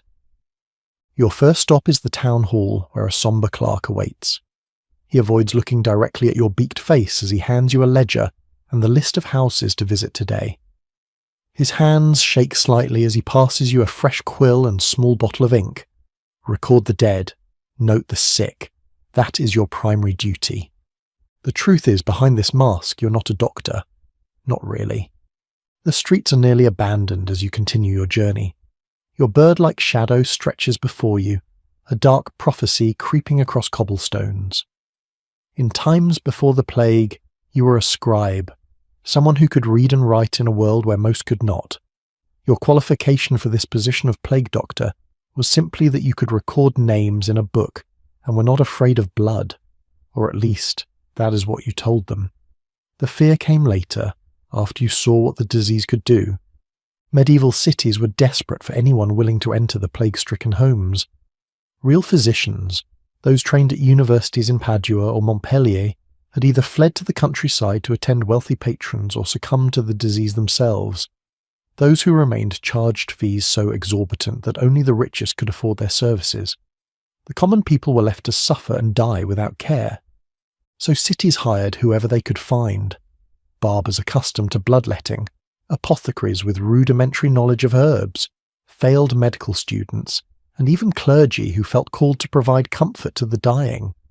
Some plague doctors were as young as 14, barely old enough to understand the gravity of the task before them. You knock on the first door with your staff. Inside, a man lies sweating on a straw mattress, his wife hovering nearby. Dark swellings bulge from his neck and armpits, buboes filled with infection. The room smells of sickness and fear. The wife looks at you with desperate hope, as if your bird-like appearance might herald some divine intervention. You set down your ledger and approach the sick man. Your movements are confident, practiced. You have seen this 100 times before. The confidence is a performance, for the dying man, for his wife, for yourself. You have no idea what you're doing, not really. The herbs in your mask cannot protect you. The leather of your gloves is too thin to truly shield you from contagion. You press the buboes with your wooden staff, noting their size and colour. You ask about fever, about headaches, about when the symptoms began. These questions serve little purpose beyond ritual. You already know what afflicts him. You already know how this story ends. From a pouch at your belt, you withdraw a vial of herbal tincture, the same lavender and mint that fills your mask, now steeped in vinegar. It will do nothing to cure the plague, but it might ease the fever or at least provide the comfort of action. You instruct the wife to administer 3 drops every few hours. She nods eagerly, clutching the vial like salvation, her eyes above her cloth mask looking at you with the reverence usually reserved for priests. Cities paid plague doctors a decent wage, far more than a scribe could earn in normal times. The high pay reflected not skill but scarcity. Few were willing to take on such dangerous work. Some plague doctors were given free housing, tax exemptions, or even citizenship rights if they were foreigners. The benefits were substantial because the risk was immense. But no amount of money could buy actual medical knowledge. The training period for a plague doctor might be as brief as a single day, just long enough to learn how to don the protective gear and record deaths in the ledger. Your medical education consisted primarily of theories about humours and miasmas, passed down from ancient texts that had never been questioned. You make your notes in the ledger: name, age, symptoms, prognosis. You write that last part in Latin, a language the common folk cannot read. It shields them from the brutal truth. It shields you from having to speak it aloud. You catch a glimpse of yourself in a tarnished mirror hanging on the wall, the beaked mask, the wide-brimmed hat, the long coat, all creating the illusion of authority. But behind this costume, you're just a bureaucrat with a stick pretending to treat the apocalypse. Your primary qualification is literacy, not medical knowledge. Your main purpose is not to heal but to count, to quantify the catastrophe so that city officials can track its progress. As you leave the house, making the sign of the cross over the doorway with your staff, the herbs in your mask now mingling with the scent of sickness, you wonder if the real doctors know any more than you do. Their expensive educations taught them about balancing humours and aligning planets, not about invisible killers carried by fleas on rats. Their cures are as useless as your tinctures and prayers. The difference is that they know it, you suspect it, and the dying hope neither of you is right. You step back into the street, adjusting your mask, preparing to continue your grim procession through a dying city. The usual street cleaners are dead or dying or hiding. No one remains to cart away the daily accumulation of a city's existence. What was once swept away now stays, festering in the summer heat. You pause at an intersection, leaning on your staff to catch your breath. The herbs in your mask have begun to fade, their scent overwhelmed by the reek of the city. Beneath the lavender and mint you can smell it now, the unmistakable odour of rot. Not just the rot of garbage and waste, but of flesh. Human flesh. Medieval cities were filthy even in the best of times. Narrow streets served as dumping grounds for everything unwanted. Kitchen scraps, human waste, animal carcasses. Butchers slaughtered animals right in the street, letting blood flow into the same gutters where children played. Tanners used urine and feces in their work, filling entire districts with an ammonia stench so powerful it made eyes water. But plague transformed this everyday squalor into something far worse. The systems that barely kept cities habitable had collapsed. The men who collected night soil were gone. The women who emptied chamber pots into designated areas instead emptied them from windows, afraid to venture out. The pigs that once roamed streets eating garbage now rotted alongside their owners. You step carefully around a heap in the middle of the road, covered with a dirty sheet. The shape beneath is unmistakably human. Not everyone waits for the death carts anymore. Some families push their dead into the street and retreat back into their homes, hoping someone else will deal with the remains. The smell intensifies as you approach your next house. Before you can knock, the door opens, and a haggard man beckons you in without a word. Inside, the stench is overwhelming. Your mask provides little protection now. 3 people lie on pallets on the floor, all in various stages of the disease. One, an elderly woman, has already passed, though no one has closed her eyes or covered her face. A young man thrashes in fever, his buboes burst and weeping dark fluid. A child, no more than 6, breathes shallowly, the telltale swellings just beginning to form on her neck. There is no separation between the sick and well in these tiny homes, no isolation, no quarantine. Everyone breathes the same air, touches the same surfaces, shares the same water bucket. The disease spreads through households like fire through dry straw. You move among them, your leather coat brushing against bedding soaked with sweat and worse. Your gloves, already stained from previous examinations, grow damper with each patient you touch. The wax coating on your clothing begins to soften in the stifling heat of the crowded room. Medieval medicine had no concept of germs or contagion as we understand it today. There were no gloves to change between patients, no hand washing, no disinfectants. The plague doctor's outfit, with all its theatrical protection, was not designed with true sanitation in mind. It could not prevent the invisible transmission of disease. You make your notes in the ledger, trying to keep the pages clean despite your soiled gloves. The father asks if there is hope for his child. You nod because you cannot bring yourself to speak the truth. The herbs in your beak mask have failed entirely now, and each breath fills your lungs with the smell of dying. When you leave, you carry the house with you, its odours clinging to your clothes, its fluids soaking into the leather, its despair weighing on your mind. You will bring pieces of this home to the next, and the next after that. Your rounds create a web connecting the sick and dying across the city. By midday, your feet squish inside your boots from the accumulated filth of a dozen houses. Your coat has absorbed so many odours it has a life of its own. Your mask, meant to protect you from miasma, now feels like it's trapping death against your face. You don't heal people, you wade through their last smells. You're not a doctor visiting patients, you're a collector of human misery, gathering it on your clothing like a gruesome harvest. As you approach your next house, you realise that beneath all the other stenches there is a new one, barely perceptible, but growing stronger. It emanates from you, the sweetish, coppery smell of your own sweat, tinged with something unfamiliar. You wonder if this is what fear smells like, or perhaps the first hint of the disease finding its way through your elaborate defences. You push the thought aside and knock on the door with your staff. There is work to be done, records to keep, false comfort to provide. The filth and stench are just another part of your daily existence now, as common as breathing. But with each house you enter, each body you examine, each family you fail to save, you can't help but feel you're sinking deeper into the mire, and soon it will be over your head. The afternoon sun beats down on your black coat as you approach a modest home on the edge of town. Your leather outfit, designed to keep disease out, now traps heat and sweat inside. Each movement produces a squelching sound as moisture accumulates in every fold and crease. But it is not the discomfort that weighs on you today. It is the knowledge that nothing in your doctor's bag will save the people inside this house. You knock with your staff, and a tired-looking woman opens the door. Her eyes are sunken with exhaustion, her skin pale with fear. She wordlessly leads you to a back room where her husband lies on a bed, his neck and armpits swollen with buboes the size of eggs.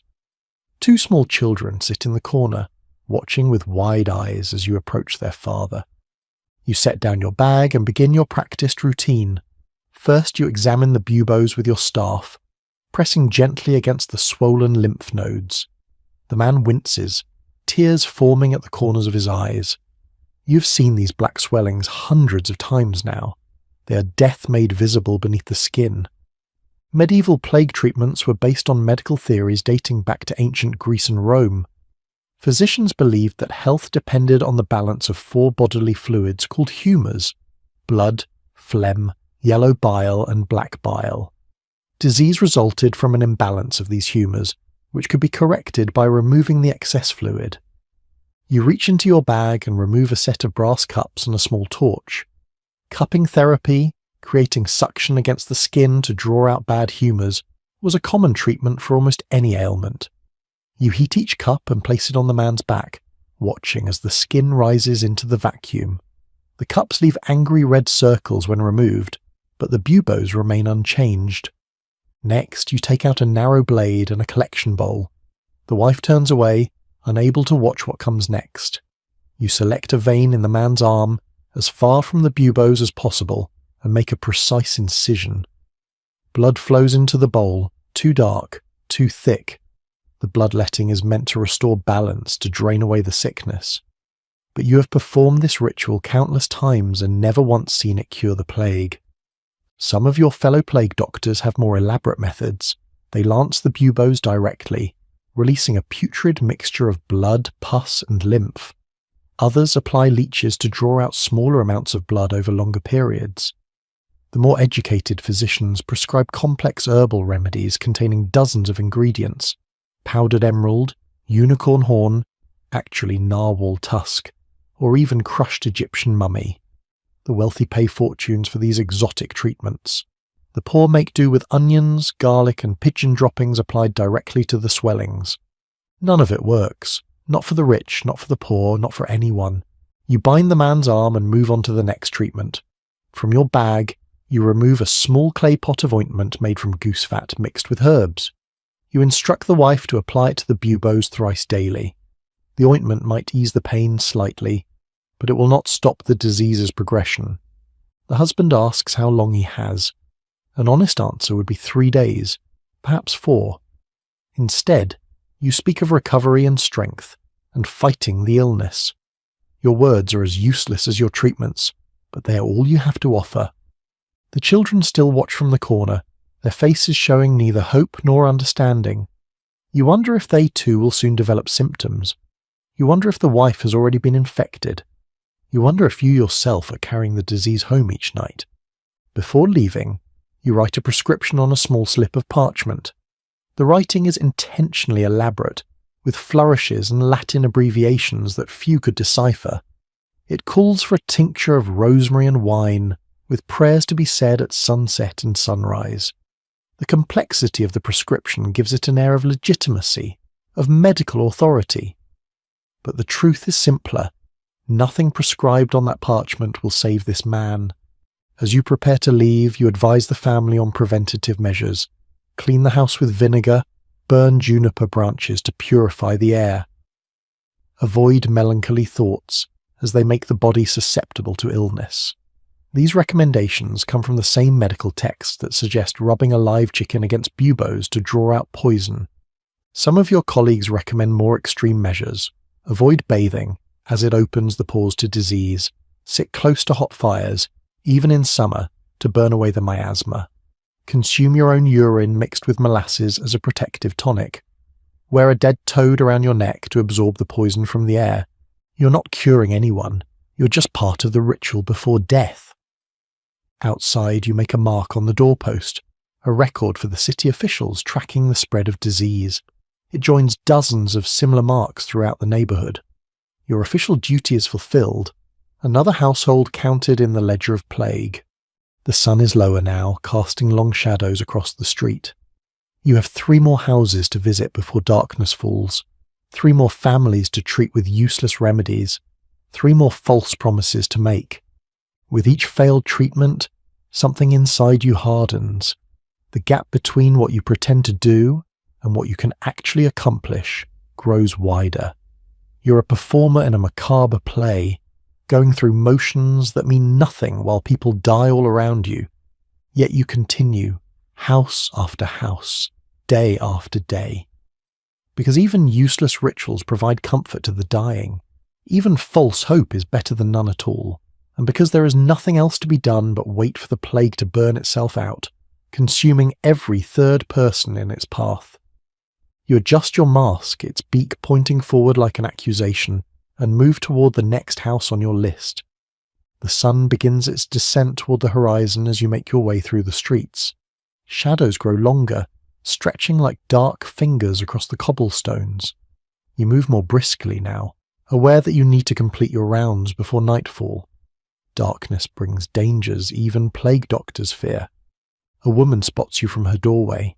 Her face contorts with recognition, and she hurriedly pulls her 2 small children inside. The door slams shut. You hear the heavy wooden bar drop into place. A prayer, loud enough to penetrate the walls, begins inside. They are not protecting themselves from plague. They are protecting themselves from you.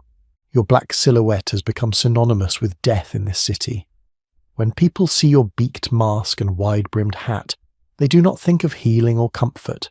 They think of last rites, of death certificates, of bodies piled in carts. Your arrival on their street means someone is dying, or soon will be. Your knock on their door is the sound they fear more than any other. In a tavern window, a man makes the sign against evil as you pass. Another spits in your direction, though he keeps his distance. The innkeeper scowls and closes the shutters. Even in plague times, taverns remain open. Fear and grief drive many to drink, but they will not serve you. No one wants to share a mug with death's bird. Medieval communities were deeply superstitious. When plague decimated towns and villages across Europe, people searched desperately for explanations and someone to blame. Jews were massacred, accused of poisoning wells. Cats were slaughtered, thought to be familiars of witches. And plague doctors, with their strange bird-like appearance and ineffective treatments, became objects of both hope and hatred. You turn down a narrow alley as a shortcut to your next patient. Halfway through, 3 figures block your path. Young men, thin with hunger but made bold with fear and cheap wine. One holds a club fashioned from a table leg. Another clutches a stone the size of a fist. "My mother died yesterday," says the one with the club, "after you visited." You grip your doctor's staff tighter. It is your only weapon, though you have never used it as such. You back away slowly. These confrontations are becoming more common as the plague wears on, as treatments fail, as the dead outnumber the living. "The plague killed your mother," you say, your voice muffled by the mask. "I tried to help." "Liar!" The stone flies, missing your head by inches. "You bring it with you. Devil's bird." You turn and run, your heavy coat hampering your movements. Behind you, their footsteps echo on the stones, then fade as they think better of the chase. For some, you're a convenient target for their grief and rage. For others, you are genuinely believed to be a spreader of disease. They are not entirely wrong. Your movements from house to house, your contaminated clothing, your unwashed hands, you may indeed be carrying death with you. But this is not what they accuse you of. They speak of curses, of poison, of deliberate malice. Outside a church, a priest delivers a sermon to a small crowd gathered in the street. Places of worship remain open, though many now hold services outdoors to reduce the risk of contagion. As you pass, his words become clearly audible.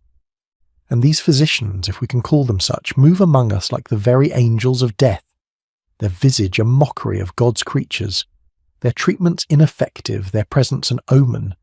Is it coincidence that where they walk, death follows? Or is it perhaps God's judgment on our reliance on worldly medicine instead of heavenly salvation? The crowd murmurs in agreement. Several heads turn to stare at you.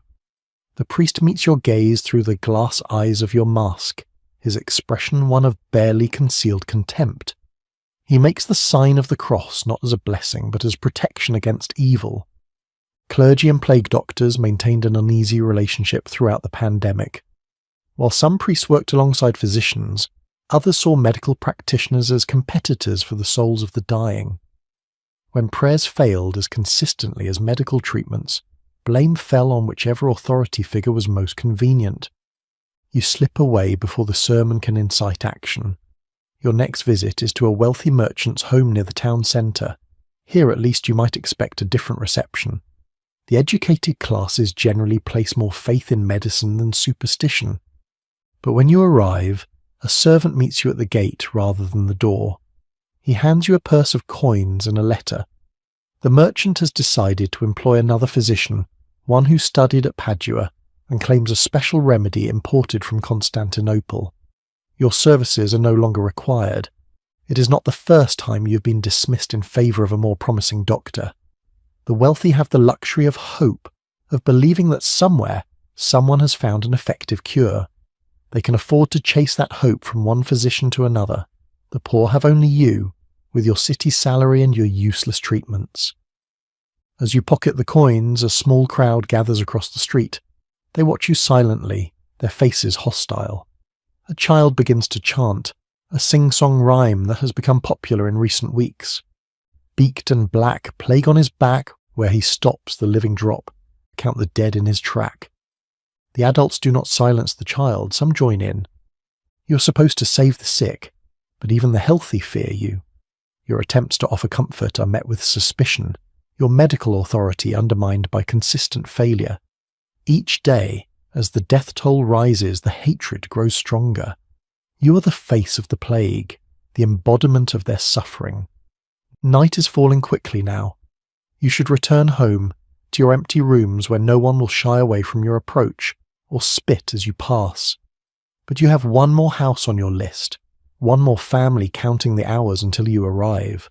They will not welcome you, but they need you, not for your medicine, but for your authority to declare their loved one dead, to make official what they already know. You straighten your hat, adjust your mask, and continue down the street.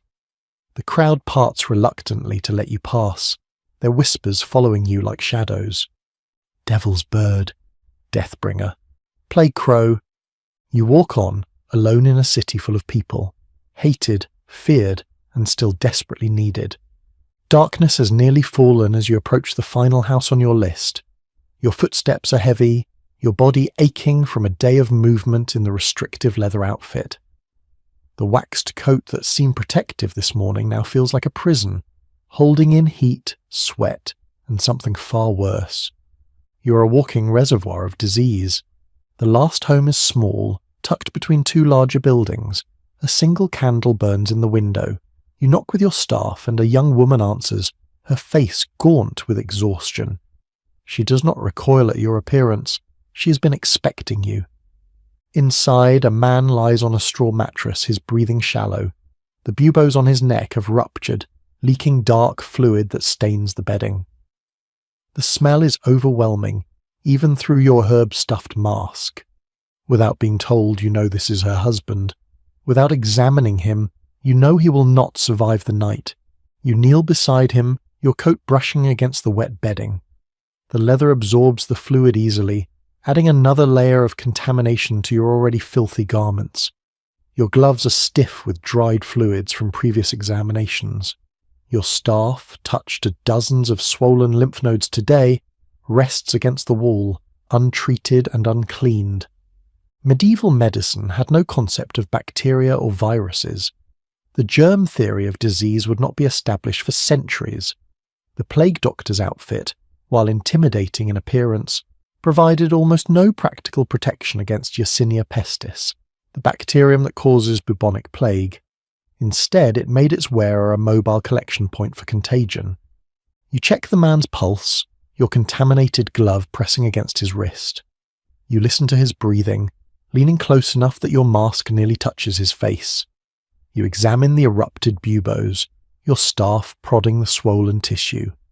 Each action potentially transfers disease from your last patient to this one, from this dying man to the next household you will visit tomorrow. The plague bacteria travelled on fleas that infested rats, but it could also spread through droplets in the air when it reached the lungs, and through direct contact with infected bodily fluids. The plague doctor, moving from house to house, touching patient after patient without washing or changing equipment, became an unwitting courier for death. "Will he recover?" the woman asks, though her tone suggests she already knows the answer. You shake your head slowly. Your voice, when it comes, sounds distant inside the mask. "Make him comfortable. I can give you something for the pain." From your bag, you remove a small vial of tincture, alcohol infused with opium poppies. It will ease his suffering, but do nothing to stop the disease. Your fingers fumble with the cork, the leather gloves making fine motor control difficult. The woman takes the vial from you, her bare fingers brushing against your glove. Contact, transmission, potential infection. You record the man's condition in your ledger, your quill scratching across the parchment. The book itself has become a disease vector, having been laid on infected bedding, touched by contaminated gloves, breathed upon by the dying. Tomorrow you will carry it to the town hall where clerks will handle its pages, transferring invisible bacteria to their hands, faces, food. The cycle continues. You rise to leave, your joints stiff from kneeling. As you turn toward the door, you catch sight of a small child, watching from the shadows of an adjoining room. A girl, no more than 4 or 5 years old. She stares at your beaked mask with wide, frightened eyes. You raise a hand in what you hope is a reassuring gesture. The mother sees the exchange and quickly moves to the child, pulling her back into the shadows. "Stay away," she whispers, "not to the child, but to you. Just go." She knows. Perhaps not scientifically, but instinctively. She senses that your presence brings more than just the recording of death. It brings its cause. Outside, the night air feels cool against the eye holes of your mask. Stars have begun to appear in the darkening sky, indifferent to the suffering below. You stand for a moment, alone in the empty street, and become aware of a deep exhaustion that goes beyond physical fatigue. Your clothes feel heavy, not just with the weight of leather and wax, but with the invisible burden of disease. Every fibre has been exposed to the plague. The hem of your coat has dragged through contaminated streets. The beak of your mask has filled with breath from the sick and dying. Your staff has touched more infected flesh than any other object in the city. And tomorrow you will carry it all to new houses, new victims. Some plague doctors attempted to mitigate this risk. They would burn their clothes regularly, though few could afford daily replacement. Some washed their hands in vinegar, believing its acidic nature would purify. Others refused to touch patients directly, using their staffs for all examinations. But these precautions were based on the miasma theory of disease rather than an understanding of bacteria. They were performances of safety rather than effective measures. You begin the long walk home through darkened streets. Your route takes you past houses you visited earlier in the week. Several now have death marks on their doors, new since your visit. You cannot help but wonder how many of those deaths you may have hastened through your examinations. your contaminated equipment, your movement between sick households. It is a terrible burden to bear, to suspect that the very act of trying to help may be causing harm, that beneath the costume, behind the mask, you are not death's adversary, but its accomplice, its transport, its vector. You pass a public fountain and stop, overcome by a sudden urge to cleanse yourself. You remove a glove and plunge your bare hand into the cold water, watching as the day's filth swirls away from your skin. But you know this superficial cleaning does nothing for the microscopic killers that have made your costume their home. The water in the fountain will now carry your contamination to everyone who drinks from it tomorrow. You pull your hand back as if burned, hastily replacing the glove. There is no escape from this cycle, no way to break the chain of transmission when its very existence remains unknown. You're a healer who spreads sickness, a doctor who delivers death door to door. The plague may already be inside you, and if not today, then perhaps tomorrow, or the day after. The odds grow worse with each house you enter, each patient you touch. Your protective costume has become your greatest vulnerability, a collection system for contagion that never leaves your side. You resume walking, your shadow stretching long and bird-like in the light of a rising moon. The city sleeps uneasily around you, unaware that its appointed guardian carries the very danger it fears most. You survive the day, but the plague travels with you, patient and invisible, waiting for its moment to transform you from doctor to patient, from recorder to statistic. The small room you call home sits above a chandler's shop on a quiet street. The smell of tallow and wax from below usually permeates everything, but tonight your own stench overwhelms it. You climb the narrow stairs, each step an effort as exhaustion settles deep in your bones. Inside, a single candle gutters on a simple wooden table. The flame casts long shadows across sparse furnishings, a bed, a chair, a chest for your few possessions. No personal touches adorn the walls, no family waits to greet you. Plague doctors rarely maintained close relationships. The risk was too great, the burden too heavy to share.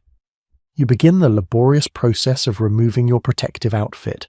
First the hat placed carefully on its stand, then the mask, its beak still stuffed with herbs that no longer hold any scent. Your face feels strange without it, exposed and vulnerable after a day behind leather. Red marks crease your skin where the straps have dug in. Your fingers, clumsy with fatigue, work at the fastenings of your coat. The waxed leather sticks to your clothes beneath, reluctant to release its hold. When it finally comes away, the linen shirt underneath is soaked with sweat, stained with fluids whose origins you prefer not to contemplate. Each item of the plague doctor's costume was supposed to be cleaned regularly, fumigated with herbs, aired in sunlight. But the reality was different. The leather was difficult to wash properly. The processing of the outfit took hours that exhausted doctors didn't have. Many wore the same clothing for days, even weeks, without thorough cleaning. You should burn these clothes, start fresh tomorrow. But new leather is expensive, and your city salary, while better than most, still has limits.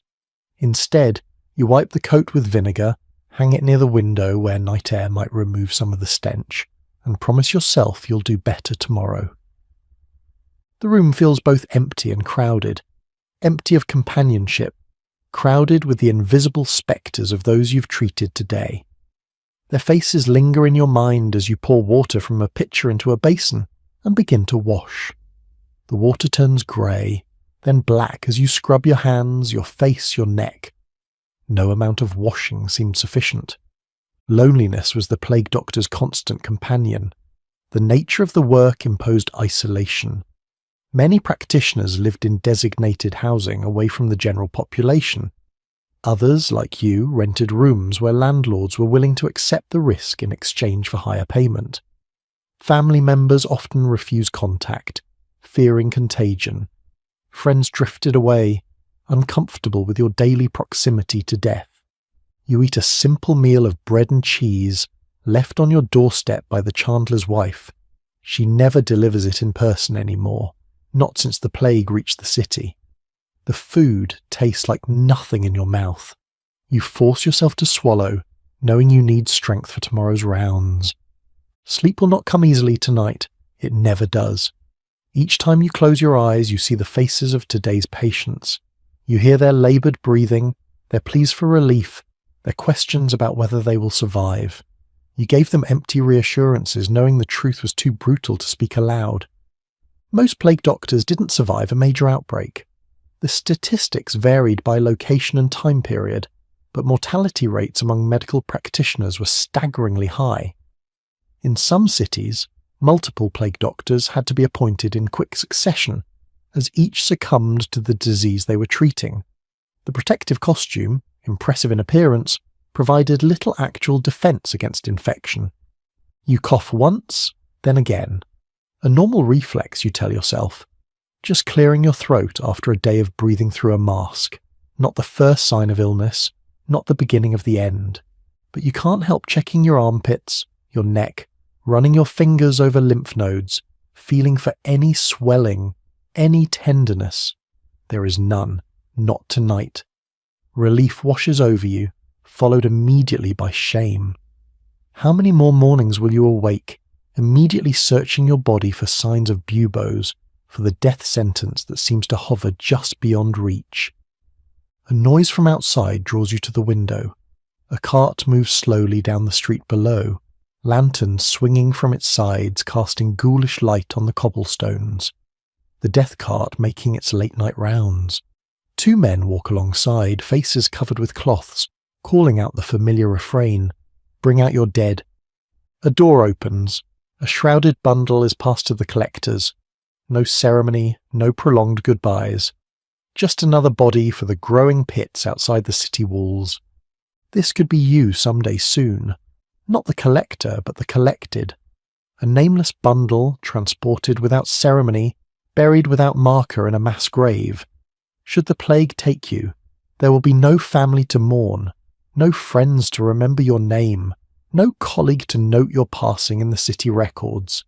Plague doctors were as disposable as the herbs in their masks, replaced and forgotten with equal ease. You turn away from the window and extinguish the candle. Darkness envelops the room, a temporary escape from the visual reminders of your reality. But the sounds remain. The rumble of the death cart, the caller's grim announcement, the occasional sob from a house surrendering its dead. In the darkness, you permit yourself one moment of honest emotion, something you cannot show on your rounds. Fear. Not just of death, which comes to everyone eventually, but of this particular death.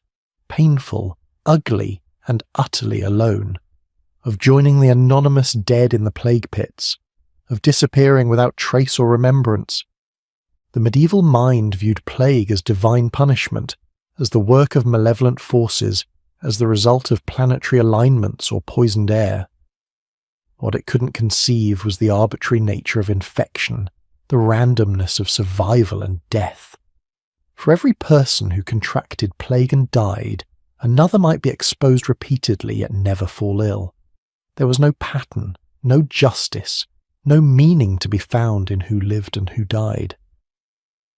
As sleep finally approaches, your thoughts drift to tomorrow's rounds.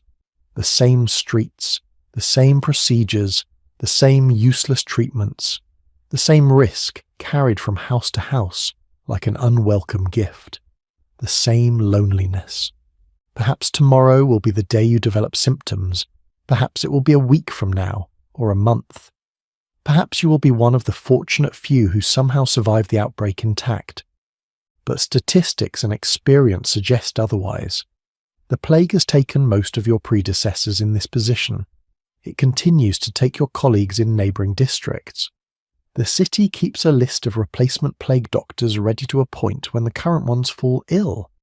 One morning you simply won't wake up, or you'll wake to find the telltale swellings beginning, the fever rising. Your landlord will find your body, call the death cart, and rent your room to the next plague doctor appointed to take your place. Your body will be burned with the rest, no name, no grave. As consciousness fades, one final thought surfaces in your exhausted mind. Perhaps this is mercy, to disappear completely, to leave no one behind to mourn, to take your failures and your contamination to the grave, harming no one further, to end the cycle of futile treatments and false hope. Sleep claims you at last, dreamless and deep. Tomorrow awaits, with its beaked mask and black-robed duties, its procession of dying faces, its slow accumulation of risk. One more day of walking through sickness, of breathing death, of surviving when so many do not. Until the day you don't. Centuries pass. The mass graves outside the city walls are forgotten, paved over with new roads, new buildings, new lives. The plague that once emptied streets and filled death carts fades into history books and academic papers. The world moves on as it always does, but something remains, a silhouette, a memory shaped like a bird. The plague doctor's mask survives in museum collections, carefully preserved behind glass. Its empty eye sockets stare at visitors who peer curiously at this relic of medieval medicine. They tap on their phones, take pictures, move on to the next exhibit. Few linger to consider the person who once wore such a thing, who sweated behind the leather, who struggled to breathe through the herb-stuffed beak.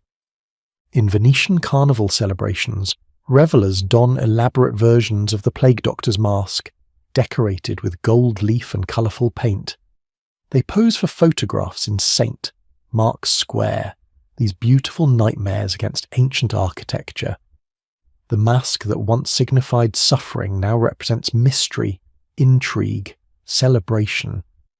The transformation is complete, from medical tool to party costume. Online retailers sell plague doctor masks as Halloween accessories, advertising them with cheerful descriptions. Scare your friends with this authentic-looking costume. Children dress as plague doctors for costume contests, their small frames draped in miniature black robes, their innocent faces hidden behind beaked masks. They have no concept of what such an outfit once meant, of the death it witnessed, of the death it often preceded. Historical reenactments feature actors in plague doctor costumes, reciting scripted lines about miasma theory and herbal remedies. They pose with their staffs, demonstrate their tools, explain their techniques. It is all very educational, very sanitized. No mention of the fear, the hatred, the contamination, the loneliness. No mention of dying anonymously in a rented room above a chandler's shop. In video games, plague doctors appear as mysterious characters, sometimes villains, sometimes healers with magical powers. In horror films, their silhouettes loom in fog-shrouded streets, menacing protagonists with their inhuman appearance. In fantasy art, they stand amid apocalyptic landscapes, their beaked profiles stark against burning skies. The internet embraces the plague doctor as a meme, a shorthand for dark humour about disease and death. Social media fills with stylized illustrations whenever a new illness makes headlines. The bird-like mask becomes a symbol divorced from its historical reality, an aesthetic choice rather than a desperate, flawed attempt at protection.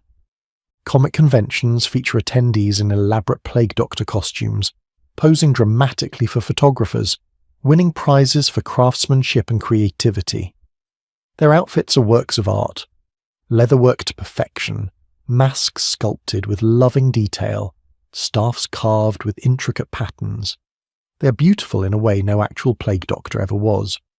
Tattoo artists ink the distinctive silhouette on willing skin, the curved beak, the round eyes, the wide-brimmed hat. The image joins other symbols of mortality in modern iconography, alongside skulls and ravens and hourglasses. The plague doctor becomes immortal through artistic reproduction, enjoying the remembrance denied to those who actually wore the mask. Historians and medical scholars write papers analysing the plague doctor's outfit, debating its effectiveness, tracing its evolution through different outbreaks. Academic conferences feature presentations on the cultural significance of the plague doctor in various European regions. All very scholarly, very detached from the lived experience of those who walk through dying cities, who recorded the dead in wet-page ledgers. But what would you make of this strange afterlife of your profession, this transformation of your daily reality into symbol and entertainment? What would you think of children dressed as you for amusement, of partygoers wearing decorative versions of your breathing apparatus, of your image reproduced as decoration. Perhaps you would be puzzled by this fascination with the trappings of your profession, while the substance of your experience remains largely unexplored.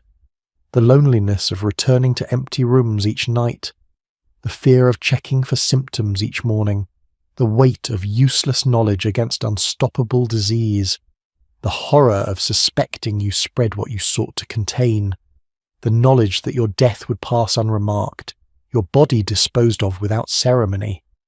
Or perhaps you would find a bitter satisfaction in the plague doctor's cultural persistence. Your profession may have failed at its appointed task, to treat the plague, to save the sick, to protect the healthy, but it succeeded in burning its image into collective memory. Failed doctors, but successful symbols. The beaked mask, designed to protect against miasma that didn't exist, proved useless against bacteria that wasn't yet discovered. But it protected something else entirely, the plague doctor's humanity. Behind the leather, the doctor could maintain professional distance. Behind the glass eyes, tears could fall unseen. Behind the beak, expressions of horror and helplessness remained private. This, perhaps, is why the image endures. Not because plague doctors were effective healers, but because they embodied humanity's response to overwhelming disaster. The costume represents both the futility of our defences against nature's most devastating forces and our determination to try anyway, to impose order through ritual, to face death with professional composure even when we know we cannot win. The modern world has its own plague doctors, medical professionals facing new epidemics in hazmat suits and respirators, making their rounds through hospital wards instead of city streets. Like their medieval counterparts, they record symptoms, administer treatments, maintain professional distance while witnessing suffering at close range. Unlike their predecessors, they have germ theory, antibiotics, and an understanding of contagion to guide their efforts. Yet some things remain unchanged. The isolation from loved ones due to fear of transmission, the psychological burden of treating an illness that may eventually claim them too, the transformation from individual to symbol in the public eye. The weight of the protective gear may be different, but the weight of responsibility remains the same, so perhaps the legacy isn't entirely a lie. The plague doctor's image lives on not as a historical curiosity, but as a reminder of humanity's persistence in the face of overwhelming mortality. The curved beak points forward through centuries like a question. What would you do when faced with death on an unimaginable scale? Would you run or would you stay? Would you don the mask knowing its protection was largely illusory? Would you make your rounds knowing your treatments were ineffective? Modern eyes may see only the strange silhouette, the theatrical costume, the meme-worthy profile. They may not see the person inside, scared, exhausted, lonely, often young and unprepared for the burden placed upon them. They may not understand that beneath the appearance of authority was a painful awareness of powerlessness. That behind the mask of death was someone desperately trying to hold it at bay. You became a symbol, but never a hero. The plague doctor's image achieves what the plague doctor could not. Immortality of a sort, persistence beyond the grave. Your name is lost, your grave unmarked, your ledgers of the dead archived and forgotten. But your silhouette remains, instantly recognizable, endlessly reproduced. The bird-headed figure standing at the edge of disaster, neither fleeing nor overcoming it, simply bearing witness and recording the toll. Perhaps that is legacy enough. To be remembered not for success, but for showing up anyway, for walking towards suffering when others ran away, for trying to heal even when healing seemed impossible. The true legacy of the plague doctor isn't the mask that lives on in carnivals and costumes. It's the choice made each morning to put it on. In the shadowy corners of medieval society, far from the glittering courts and honourable knights, lurked figures we now romanticize as assassins. But forget everything you've seen in movies and video games. The reality was far grimmer, more desperate, and ultimately more tragic. Unlike the sleek, trained killers of modern fantasy, medieval assassins weren't born into secretive guilds or trained from childhood in mountain fortresses. They were the desperate and the damned, men with nothing left to lose, former soldiers fallen on hard times, criminals seeking protection, outcasts with skills but no place in society. People pushed to the margins, where morality becomes flexible and survival trumps conscience. These men weren't chosen for exceptional combat prowess or intelligence. What made them valuable was their expendability. When powerful men needed someone eliminated without traces leading back to them, they sought those who could vanish afterward, either by blending back into the shadows of society or by disappearing permanently. Recruitment happened in taverns and prisons, in debtors' quarters and among the homeless. A whisper of an opportunity, a chance at coin, or freedom from punishment. Perhaps a chance to strike back at a society that had cast them aside. The promises were vague but enticing. Wealth, protection, perhaps even respect. The dangers were rarely mentioned. In some rare cases, like with the infamous Nizari Ismailis, often called the Hashashin, recruitment took on religious dimensions. These weren't common mercenaries but devoted followers to a cause, believing their actions served a higher purpose. Yet even here, most recruits came from poor backgrounds, drawn by the promise of paradise both in this life and the next. Training wasn't the years-long regimen of martial excellence we imagine today. Most assassins received minimal instruction, enough to get close to a target and strike effectively. They learned to blend in, to appear harmless, to get close enough for a blade or poison to do its work. Some came with existing skills. Former soldiers knew how to kill, thieves knew stealth, and servants knew how to move invisibly in the presence of the powerful. What mattered most wasn't skill, but reliability. Would they follow through? Would they keep silent if caught? The perfect assassin wasn't the most skilled fighter, but the most obedient tool, someone who would sacrifice everything, including their life, to complete the mission, someone whose loyalty outweighed their survival instinct. And so began the grim career of the medieval assassin, not with glory or special powers, but with desperation and manipulation. These weren't elite operatives, but pawns in games played by the powerful. The first lesson they learned wasn't how to kill, but how little their own lives were worth to those who employed them. The shadows may have offered escape from poverty or punishment, but they rarely provided what was truly promised. For most, becoming an assassin wasn't the beginning of a legendary career. It was simply trading one form of desperation for another, often more deadly kind. Once recruited, the real transformation began. Medieval assassins underwent training unlike anything portrayed in modern entertainment. This wasn't about acrobatics or elegant sword fighting. It was psychological conditioning designed to create obedient killers who would follow orders without question and accept their likely deaths. For groups like the legendary Hashashin, indoctrination began with isolation. Cut off from their former lives, recruits entered a world where their only reality was what their masters told them. Religious zealotry became a powerful tool. Leaders like Hassani Sabah understood that men would do for faith what they wouldn't do for money.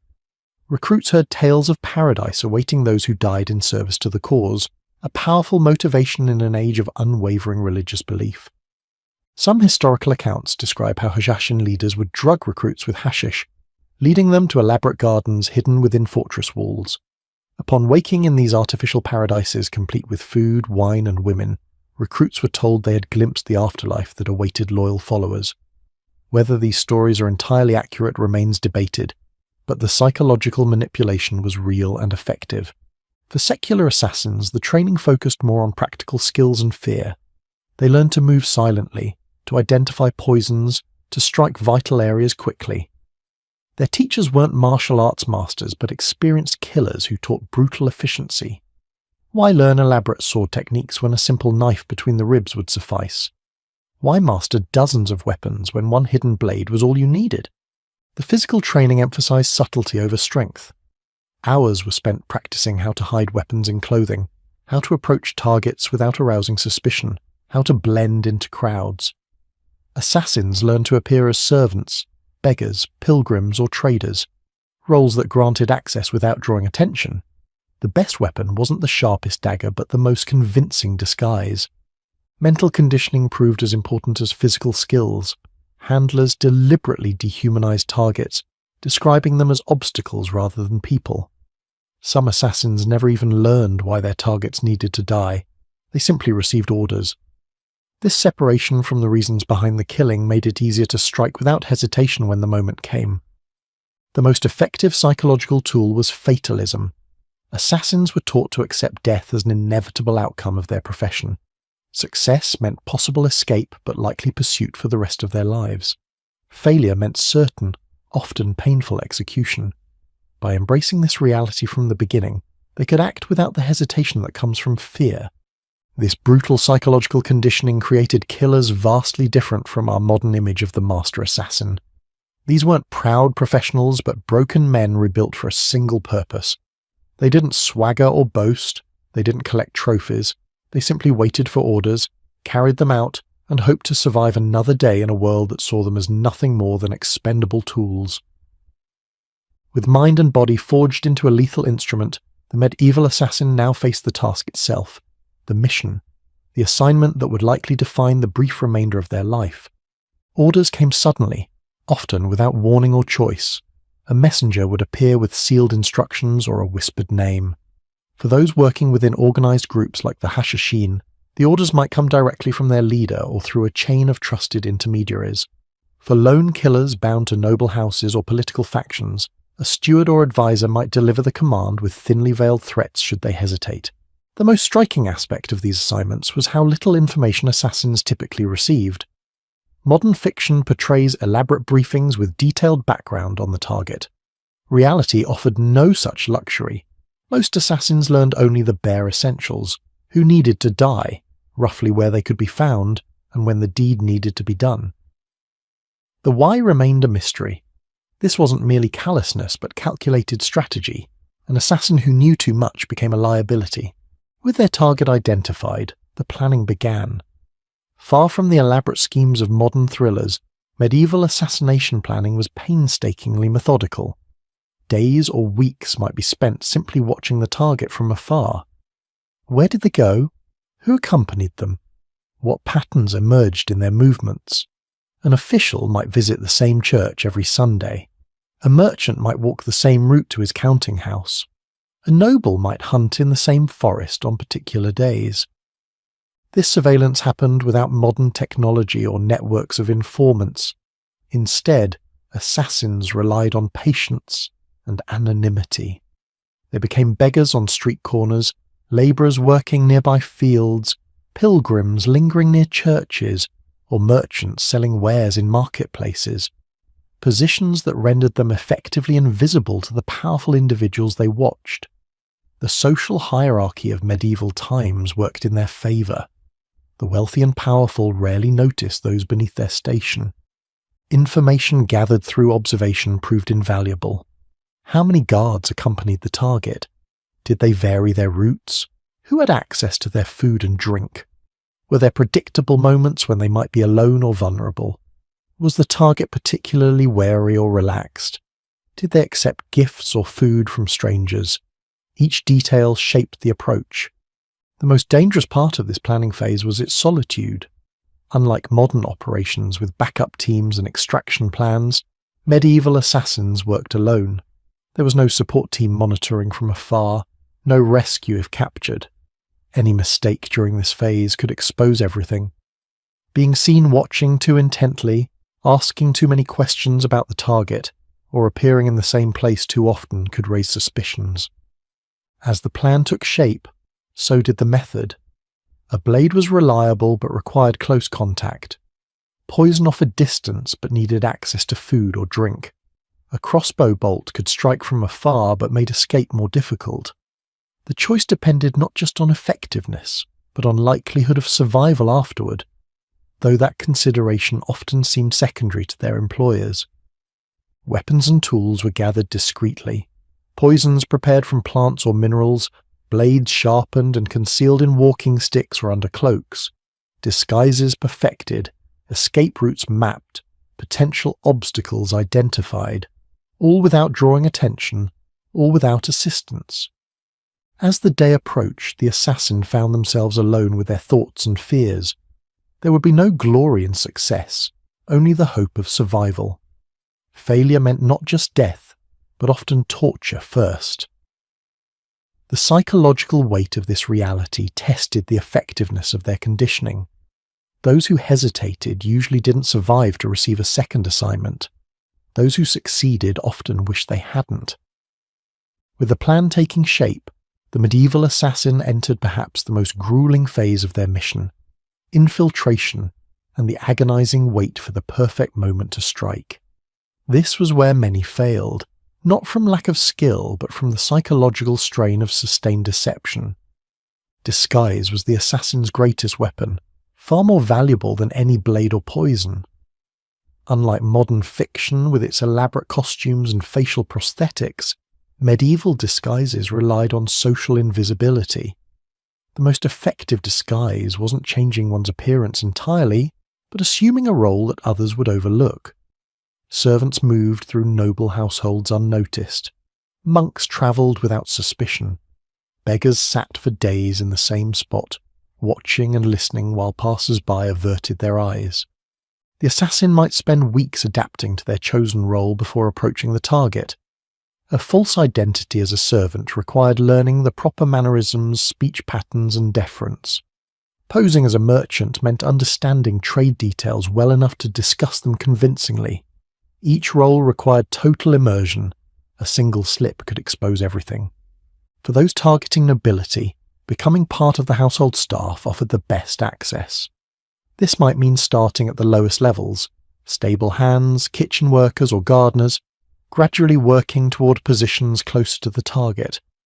Patient assassins might serve for months before striking, earning trust and access while observing from within. The Roman concept of the trusted slave who suddenly turned lethal was a recurring nightmare for the powerful throughout medieval times. Religious disguises proved particularly effective. In an age of faith, few questioned a monk's pilgrims or friars' motives. Monasteries provided shelter, nobles welcomed religious figures into their homes, and towns opened their gates to those wearing religious garb. Stories tell of Hashashin assassins disguised as monks who managed to get close enough to kill even well-guarded rulers. For targets who rarely appeared in public, the assassin might pose as someone the target would specifically summon: healers for the sick, entertainers for the bored, or messengers bearing important news. The advantage of such disguises was immediate proximity to the target, though they required convincing performance under intense scrutiny. Once in position, the waiting began. Medieval assassination was not about quick strikes, but patient opportunity.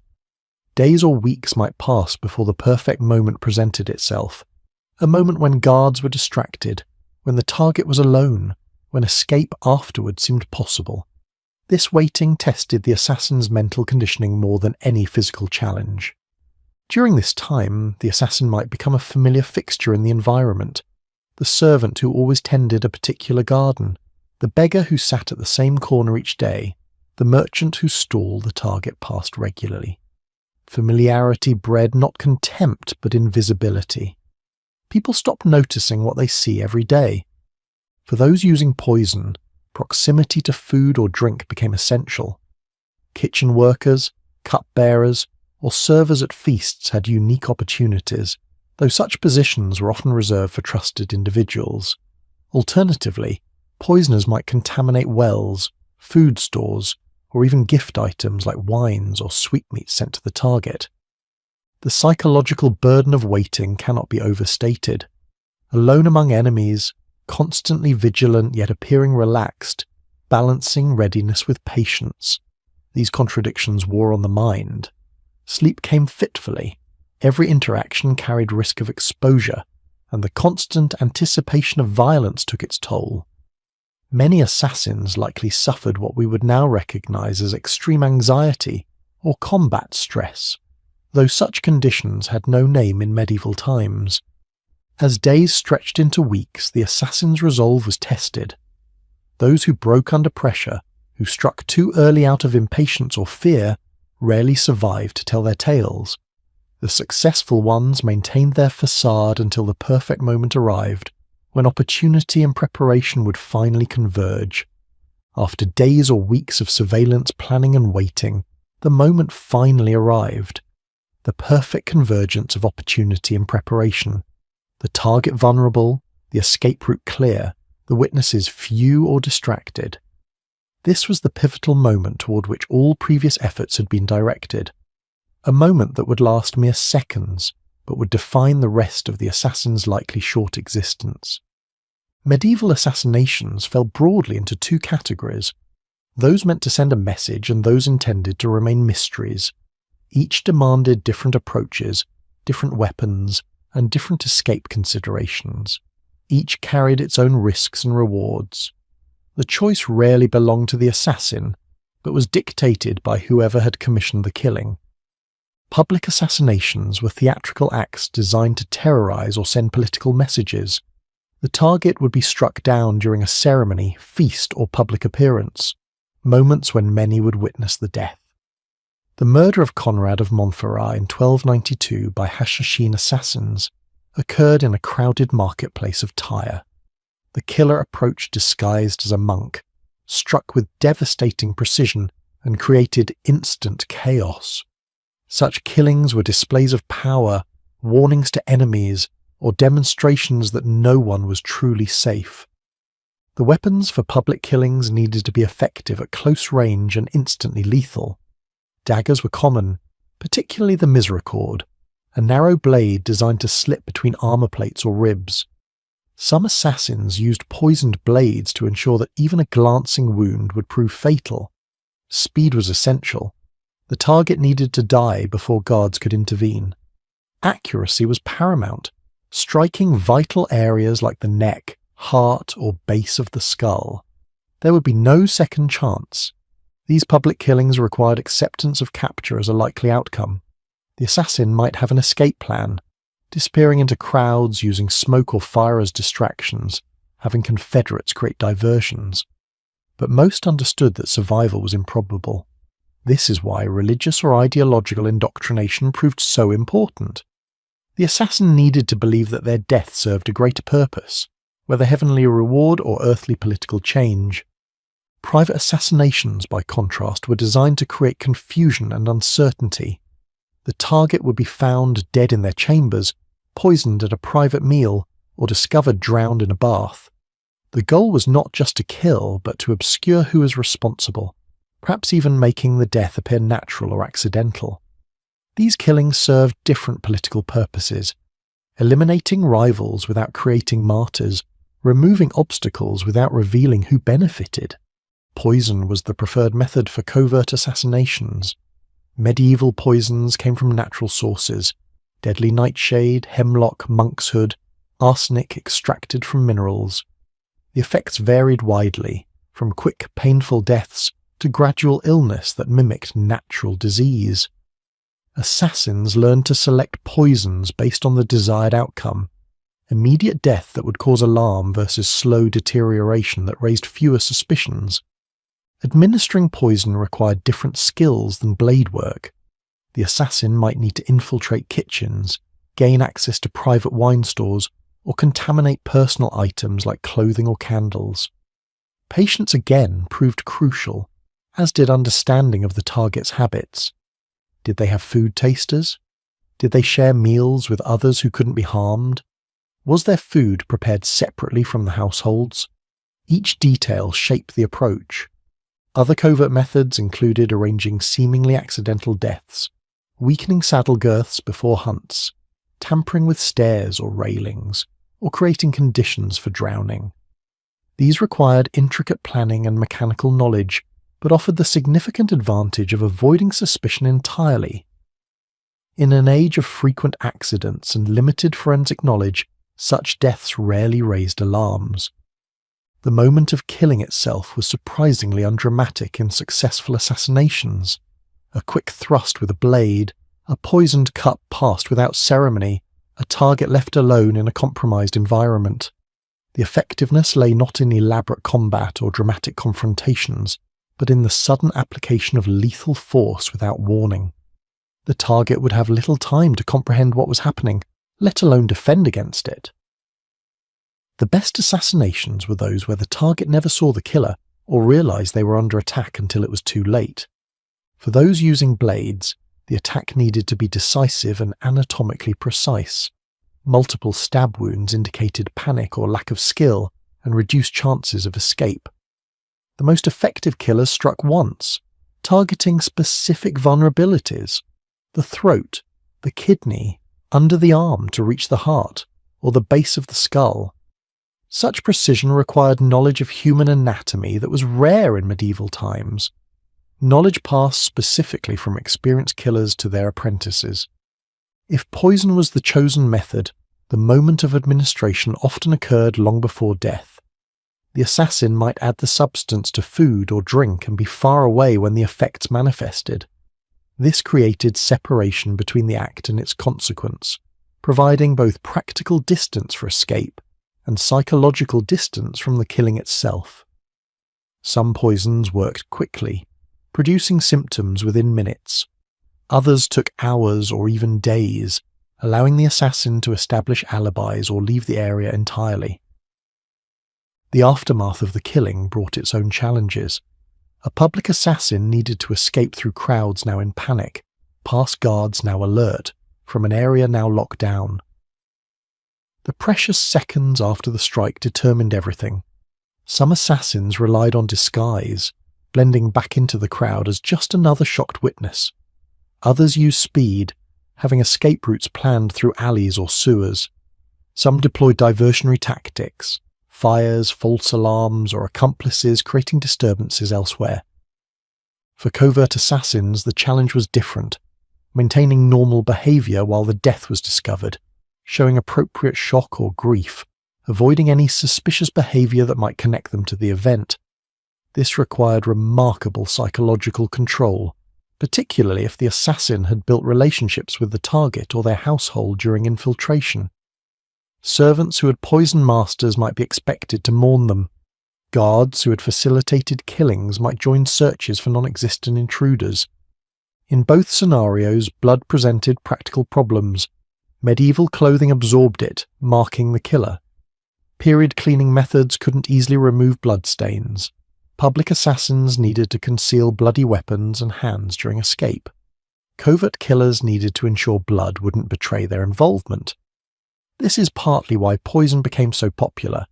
It eliminated the messy evidence that blade work created. The psychological impact of killing at close range shouldn't be underestimated. Modern research on combat psychology suggests that humans have inherent resistance to killing others, particularly face-to-face. Medieval assassins weren't immune to this human response.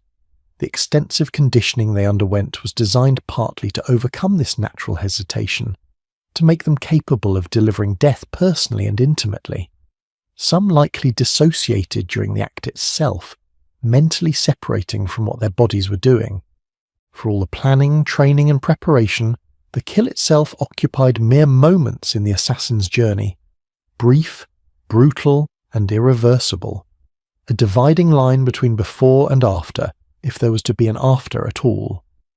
Many assassins didn't survive their missions. Those who did carried not just the memory of the act, but the knowledge that they themselves were now liabilities to those who had employed them. The successful kill marked not the end of danger, but the beginning of a new and possibly more perilous phase, escape and its aftermath. The blade had struck. The poison had been administered. The target had fallen. But for the medieval assassin, the most dangerous part of the mission was just beginning.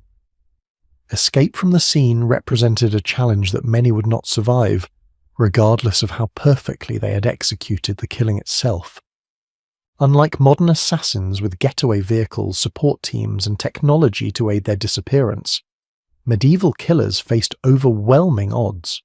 The moment a high-value target fell, an entire city might lock down.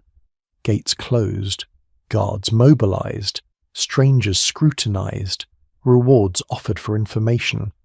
The full machinery of medieval justice and revenge grinding into motion with the assassin caught somewhere in its gears. For those who had carried out public assassinations, the first moments after the strike determined everything. The crowd's initial shock provided precious seconds to move away from the fallen target before the shouting began. Pre-planned routes through narrow alleys, buildings with multiple exits, or sewers could offer temporary concealment.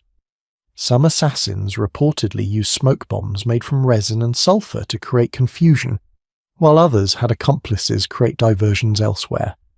Church sanctuaries offered one desperate option. Medieval law recognized the right of sanctuary, where fugitives could claim protection within church walls. While this might prevent immediate execution, it often led to permanent exile or eventual capture, when hunger or thirst forced the assassin to emerge. Few churches would risk their standing to protect known killers for long, particularly those who had targeted powerful figures. Water routes provided escape opportunities in coastal or riverside cities. Boats arranged beforehand could carry assassins beyond immediate pursuit. The assassin might have disguised themselves as fishermen, merchants, or pilgrims, blending into river traffic before guards organised searches of vessels. Venice, with its network of canals and access to the sea, was particularly challenging for authorities trying to contain fleeing killers. For assassins who had poisoned their targets, escape took different forms. Since death often occurred hours or days after the poison was administered, the killer might simply walk away before suspicion arose. However, when investigations began, they faced different challenges. Households locked down, everyone who had access to the victim questioned. Torture applied freely to extract confessions. Food tasters who had survived scrutinized for complicity. Medieval justice functioned on evidence standards we would find troubling today. Mere suspicion could lead to interrogation under torture. Proximity to the victim could constitute sufficient cause for accusation. Foreigners or those without powerful protectors made convenient scapegoats. In this environment, even assassins who had escaped the immediate scene often found themselves hunted, identified by informants seeking rewards, or betrayed by accomplices under duress. If caught, the assassin faced execution methods designed specifically to maximize suffering and serve as public warnings. Hanging was considered too merciful for assassins. Instead, they might face breaking on the wheel, where their limbs were systematically shattered before being woven through a wagon wheel and displayed. Others were drawn and quartered, their bodies literally torn apart after partial hanging. Some were boiled alive or subjected to progressive amputation before the final killing stroke. Even those who managed to escape the immediate area faced life as hunted fugitives. Medieval communities were small, strangers notable, and travellers subject to questioning. Descriptions of wanted killers spread along trade routes. Merchants, pilgrims, and messengers carried news and warnings. The distinctive features of foreigners made them particularly vulnerable to recognition.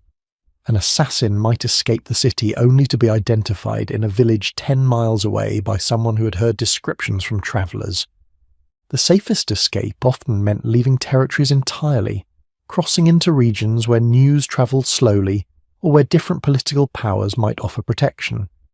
Assassins who had worked for one kingdom might flee to rival realms where their skills could purchase protection. Those who had killed for religious causes might seek shelter among sympathetic communities. But these journeys carried their own dangers: bandit-plagued roads, suspicious border guards, and the constant risk of betrayal. Perhaps most dangerously, successful assassins often found those who had hired them unwilling to risk future exposure. Many employers considered assassins disposable assets, whose survival represented unnecessary risk. After carrying out their assigned task, assassins might find themselves hunted not just by the victim's allies, but by their own former employers. Historical records suggest that many assassins met their ends not at the hands of authorities, but through quiet elimination by those who had commissioned their services. The Hashashin, more organized than most, developed systems to protect their members after missions. Assassins would return to mountain fortresses controlled by their order, where pursuing armies would face difficult sieges through harsh terrain. This protection came at the cost of lifetime service and isolation from the wider world. Even here, assassins remained practical prisoners of their organization, their knowledge making them too dangerous to live normal lives. This reality, the near impossibility of escape and survival, shaped how medieval assassins approached their missions. Many embraced a fatalistic mindset, seeing themselves as already dead from the moment they accepted the assignment. This psychological preparation allowed them to act without the hesitation that comes from self-preservation, making them paradoxically more effective.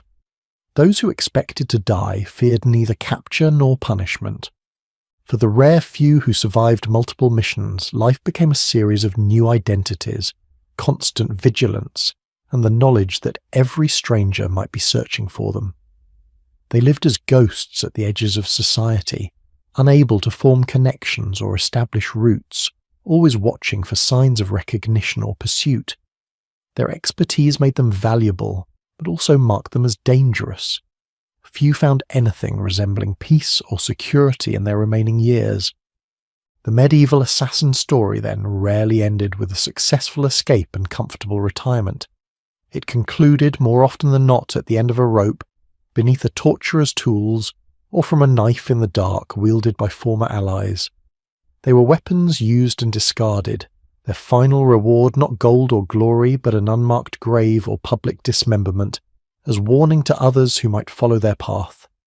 For the rare medieval assassin who survived their mission and immediate escape, the aftermath brought not reward but an entirely new set of dangers. Having served their purpose, these killers discovered the cruel truth of their profession. They had always been expendable, tools to be discarded once their utility ended. The promised payments often never materialized. Gold left in dead drops would be missing. Safe houses would be abandoned or watched. Contacts would disappear. Carefully arranged ships would sail without them. The betrayal was not personal but practical. An assassin who survived knew too much, could identify employers, might be captured and tortured for information.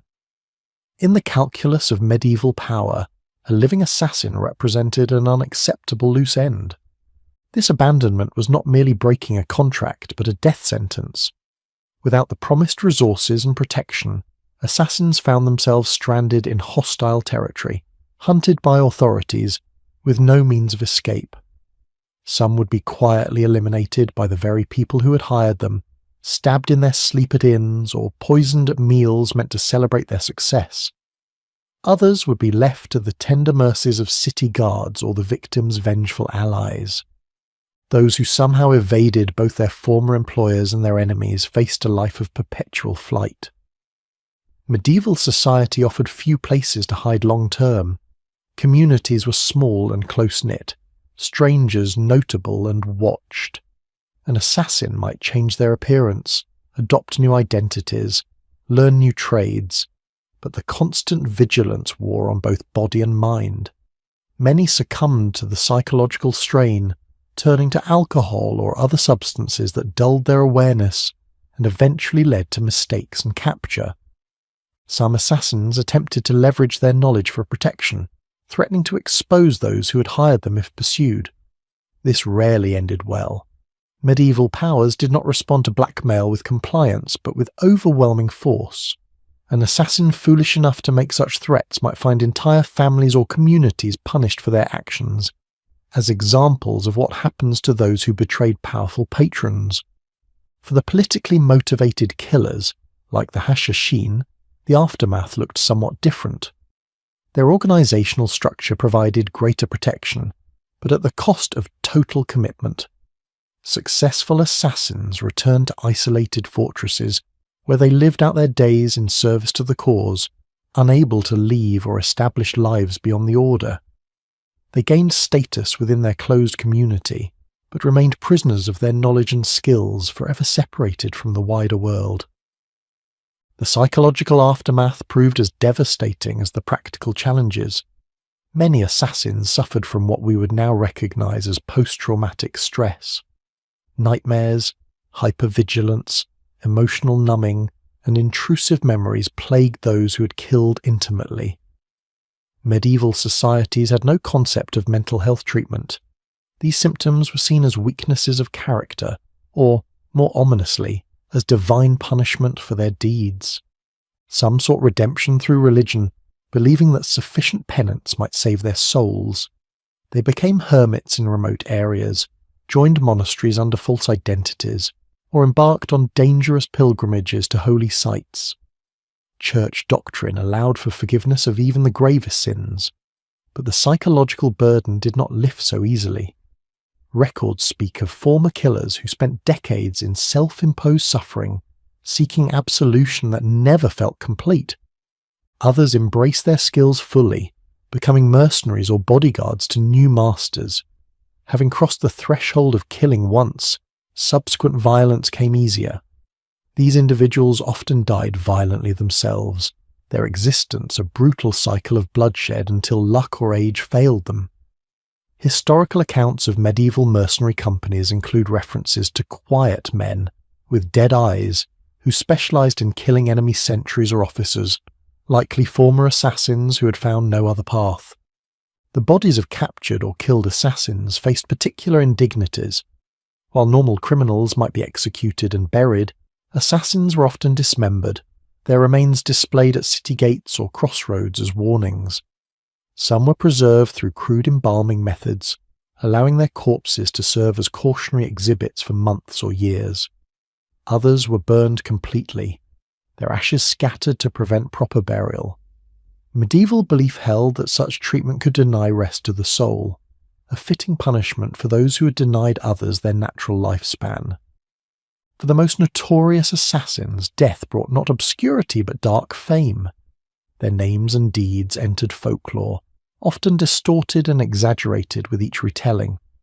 These stories rarely captured the grim reality of desperation, manipulation, and disposability that defined their actual lives.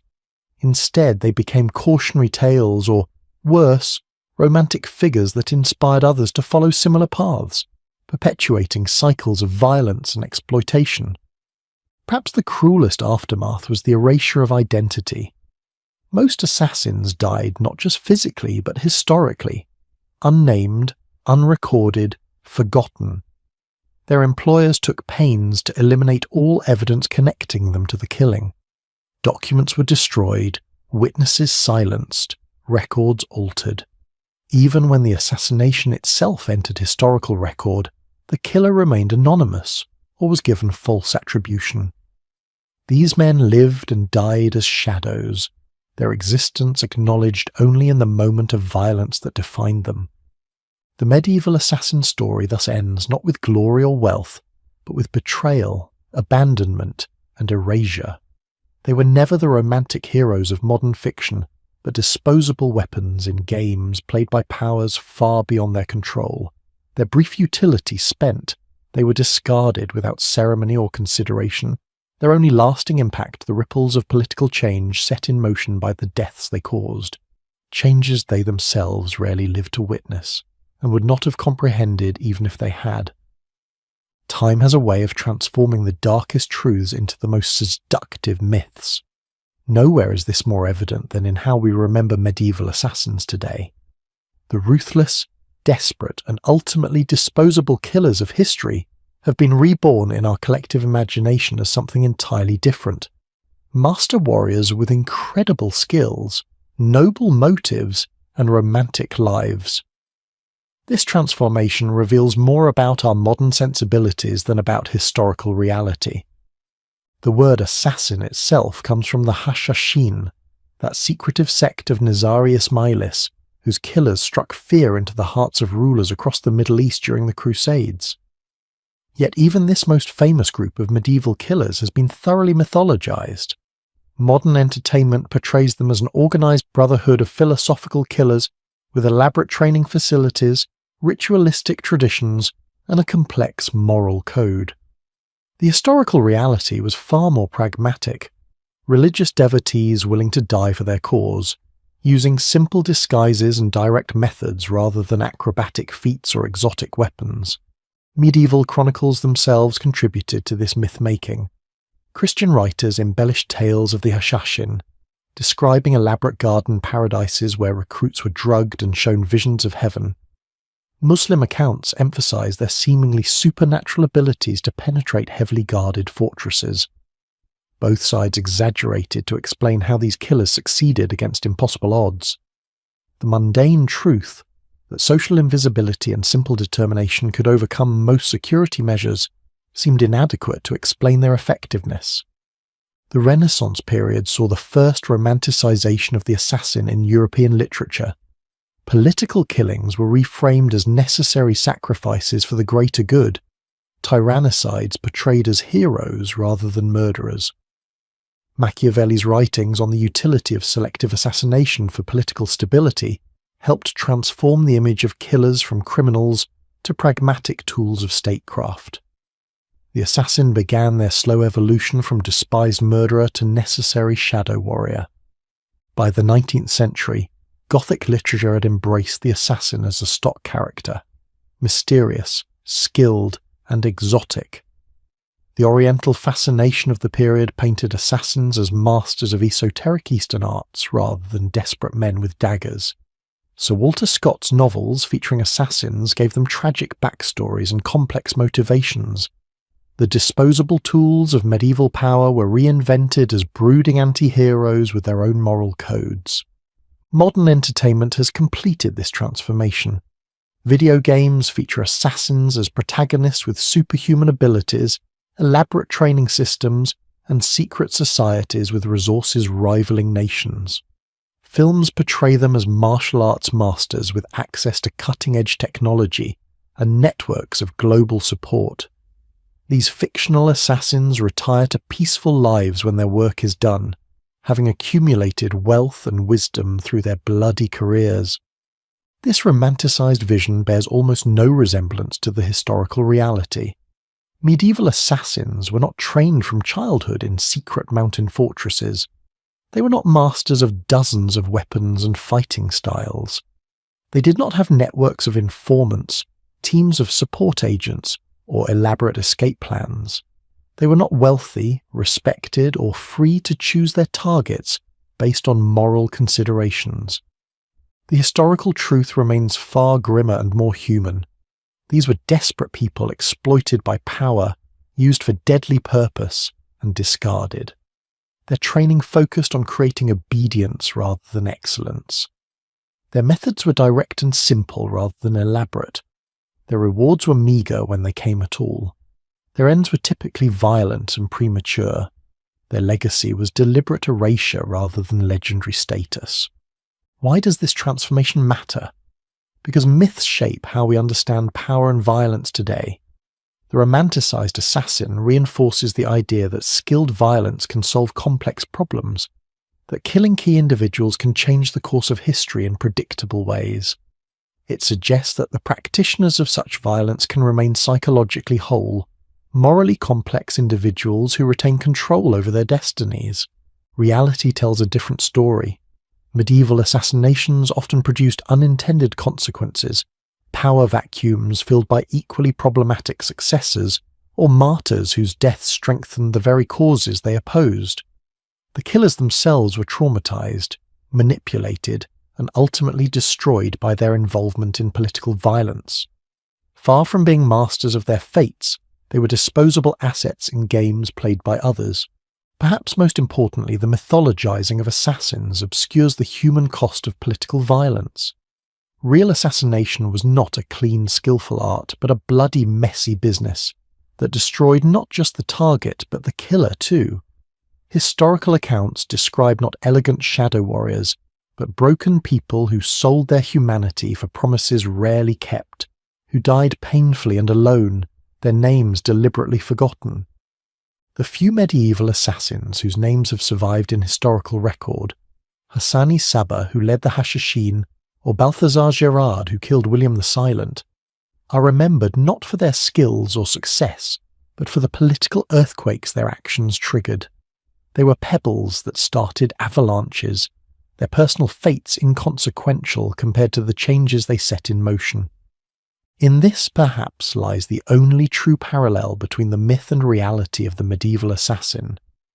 Both were ultimately defined not by who they were, but by what they did, by that single, violent moment that connected them briefly but permanently to history.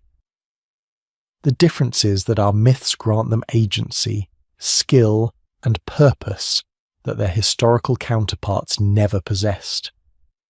The reality of the medieval assassin remains a sobering counterpoint to our modern fascination with skilled, principled killers. They were not masters but victims of their bloody trade, not heroes but tools, not legends in their time but deliberately forgotten footnotes.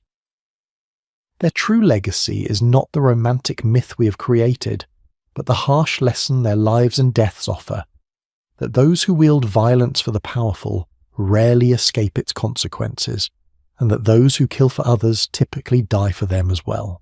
Hey guys, tonight we're stepping into the chaotic, wine-soaked halls of medieval royalty, but not as a king or a knight or a noble. Nope, you're the jester, the fool, the one who could mock a monarch to his face, and maybe live to see the next sunrise.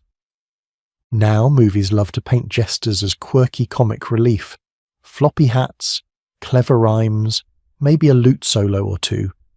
But the truth, the jester's life was far more brutal. Imagine being a walking pressure valve for royal egos. One wrong joke, and it's not laughter you hear, it's the sound of shackles. Or worse. So before you settle in, take a second to like and subscribe, but only if you genuinely enjoy the dark corners of history we explore here. And let me know in the comments where you're tuning in from and what time it is. I love seeing how far the madness travels. All right, lights down, volume up. Let's begin tonight's strange razor-edged journey into the twisted world of the medieval fool. Imagine waking up every morning knowing your only purpose in life is to be laughed at. Not with you, at you. Welcome to the weird and often terrifying life of a medieval court jester, where your entire existence revolves around one simple rule. Be funny, or else. You're not a person, you're a walking stress toy with bells. The king had a bad day, you better make him laugh. The queen is bored. Dance, fool, dance! You exist solely for the entertainment of others, which might sound like modern celebrity life, but with one key difference. Failure meant more than just bad reviews. You were chosen for this honour for one of three reasons. Either you were naturally witty and quick with jokes, you were born with some physical oddity that people found amusing, or you were simply desperate enough to take the only job available. Congratulations on your career choice. What makes your position truly bizarre is the contradiction at its core. You're simultaneously invisible and constantly watched. When you're not performing, you might as well not exist. No one asks about your day or your thoughts on politics. But the moment you step into the spotlight, every eye tracks your movement, every ear strains to hear your words, and every mind judges whether you're worth keeping around. The true irony? You exist for everyone's amusement, except your own. Your jokes make others roar with laughter, while you're calculating whether that laugh was genuine enough to keep you fed tonight. Your silly dances entertain the court, while your feet bleed in those ridiculous pointed shoes. Your witty observations make nobles feel clever, while you carefully avoid saying anything that might cost you your head. Welcome to life as medieval entertainment. Hope you enjoy being the human punchline. Nothing reveals your true status at court quite like feast time. Picture this. The great hall is packed with nobles gorging themselves on roasted meats and fine wines. The air smells of food, sweat, and desperation. The last one coming mostly from you. Mealtime is showtime, and you're the only thing in the room less respected than the leftover bones thrown to the dogs. While others sit and eat, you perform. You juggle apples between courses. You mock the nobles just enough to make them laugh, but not enough to make them angry. You tell dirty jokes that make the king chuckle and the queen pretend to be offended. And all this time you're starving. Because you don't eat until the entertainment is over, and sometimes not even then. Reading the king's mood becomes your most important survival skill. Is he in good spirits? Then maybe you can push that joke a little further. Is he scowling into his wine? Then perhaps today is not the day to mock his new crown. One bad joke means no supper.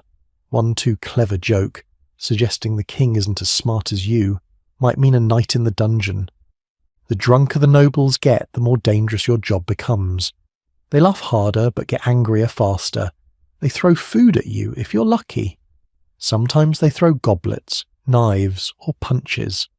And you're expected to take it all with a smile because, hey, that's what jesters do. Every single laugh you generate is like flipping a coin. Heads, you get approval and maybe some scraps from the table. Tails, you get humiliation or worse. and you flip that coin hundreds of times a day, with your stomach growling and your dignity shrinking. The feast ends. The nobles stumble off to bed with full bellies. And you? You pick food out of your costume and wonder if tomorrow's performance will be your last.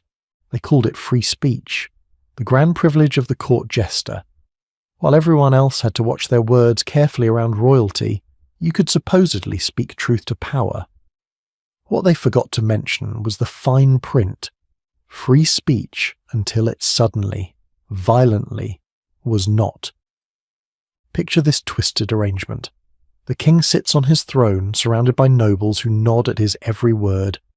These are powerful people who own land, command armies, and control wealth. Yet none of them dare tell the king when his new tax plan is crushing the peasants, or when his military strategy is doomed to fail. That dangerous job falls to you, the fool in the colourful costume. Your so-called freedom to speak truth makes you both valuable and completely expendable. One day, you might save the kingdom by making the king laugh at his own foolish idea until he abandons it. The next day, you might find yourself in chains because you picked the wrong moment to be honest. Your value exists in that razor-thin space between helpful insight and punishable offence. The cruelest part, you become a political weapon. The king uses you to test dangerous waters. He lets you mock a visiting diplomat to see how they react under pressure. He encourages you to joke about a noble he suspects of treachery, watching their face for signs of guilt. You deliver the insults the king cannot speak himself, becoming his verbal assassin. Then comes the inevitable betrayal. When the joke goes too far, when the insulted party demands someone pay for the disrespect, guess who becomes the convenient scapegoat? Not the king who nodded and winked at you to make the joke. Not the courtiers who laughed along, just you, the disposable fool who supposedly acts alone. You're not a man of power, you're a meat shield in tights. Your bells jingle as you dance on that razor's edge between clever and dead. Your words may seem free, but they are the most expensive things you own, and one day you will pay for them with more than you can afford. This bizarre power dynamic has historical roots going back centuries. In medieval Europe, speaking against the king was treason, punishable by death. Yet somehow, the jester emerged as the one exception to this rule. Kings like Henry VIII of England kept fools like Will Somers, who could criticise royal decisions when no one else dared. The French court maintained a tradition of fools who served as the king's mirror, reflecting truths that would otherwise remain unspoken. But this freedom came with invisible chains. Consider the case of Archibald Armstrong, jester to King James I of England. Armstrong enjoyed years of protected status, mockingly calling powerful religious figures toads and vipers. His sharp tongue earned him enemies among the nobility, yet the king's favour kept him safe. Until suddenly, it did not. After one insult too many against Archbishop Laud, Armstrong found himself stripped of his position and banished from court. His free speech vanished the moment it truly threatened the power structure. The truth is that your jesting license exists merely as theatre, the appearance of honesty in a dishonest world. The king allows you to speak freely not because he values truth, but because it serves him. Your criticisms make him look fair and open-minded to his subjects. Your jokes at the expense of his enemies weaken their standing without him having to lift a finger. Think about the costume you wear. The motley clothes, the ridiculous hat, the bells that announce your presence. This outfit is not just for show. It marks you as separate from normal society. It signals to everyone that your words come from a place outside the regular rules. The costume tells the world, do not take this person seriously. They are just a fool after all. This visual reminder of your otherness serves a critical purpose. It means that when you speak uncomfortable truths, people can laugh them off. The king can listen to your criticism about his greedy tax collectors and still do nothing, because the criticism came wrapped in a joke from a man in a silly hat. Your truth becomes deniable the moment it leaves your lips. And what happens on the rare occasions when your words actually change something? When the king takes your advice disguised as humour, credit never flows to you. The king becomes wise for listening to his advisers. The nobles praise his judgment. Meanwhile, you fade into the background, the invisible architect of change, until the next time you're needed to entertain. Your position as truth-teller comes with another deadly catch. You must somehow know which truths are acceptable and which will end you. Court politics move in mysterious ways, with alliances shifting overnight and yesterday's favourite becoming today's enemy. You must navigate these treacherous waters with nothing but your wits to guide you. Say the wrong thing about the Queen's family connections, and you might insult a potential ally. Mock the wrong noble, and you might target someone the king secretly respects. Joke about a military defeat too soon, and you might reopen wounds that haven't healed. There is no manual for this job. There are no clear boundaries. You learn by surviving, one day at a time. Some jesters thrived in this impossible position.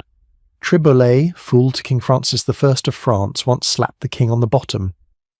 When the king threatened to execute him for this insult, Triboulet supposedly replied that he deserved mercy for mistaking the king for the queen.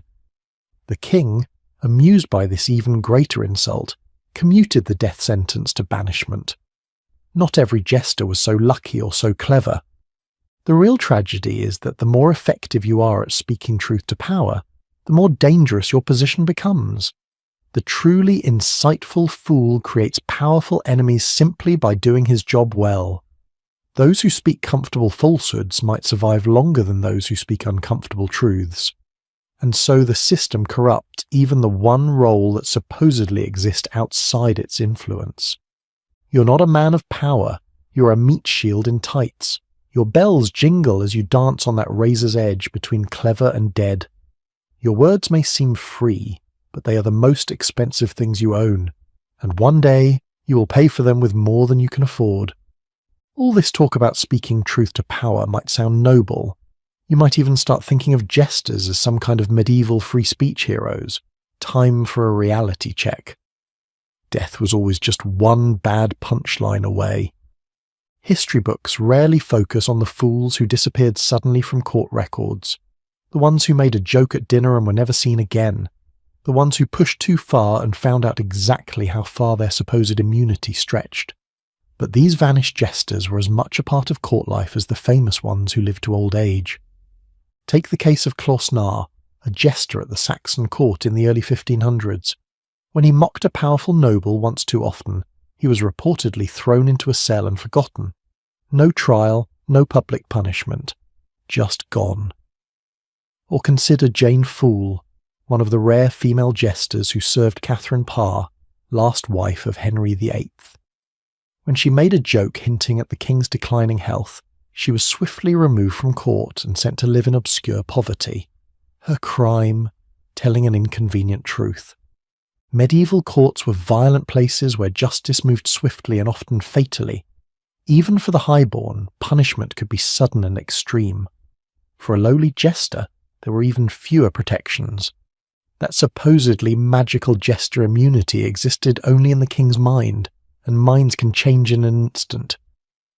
The clever jester learned to read the room with supernatural accuracy. You had to sense when the king's laughter was genuine, and when it masked growing anger. You needed to spot the flush of rage on a duke's face before it turned into a command to have you beaten. You had to feel the shift in mood when a political alliance changed overnight, making yesterday's acceptable target today's protected favourite. One particularly dangerous moment was the transition between rulers.